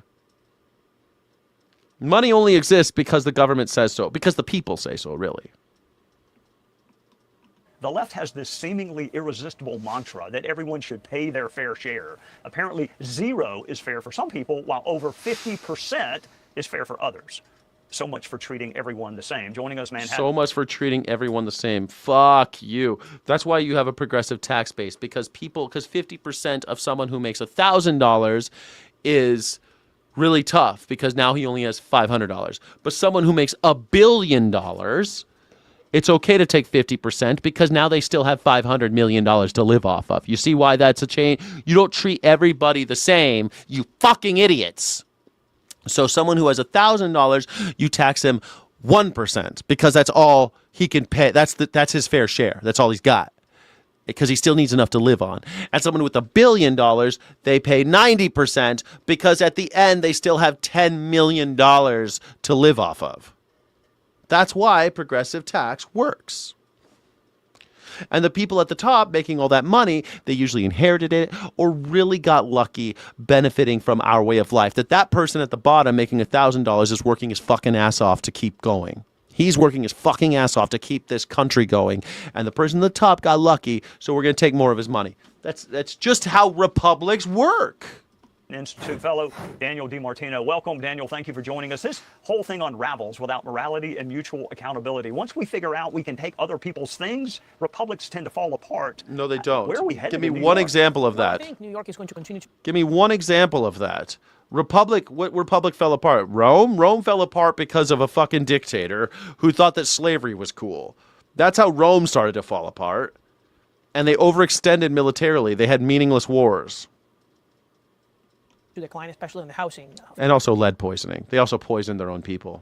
front, which is the most important part of cost of living, right? I think that the mayor wants people to believe that there's already nothing happening in the city, as if everybody was being taken advantage by landlords, when the truth is most renters in New York City live in either rent-stabilized apartments or in government housing. And his supposed capital investment is actually an idea to expand government housing. Who wants Yeah, government housing. Are you against government housing now? to live in public housing, Trey? People who can't afford to live, people who don't want to live in the street want to live in public housing. Really, who wants to turn their apartment into government housing? That is what the Mamdani plan is. And it does do some cosmetic improvements in, say, permitting. But the problem of building in Manhattan, in Brooklyn, in even Staten Island is not these cosmetic things. It's really basic things, that it's just illegal to build large buildings in many parts of the city. It's that the unions control the construction sector, and it's the most expensive place to build and for labor in the entire planet. And so that's why it's so expensive to build, and that's why it's so expensive to live in New York. Why does the government need to be in so many areas of our life? Totally agree with you, man. I don't want to even have a fucking federal government, but hey, we got one. And this is not the federal government. This is a city, a community, a big city, person's trying to do something for the people. Because the people have been left behind. The people in that city cannot live there. You cannot work at Starbucks. You need people to work at Starbucks. And if people can't work at Starbucks and make enough to live, then you will not have any Starbucks. This is basic civics. Basic shit. Zohar Mamdani's coming in. He says, "I've got some power here. I'm going to start making these things." They're very popular, by the way. These are very popular programs.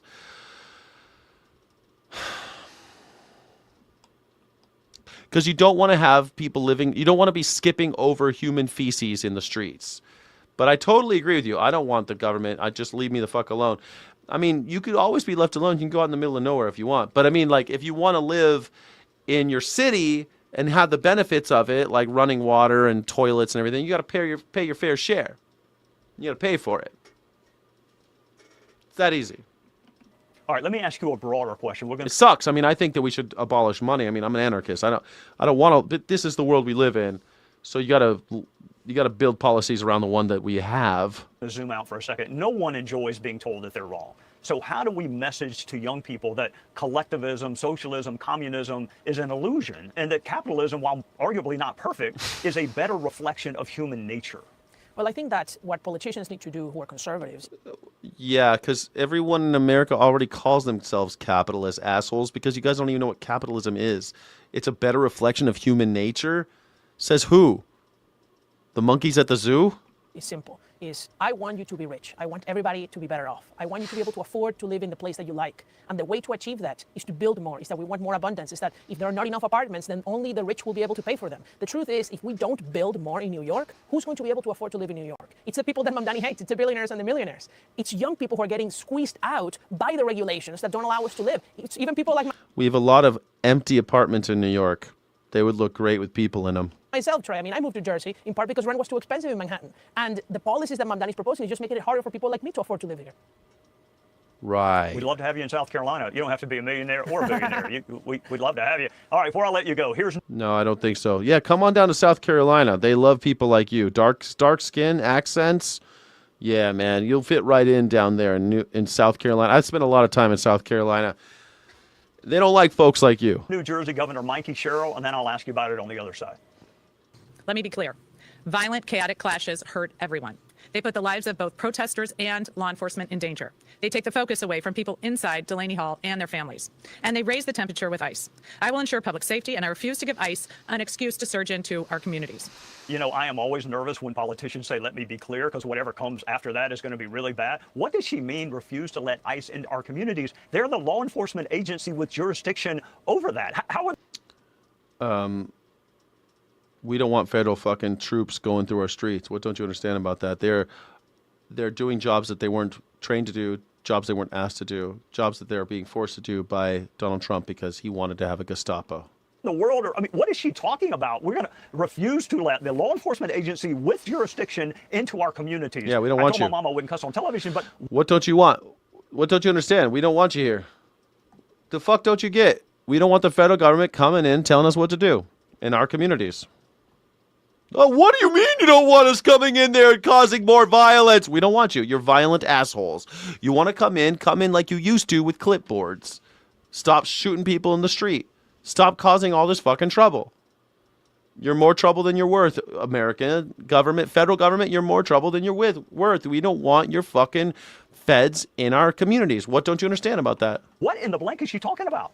So I understand where you're coming from, but I actually think that it's a good thing that she's encouraging people on the left, which is her side, to not riot in front of the ICE facility, which is what she's trying to do. We are not the audience here, Trey. The audience is the leftists who are trying to destroy ICE, right? Is the people who are trying to surround this facility, Delaney Hall, in Newark, New Jersey. And it is a really bad thing. And look, people can have all their opinions about the immigration agenda of the president, of the conditions in the facility, but the response to that is not to block the facility, is not to interfere with law enforcement, and certainly not to sympathize with people like Hassan Piker, who just went there, by the way, somebody who was just subpoenaed by the Treasury Department for his violation of U.S. sanctions laws in Cuba. These are not good faith protesters in most cases. These are paid people. And they're interfering with law enforcement. I'm actually glad that the governor of New Jersey is trying to encourage them not to do it. I'm not sure if she'll be successful, but I hope.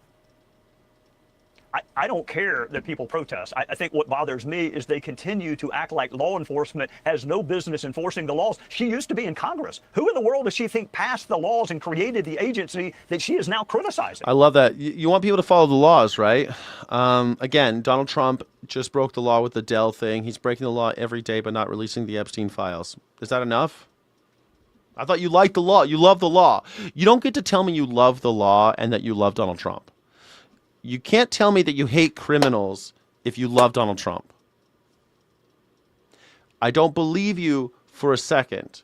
If you say that you love Donald Trump, but you hate criminals and you think they should all be locked away forever, you're a hypocrite. Something's not working in your brain. Something ain't computing. He's a convicted felon, sure, all that stuff. Forget about all that. Adjudicated rapist. Forget about all that.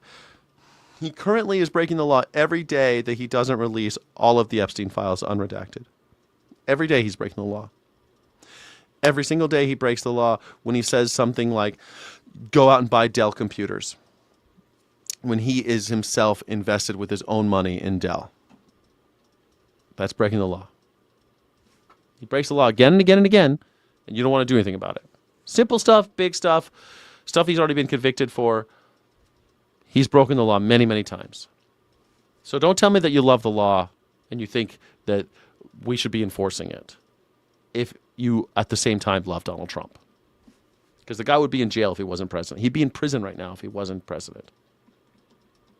The legal fight to remove President Donald Trump's name from the Kennedy Center is heating up. The Washington Post is reporting that Kennedy Center... Speaking of which, he broke the law when he put his name on the fucking Kennedy Center. That was against the law. Said they plan to appeal after a federal judge ordered Trump's name removed from that building. The judge ruled that only Congress has the authority to change the official name of the National Arts Center. Now, we spoke exclusively with Ohio Congresswoman Joyce Beatty, the former Kennedy Center board member who filed a lawsuit about next steps. He knew it was against the law. He did it anyway, put his name on the building. I am very confident that the performers will be excited about returning, donors will return, because everyone was very specific that Donald Trump had made this political. She says that she hopes the ruling sends a message that national memorials belong to the American people, not any one administration. What's your last name? Kozak. I saw this one. This is pretty great. I thought that this one was really good too, but what was this thing I just saw? Get the fuck out of here. You people are breaking the law for every fucking day for 12 years. I know Donald Trump is breaking the law every day for 12 years. I couldn't agree more. He's constantly breaking the law. And if you think that it's okay, then don't tell me that you want to put all these other people behind bars. Don't tell me that all these other people belong behind bars if you're pro Donald Trump. Because the dude is a villain. He's a criminal. and I don't like it. All right, this is Channel 5, this short thing. This will be the last one. I really like this because this guy, you know, they always put the reporters on Channel 5 in these silly suits with these silly ties. But this guy with the hat is so great. Former Charlie Kirk employee questions. Let's see. William Kozak. Kozak. Is your family Ukrainian? Yes. Yeah, you're Ukrainian Jew? Isn't that amazing? Are you a Ukrainian Jew? What's your name? Ukrainian Jew? Right off the bat. Love it. Yeah. Dude, I knew it, man. The Jews are always trying to push a liberal narrative in this country. You think so? By your last name, the Jews are always trying to push a narrative, a liberal narrative in this country. Because I know that because your last name is Kozak. See, this is the type of racism that I really am used to. Because when I lived in the South, that was the whole thing. As soon as they hear your name, they want to know your last name, and they try to connect it to something immediately. My last name's Morgan, and every time they, are you related to this Morgan? Are you related to that Morgan? Are you related to this other Morgan? It's a weird thing that they do. Oh, absolutely. 100%. They're behind every left-wing radical organization. They're funders of the BLM. They're funders of every Marxist movement. I worked for Charlie Kirk for 2 years. And of course. Works for Charlie Kirk for 2 years, and he knows all about the Marxists and the BLM and the Jews. He said that right before he was killed. One of the reasons that got him killed. He started. And he worked for Charlie Kirk. It says he was killed by the Jews. The Jews killed Charlie Kirk. Have you heard?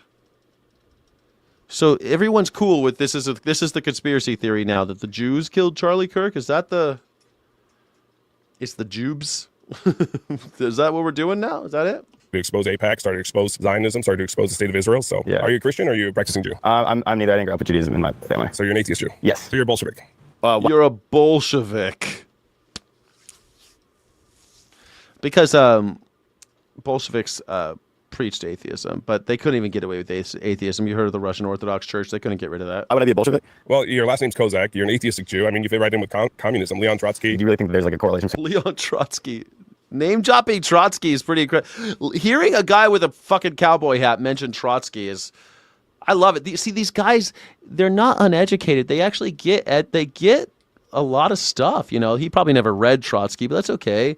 You know, he knows who Trotsky is. And so they get to know so much that they usually can just like see how fast he's talking and really hammer people. Oh, so you're like Leon Trotsky. You're a Bolshevik. And he's trying to like do these gotcha things. Trying to peg this guy, huh? My last name and what I believe. Well, obviously. The things that you're espousing are the same things that were espoused by Vladimir Lenin. This is kind of a Marxist ideology that seems to run deep within atheistic Jewry, and I don't understand that. But atheistic Jewry. Why have you come to the value system that you have come to? Was that the university that you went to? Your family just shares the same ideals. Where does that come from? What do you think my value system is? Just to clarify. Well, right now you're saying people should be arrested for saying words. And no. I'm saying attempted murder. They should be. Of course, attempted murder was. They're talking about Chud the Builder, who was going out and trying to antagonize people of color and then trying to shoot them. And it was bound to happen. He got really famous in a few weeks saying that people were chimping out and stuff. And he would call them the N-word. And then eventually he shot a guy. And he tweeted about how he wants to shoot people. He made it clear that that's what he was going to do. That was going to happen. And Jake Lang supported him. And he got kicked out of the courtroom. Chud the Builder attempted murder. That's not saying people should get killed for words or should go to jail for words. Attempted murder. I know, but you didn't argue that point. That's actually the only point I argued. You didn't argue that point. You did argue that it was premeditative. Yeah. So I'll give you that, but your argument wasn't very good. Well, I want you to know that I also hate the state of Israel. I actually just came back from Palestine, where I was staying in refugee camps. Oh, dude. Yeah. Thanks, man. If you hate Israel and you're a Jew, you get a handshake.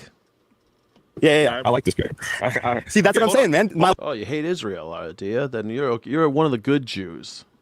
Last name, dude. Don't let my last name get to you. I'm still not letting you off. You still might be a Bolshevik. What's your last name? That's America for you. Thank you all for joining. My name is Skyjack Morgan, independent news and culture commentator, free speech and critical thinking advocate. This is the #1 news reaction show on YouTube, The Morning Sky Show. The Morning Sky Show, what? Yeah, The Morning Sky Show is the #1 news reaction show on YouTube. Yeah! All right. Thank you so much. This is going to end the political component of the show. I am now going to change costumes and play a little guitar and hang out and make it a little chill. We only got one caller today. It's funny. We've had a lot of shit talkers in the chat today, but not one wanted to call in. But thank you so much. I see the demon in you. It's huge and obvious. Well, that's my cock. That's not a demon. It's my cock. It's huge and obvious. I know. Can you see it from there? It cuts Yeah, I guess you can kind of see it. You can kind of see it. And some, depending if you're watching in vertical or horizontal, you might be seeing it. Sorry, I try to hide it, but it's hard. Thank you so much, everybody. I appreciate you. I think you're wonderful. Then claims a lot, calls people uneducated. I said they're not uneducated. I said not uneducated. Are you talking about me? I said not uneducated. Anyway, I hope that you guys have a great day. Thank you so much, everybody. Yeah, Epic Fury. I know that's what the name of my penis is, Epic Fury. So yeah, duh, it is epic and it's furious. I used to call it the Fast and the Furious, but it's really not that fast. I like to take my time. I like to take my time. All right, thanks everybody. Epic Fury is here. I appreciate you. Please like and subscribe. Please don't take any wooden nickels. Please take care of each other. The stream isn't over, but it is going to go on a short break while I change rooms. Thank you so much for hanging out with me. Illegitimate non-carborundum. Don't let the bastards grind you down because I need you. We need each other. And the animals need us most of all. Godspeed, rebels. I'll see you in just a little bit. Here we go. This is it. First, this comes on. Let me see if I can make sure this works. I'm going to turn my little Skyjack Morgan interim music, and we will start again in just a second. 1, 2, 3.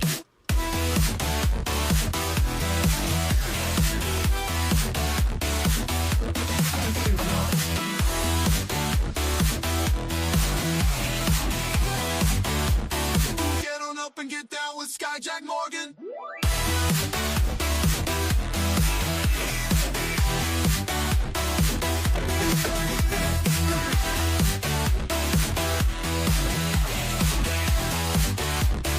One, two, three. Get on up and get down with Skyjack Morgan.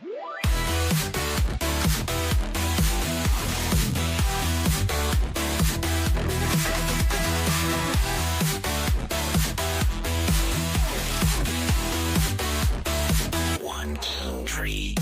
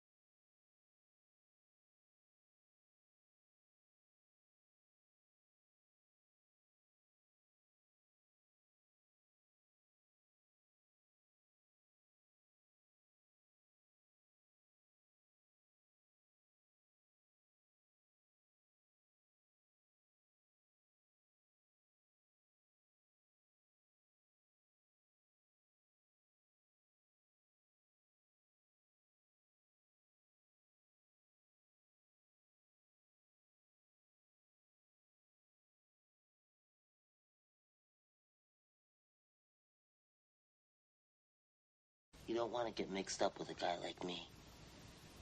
I'm a loner, Dottie. A rebel.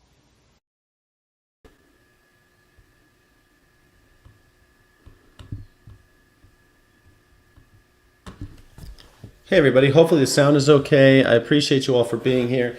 I'm going to just have a little bit of a little bit of a party here today. Oh, look, it looks like it's so bright outside. What a beautiful day we're having here in Southern California. I think it's great. There's still a pick in there. There's still a pick. What song should we play? What's a good Monday song? I wanted to try to play that. Is it the Cure song? Monday, I'm in love. Is that how the song goes? Monday, Tuesday. How's that song called? Thursday, I'm in love with you, and Friday. No, that's Friday, I'm in love, right? What's a good Monday song? Monday morning, Monday.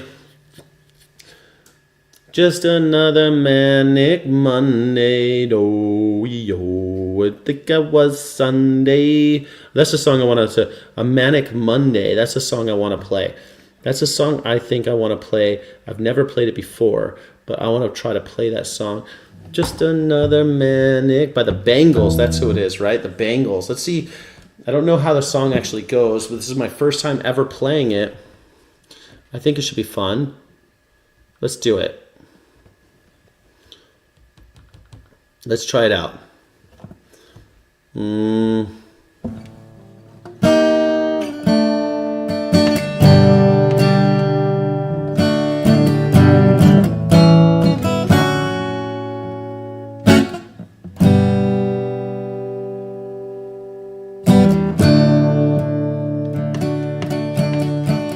6 o'clock already, I was just in the middle of a dream. Was kissing Valentino by a crystal blue Italian stream. But I can't be late, cause then I guess I just won't get paid.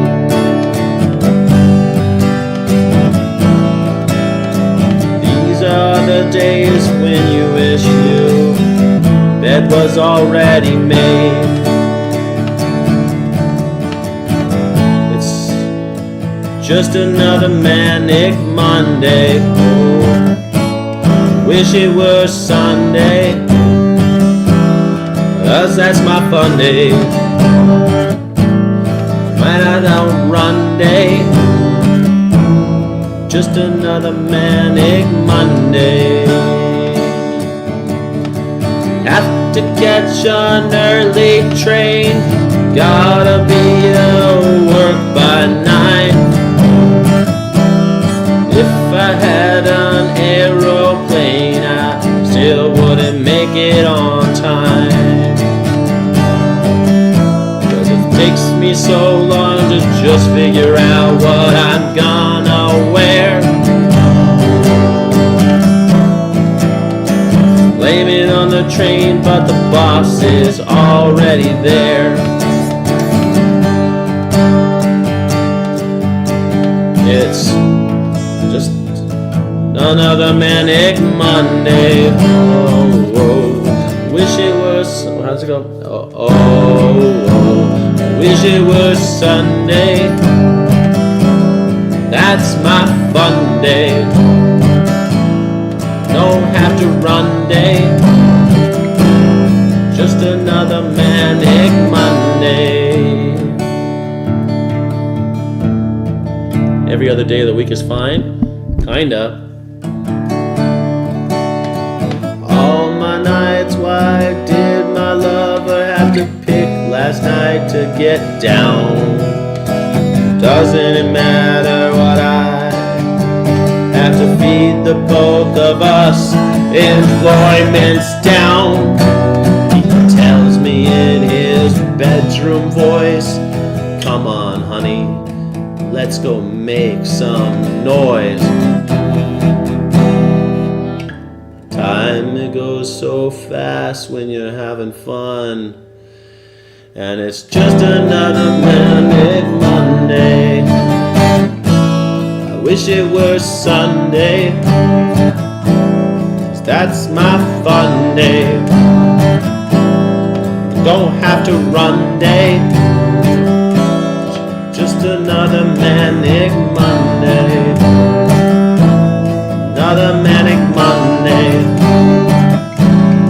wish it was Sunday, 'cause that's my fun day. I don't have to run day, just another manic Monday. Never played that song before. I hope you enjoyed it. I thought that was pretty fun. Did you like it? Did you think it was fun? I hope you liked it. I hope you liked it. That was kind of a fun song to play on a Monday morning. Today is a Monday morning. Manic Monday by the Bangles. Played on guitar, on my blue guitar. That was a fun song to play. I think it looks like Prince covered it at some point. That's kind of cool. MDMA causes Manic Monday. It sure do. It surely does. I surely do.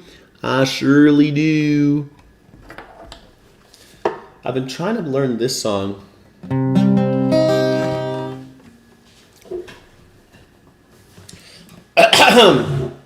Do you know this song? Let me see. Okay, here we go.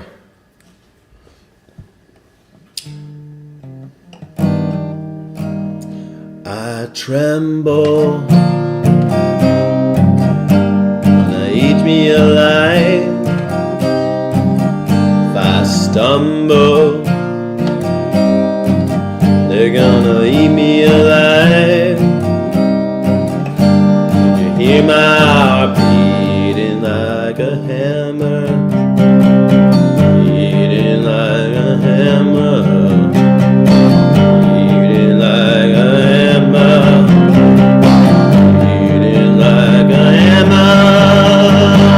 Help, I'm alive, my heart keeps beating like a hammer. Hard to be soft, too tough to be tender. Come take my pulse, the pace is on a runaway train. Help me, I'm alive, my heart keeps beating like a hammer. Beating like a hammer. Beating like a hammer. Beating like a hammer.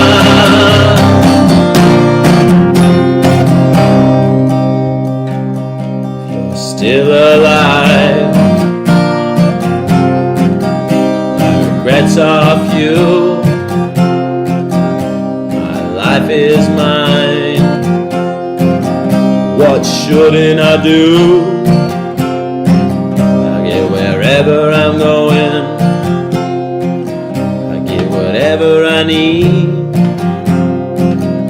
But my blood's still flowing, and my heart's still beating like a hammer. Beating like a hammer. Like a hammer, beating like a hammer.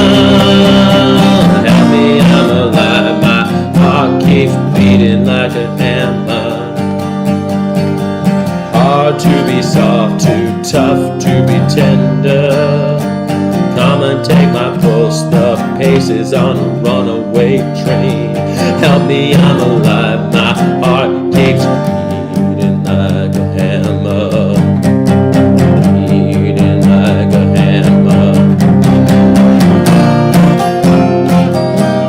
Still alive. My regrets are few. My life is mine. What shouldn't I do? I get wherever I'm going. I get whatever I need. While my blood's still flowing, heart still beats like a hammer, beating like a hammer, beating like a hammer, beating like a hammer.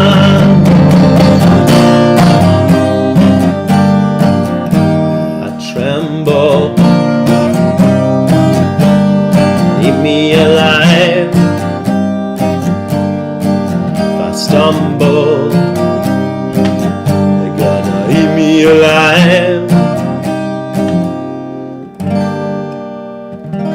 Can you hear my heart beating like a hammer?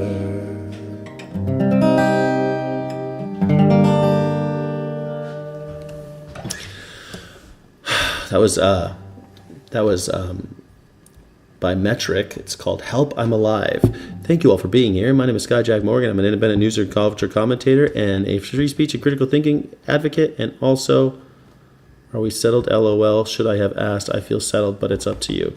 Thank you so much for being here. I appreciate you. I don't know. I will double check. Thank you so much for being here. You buy fingers on the dark web. Nice, Nurse Rod. Nice. Dark web skanks, pedos. I mean, I don't know. I don't like it at all. I hope that you guys are enjoying. If anyone has a song they would like to hear, hold on a second. I will try to learn any song for a small fee. Thank you all for being here. I love you. I think you're wonderful. I appreciate you all. Someone asked me about the name of the guitar. The name of the guitar is Babe. Babe the Blue Guitar.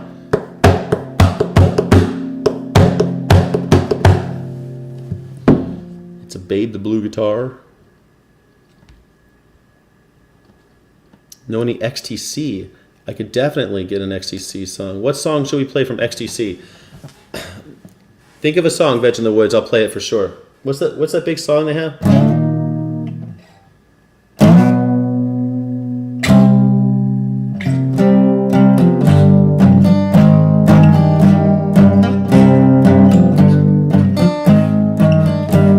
Oh yeah. Alright. Somebody's hyena is crowding my icebox. Somebody's cold one is giving me chills. Guess I'll just close my eyes. Oh yeah. Alright. Feels good inside. Flip on the telly, wrestle with Jimmy. Something is bubbling behind my back. Bottle is ready to blow.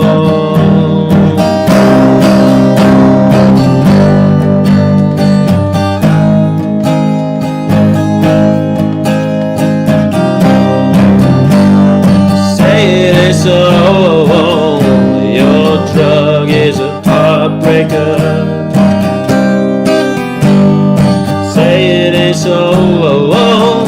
My love is a life taker. I can't confront you. I never could do. That which hurt you. Try to be cool when I say this is the way. As the water slide away from me that takes you further every day. So be cool. Say it ain't so. Your drug is a heartbreaker. Say it ain't so. My love is a life taker.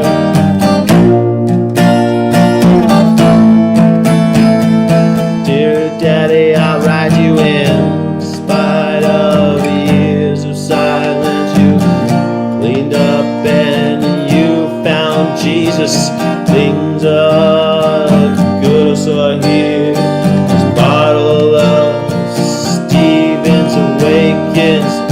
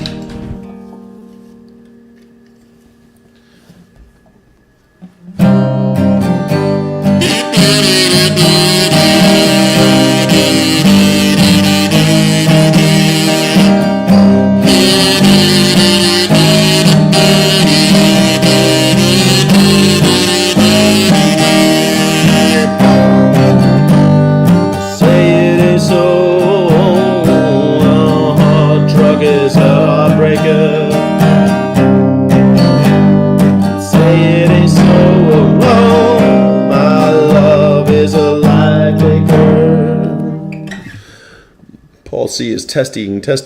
All my favorite songs are sad and slow. That's okay. I like sad and slow songs. Yeah, it's an old Weezer song. I'm trying to make it my own, but it's kind of a hard because it's like so like it's one of Weezer's famous songs. But I'm trying to like do different stuff with it, but it's not really working out for me. So I'm trying to be a little experimental with it. XTC, I forget what was the big XTC song. There's a song I think I know.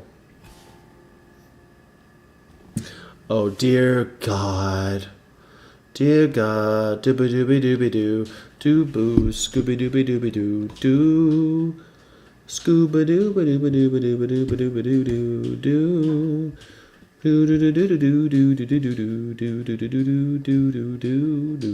I'm gonna try that one. Are you cool with that? Veg in the Woods, is that cool?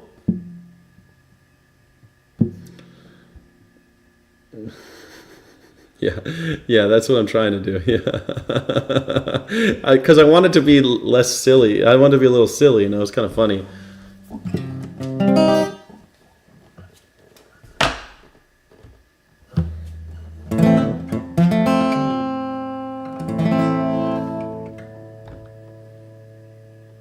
Okay, here we go.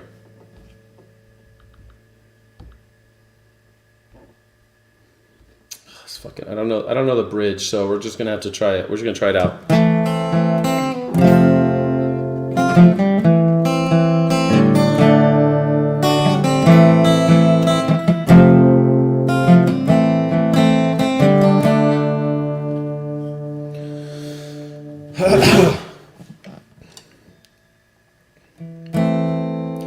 Dear God, I hope you got the letter and I pray you make it better down here.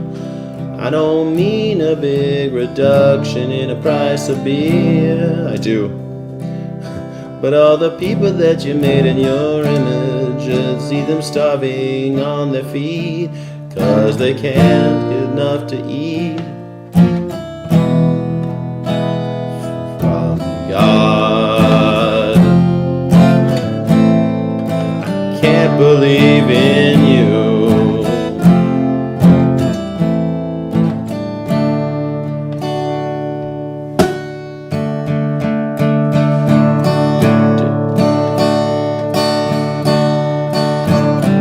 Dear God, sorry to disturb you, but I feel that I should be heard loud and clear. Why y'all need a big reduction in the amount of tears? And all the people that you made in your image, see them fighting in the street, 'cause they can't make opinions meet.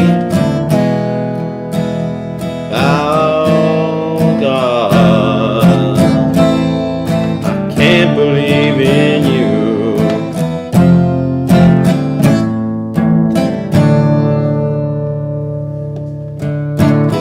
Disease in the diamond blue? Did you make unkind after we made you?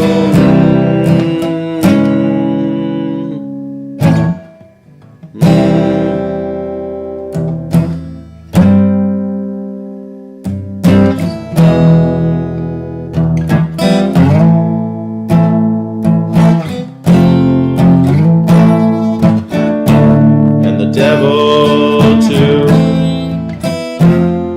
I told you I was gonna fuck up that bridge, because I don't get how the bridge works in this song.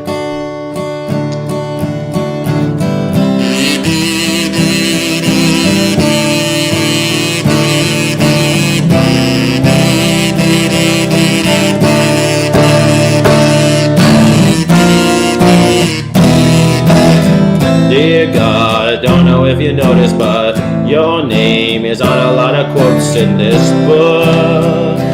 And us crazy humans wrote it, you should take a look. And all the people that you meet in your image still believing in that drunk is true, and they know that it ain't. So do you. Dear God,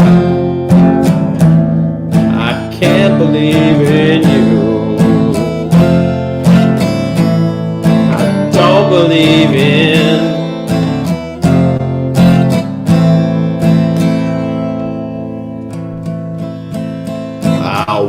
believe in heaven or hell. No saints, no sinners, no David as well. Pearly gates, no thorny crown. You're always letting us humans down. The wars you bring, the babes you drown, the lost at sea and never found. Save us all hope, the world around. The hurt I see helps compound. The Father, Son, and Holy Ghost, just somebody's unholy hoax. And if you're up there, you'd perceive that my heart's there up on my sleeve. And there's nothing I don't believe in. It's you, dear God.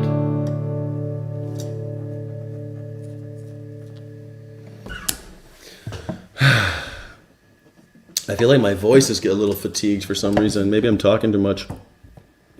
I don't believe in heaven or hell. I could have done that a little bit better, but I don't want to play it again. Let me see. Veg in the Woods. See if there's another XTC song. What was the other XTC song? That Ballad of Peter. Making Plans for Nigel. Mayor of the Simpletons. I don't know the song Mayor of the Simpleton. That might be kind of fun to read, to sight read, just because I've never played it before. A sus, A minor 7. Fuck.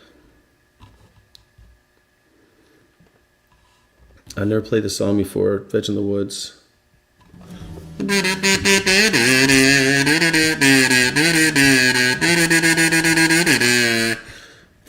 Thank you. Generals and Majors. Oh, Generals and Majors. I was going to play Mayor of the Simpleton.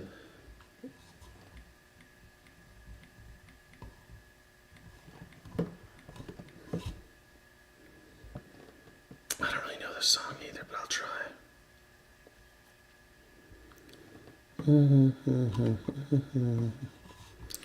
There's an EB.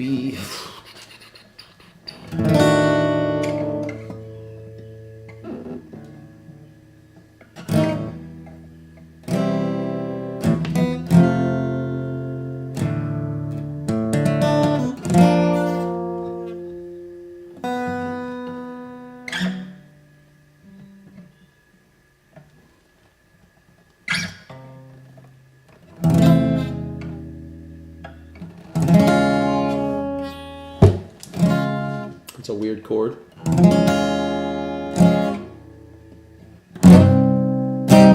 Alright, I'll try it. I don't know it. Generals and majors, never too far from battlefields, hopes glorious. Alright, let's try it a little faster. I don't know this song. Generals and majors, never too far from battlefields so glorious.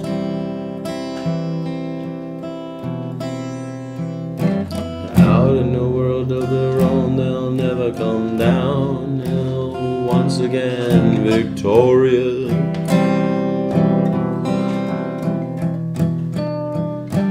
Generals and majors always seem so unhappy lest they got a war.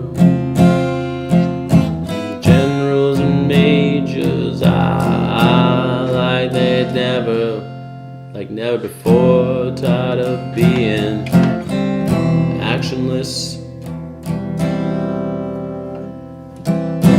Calling generals and majors, generals and majors everywhere. Calling generals and majors, your World War III is drawing near. Generals and majors, they're never too far, they'll make the grade. Out in the world of their own, they'll never come down until the battle's lost or made. Generals and majors, never before they're tired of being in the shade. Never before they're tired of being in the shade.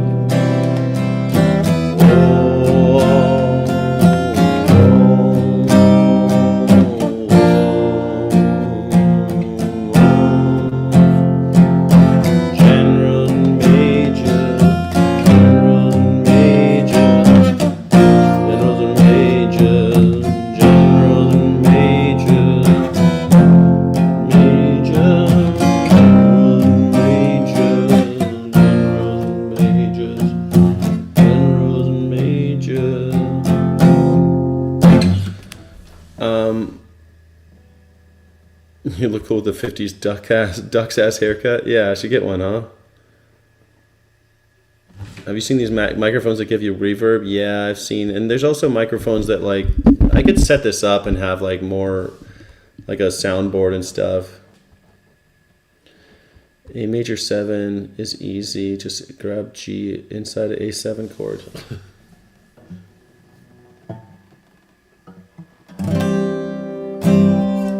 Is that what you're talking about?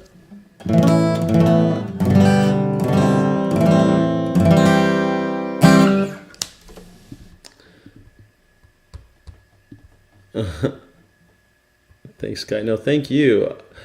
I've never played that song before, so I don't know that song. But I thought I would try to play it. I try to make these songs my own anyway, so I kind of like going in blind, to be honest with you. I kind of want to try the Mayor of Simpleton, though. It's another song I never heard before. Never heard the song before. And it seems pretty simple to play. It's all C and D. Never been near a university. It's probably they're probably doing it here.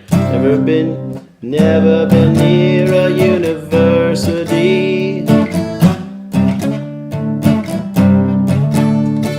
Never took a paper or learned a degree.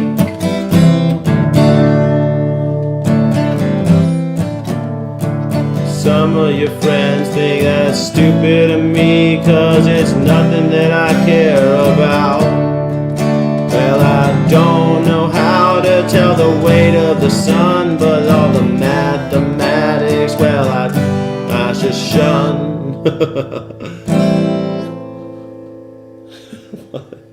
And I may be the mayor of Simpleton, but I know one thing,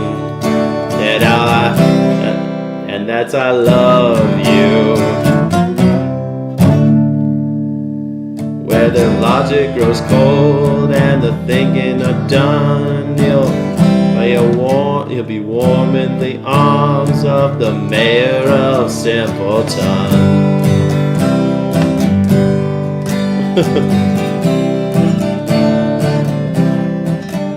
And I can't have been there when the brains were handed round. Please be upstanding for the mayor, Simpleton, or past all the covers of your books profound. Please be standing for the mayor of Simpleton.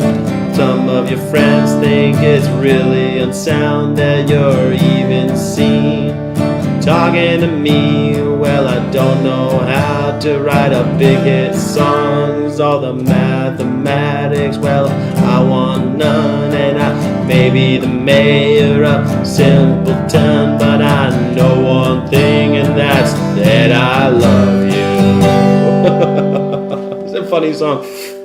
And I'm not proud of the fact that I never learned much.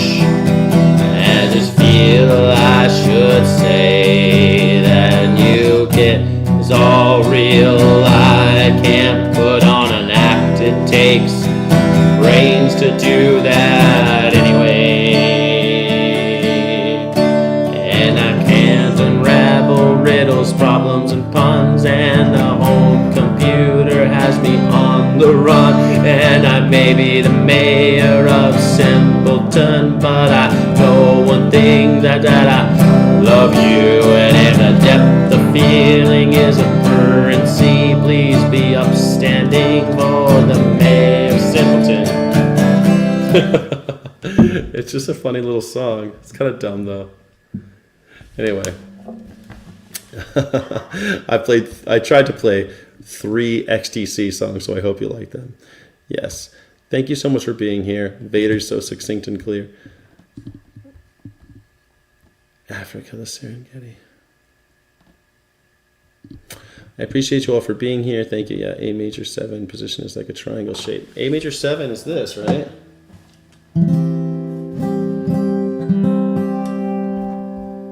Isn't that A major 7?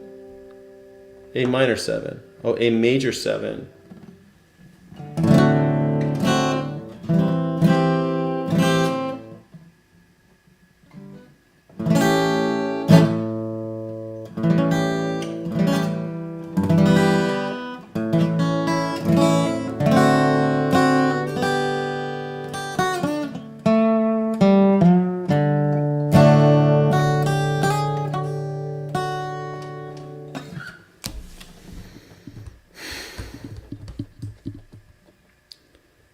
Thank you so much, everybody. Veg in the Woods, I like your versions better. It feels weird to like the same songs the same way from when I was 16. Yeah, I always like it. I always like to reimagine them. I kind of want to play that Barbie song right now, but I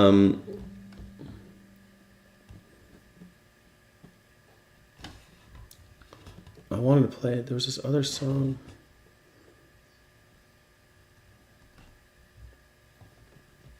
Oh, this song I thought was pretty.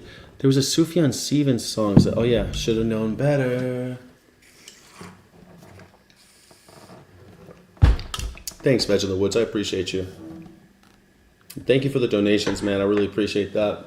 I need the money very badly right now, so I'm extra thankful right now for any help. Yo, the Barbie song. You want the Barbie song? Stapleton.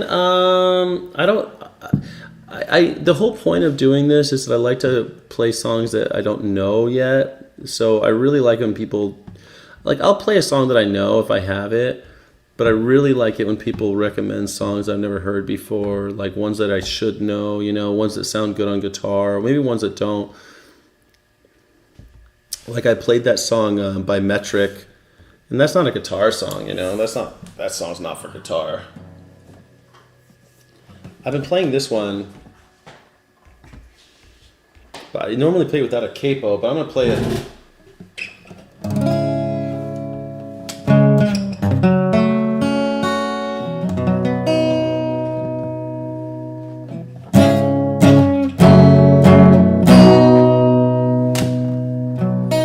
I'm a Barbie girl in a Barbie world.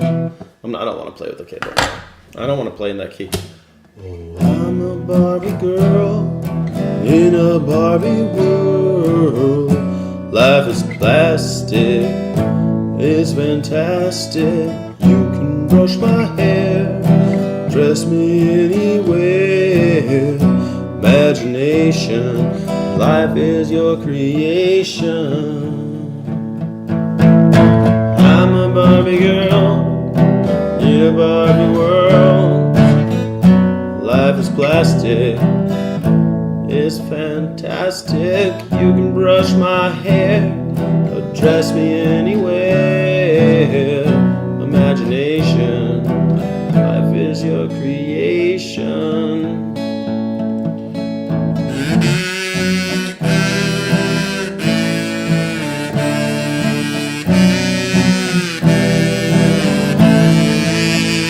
I'm a blonde bimbo girl in a fantasy world. Dress me up, make it tight, I'm your dolly.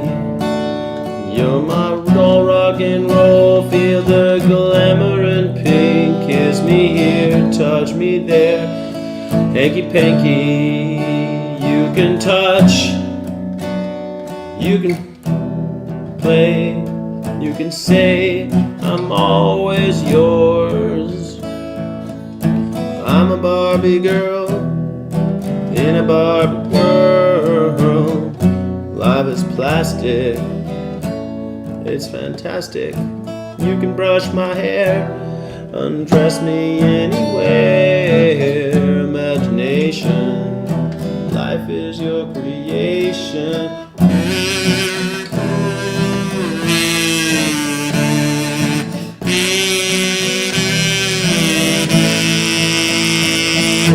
Come on, Barbie, let's go party. Yeah. Come on, Barbie, let's go party. Ooh, oh. Come on, Barbie, let's go party. Oh, no. Come on, Barbie, let's go party. Come on.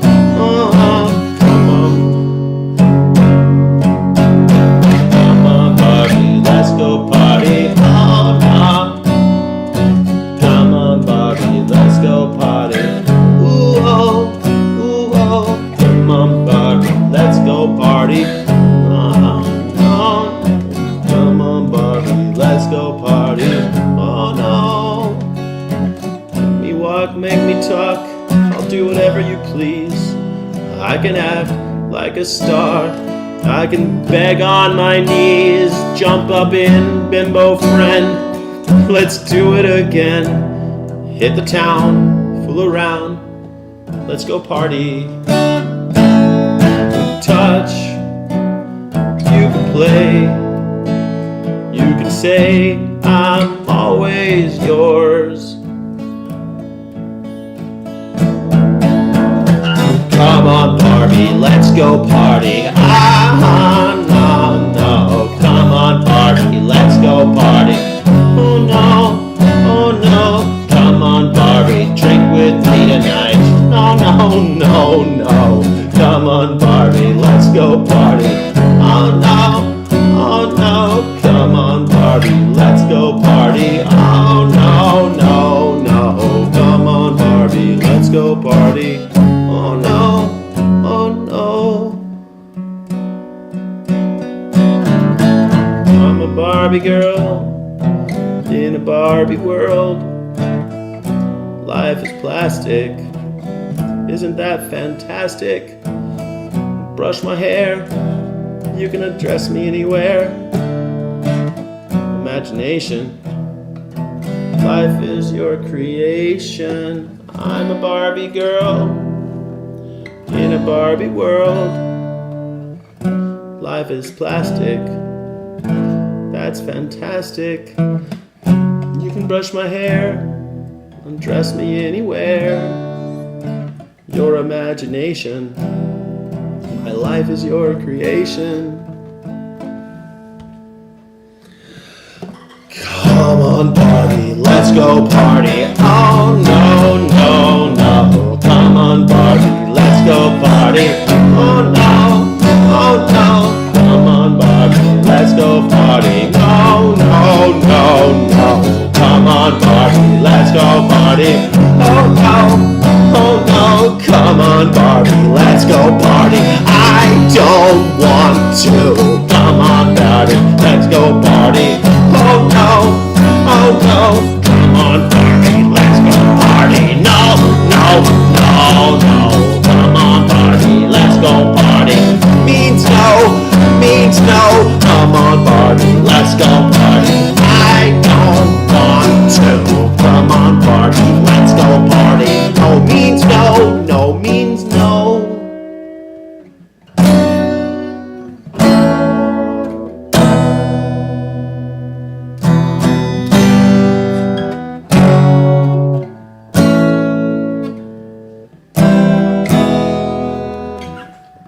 All right, that's it.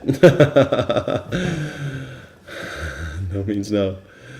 Thanks all. The Cure have. Oh man, I wanted to play Monday. I think we have to wait for Friday. Monday. Is it Friday? I'm in love. It's Friday. I'm in love, right? But I played the Monday song. Just another manic Monday. Oh, oh. This song's amazing. Thank you. Bloodhound Gang would be kind of fun.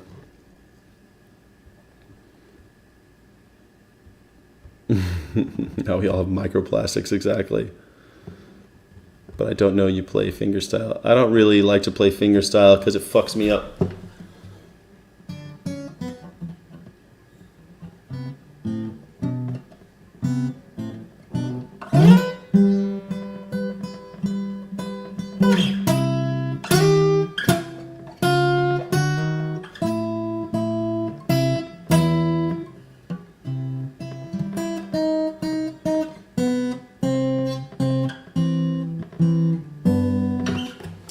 I don't usually play fingerstyle. It's just, I want to play songs. I've always been more of a guitar player that just like a frontman guitar player rhythm, you know, and I'm okay with that. I'm all right with that.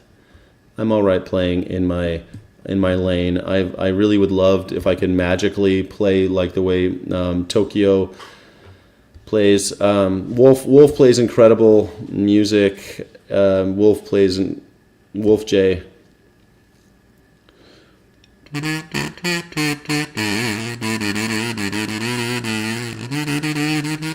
Yeah, you play incredibly. You're a real like lead guitarist. I've never been like that, and I never really wanted to. Like I said, when I was a kid, I really wanted like to shred and all that, you know, Steve Vai and all that shit. But or like Stevie Ray Vaughan, lots of Steves playing guitar. but I never really got. I just wanted to play more and more songs, and so I got pretty good at sight reading. So that's kind of now I like to just play songs and kind of reinterpret songs and reinterpret lyrics and kind of live the song. I know I really like lyrics and the feel of a song, So I don't really, like I said, if I could wave a magic wand, I could be like B.B. King, but it's a lot of work that I would rather spend playing music, playing songs.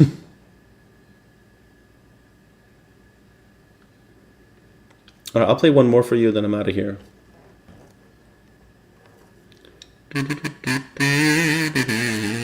Practice playing Pierre Benusson. I don't know Pierre Benusson. Yeah, but like I said, your level of guitar is not my level of guitar. You're way more advanced than I am. I just like playing guitar. I don't want to be. I have no I like playing around campfires, busking in the streets, that type of thing, Yeah, every musician's different and has their own. Yeah, totally. And that's what I like. That's the kind of thing that I want to do. Goldenrod and the 4-H stone, the things I brought you when I found out you had cancer of the bone. Father cried on the telephone and he drove his car to the Navy Yard just to prove that he was sorry.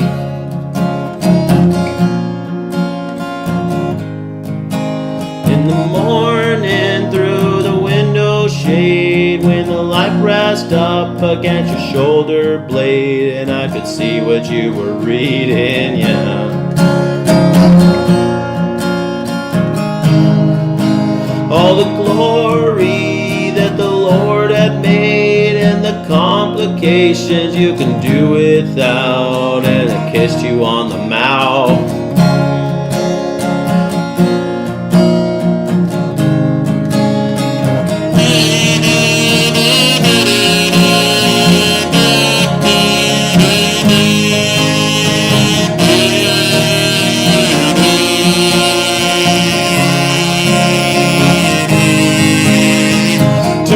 Night at the Bible study, we lift our hands and we pray over your body, but nothing ever happens.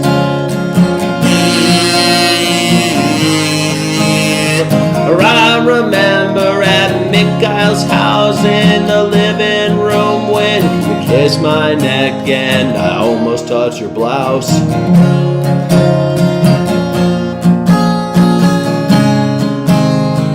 Morning at the top of the stairs when your father found out what you did that night and you told me you were scared.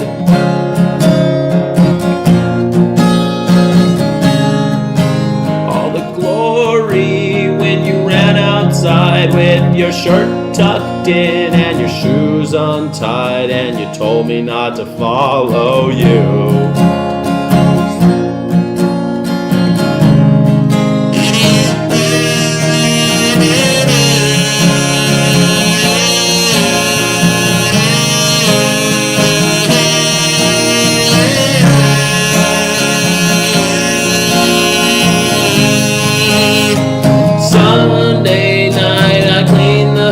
And I find the card there, you wrote it out with a picture of your mother.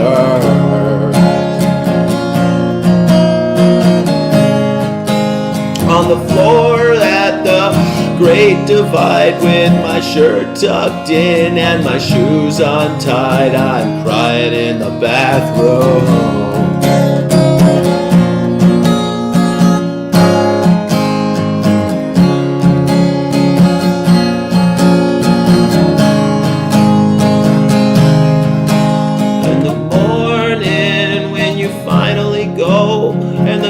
Runs in with her head hang low and the cardinal hit the window. I cry sometimes when I play this song. In the morning in the winter shade on the the 1st of March on the holiday. I thought I saw you breathing.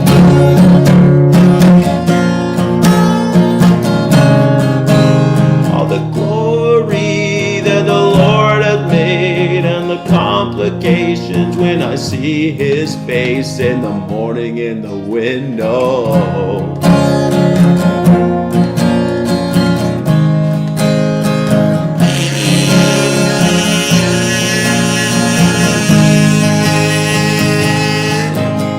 All the glory when he took our place, but he took my shoulders and he shook my face, and he takes and he takes and he takes and he takes and he takes, he takes and he takes and he takes and he takes and he takes and he takes, he takes and he takes and he takes and he takes and he takes and he takes, takes and he takes and he takes.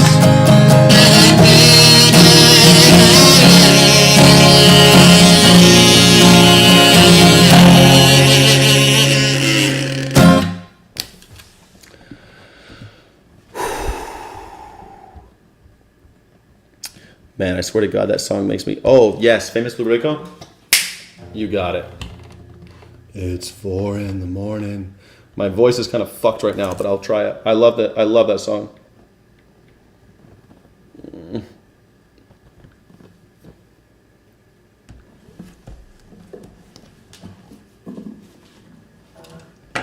He plays it with like a capo on like... He plays it with a capo, but I never like playing with a capo.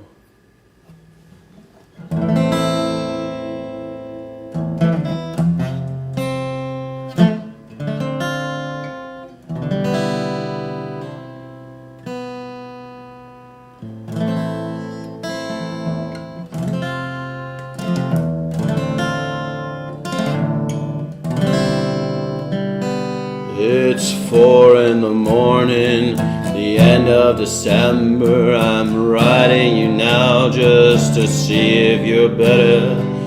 New York is cold, but I like where I'm living. There's music on Clinton Street all through the evening, and I hear you're building a little house deep in the desert. Living for nothing now. I hope you're keeping some kind of record. Yeah, well, Jane came by with the lock of your hair to say that you gave it to her the night that you planned to go clear.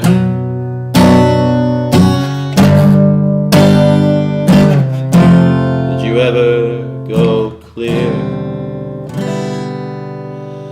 Last time we saw you, you looked so much older. Your famous blue raincoat was torn at the shoulder. You've been to the station to meet every train, and then you came home without Lily Marlena. You treated my woman to a flake of your life.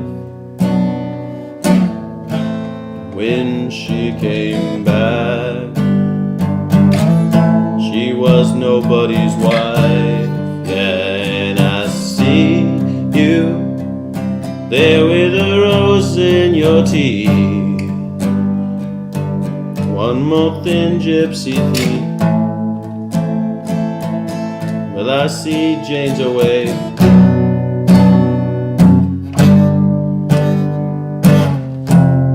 Sends her regards.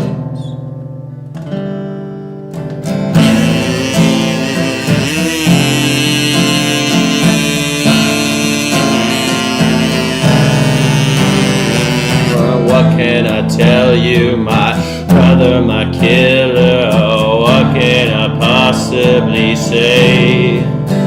Yeah, I guess that I miss you, and I guess I forgive you, and I'm glad that you stood in my way. And if you ever come by here, chain off me, where your enemy is sleeping, and this woman is free, yeah, and thanks for the trouble you took from her eyes. I thought it was there for good, so I never tried. Jane came by with the lock of your hair. She said you gave it to her that night that you planned to go clear.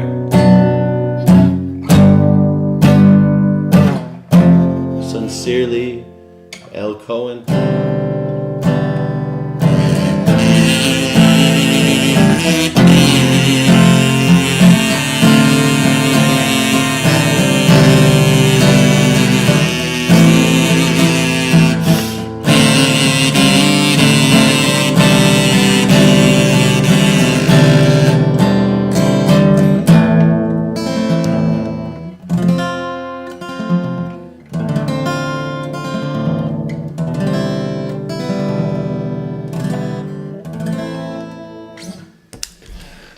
Thanks for recommending that song, Veg in the Woods, one of my favorites, Famous Blue Raincoat by Leonard Cohen. Let's say I play a G chord in position 1 and use a capo on the 2nd fret, and now that's an A chord. Yeah, it's true.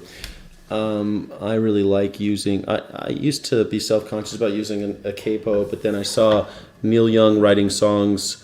Like when I was a kid, I was kind of self-conscious about using a capo, but Neil Young and all the songwriters use capos because they're like, oh, I like this song, but I want to play it in this key, and I don't want to like have to stop and figure out stuff while I'm trying to sing, trying to write. And like Paul McCartney doesn't use a capo, but Paul McCartney's a bass player.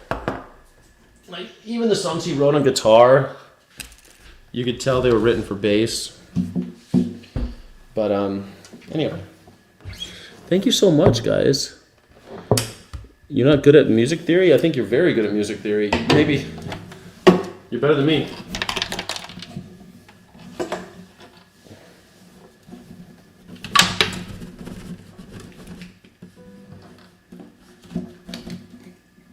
Where is it?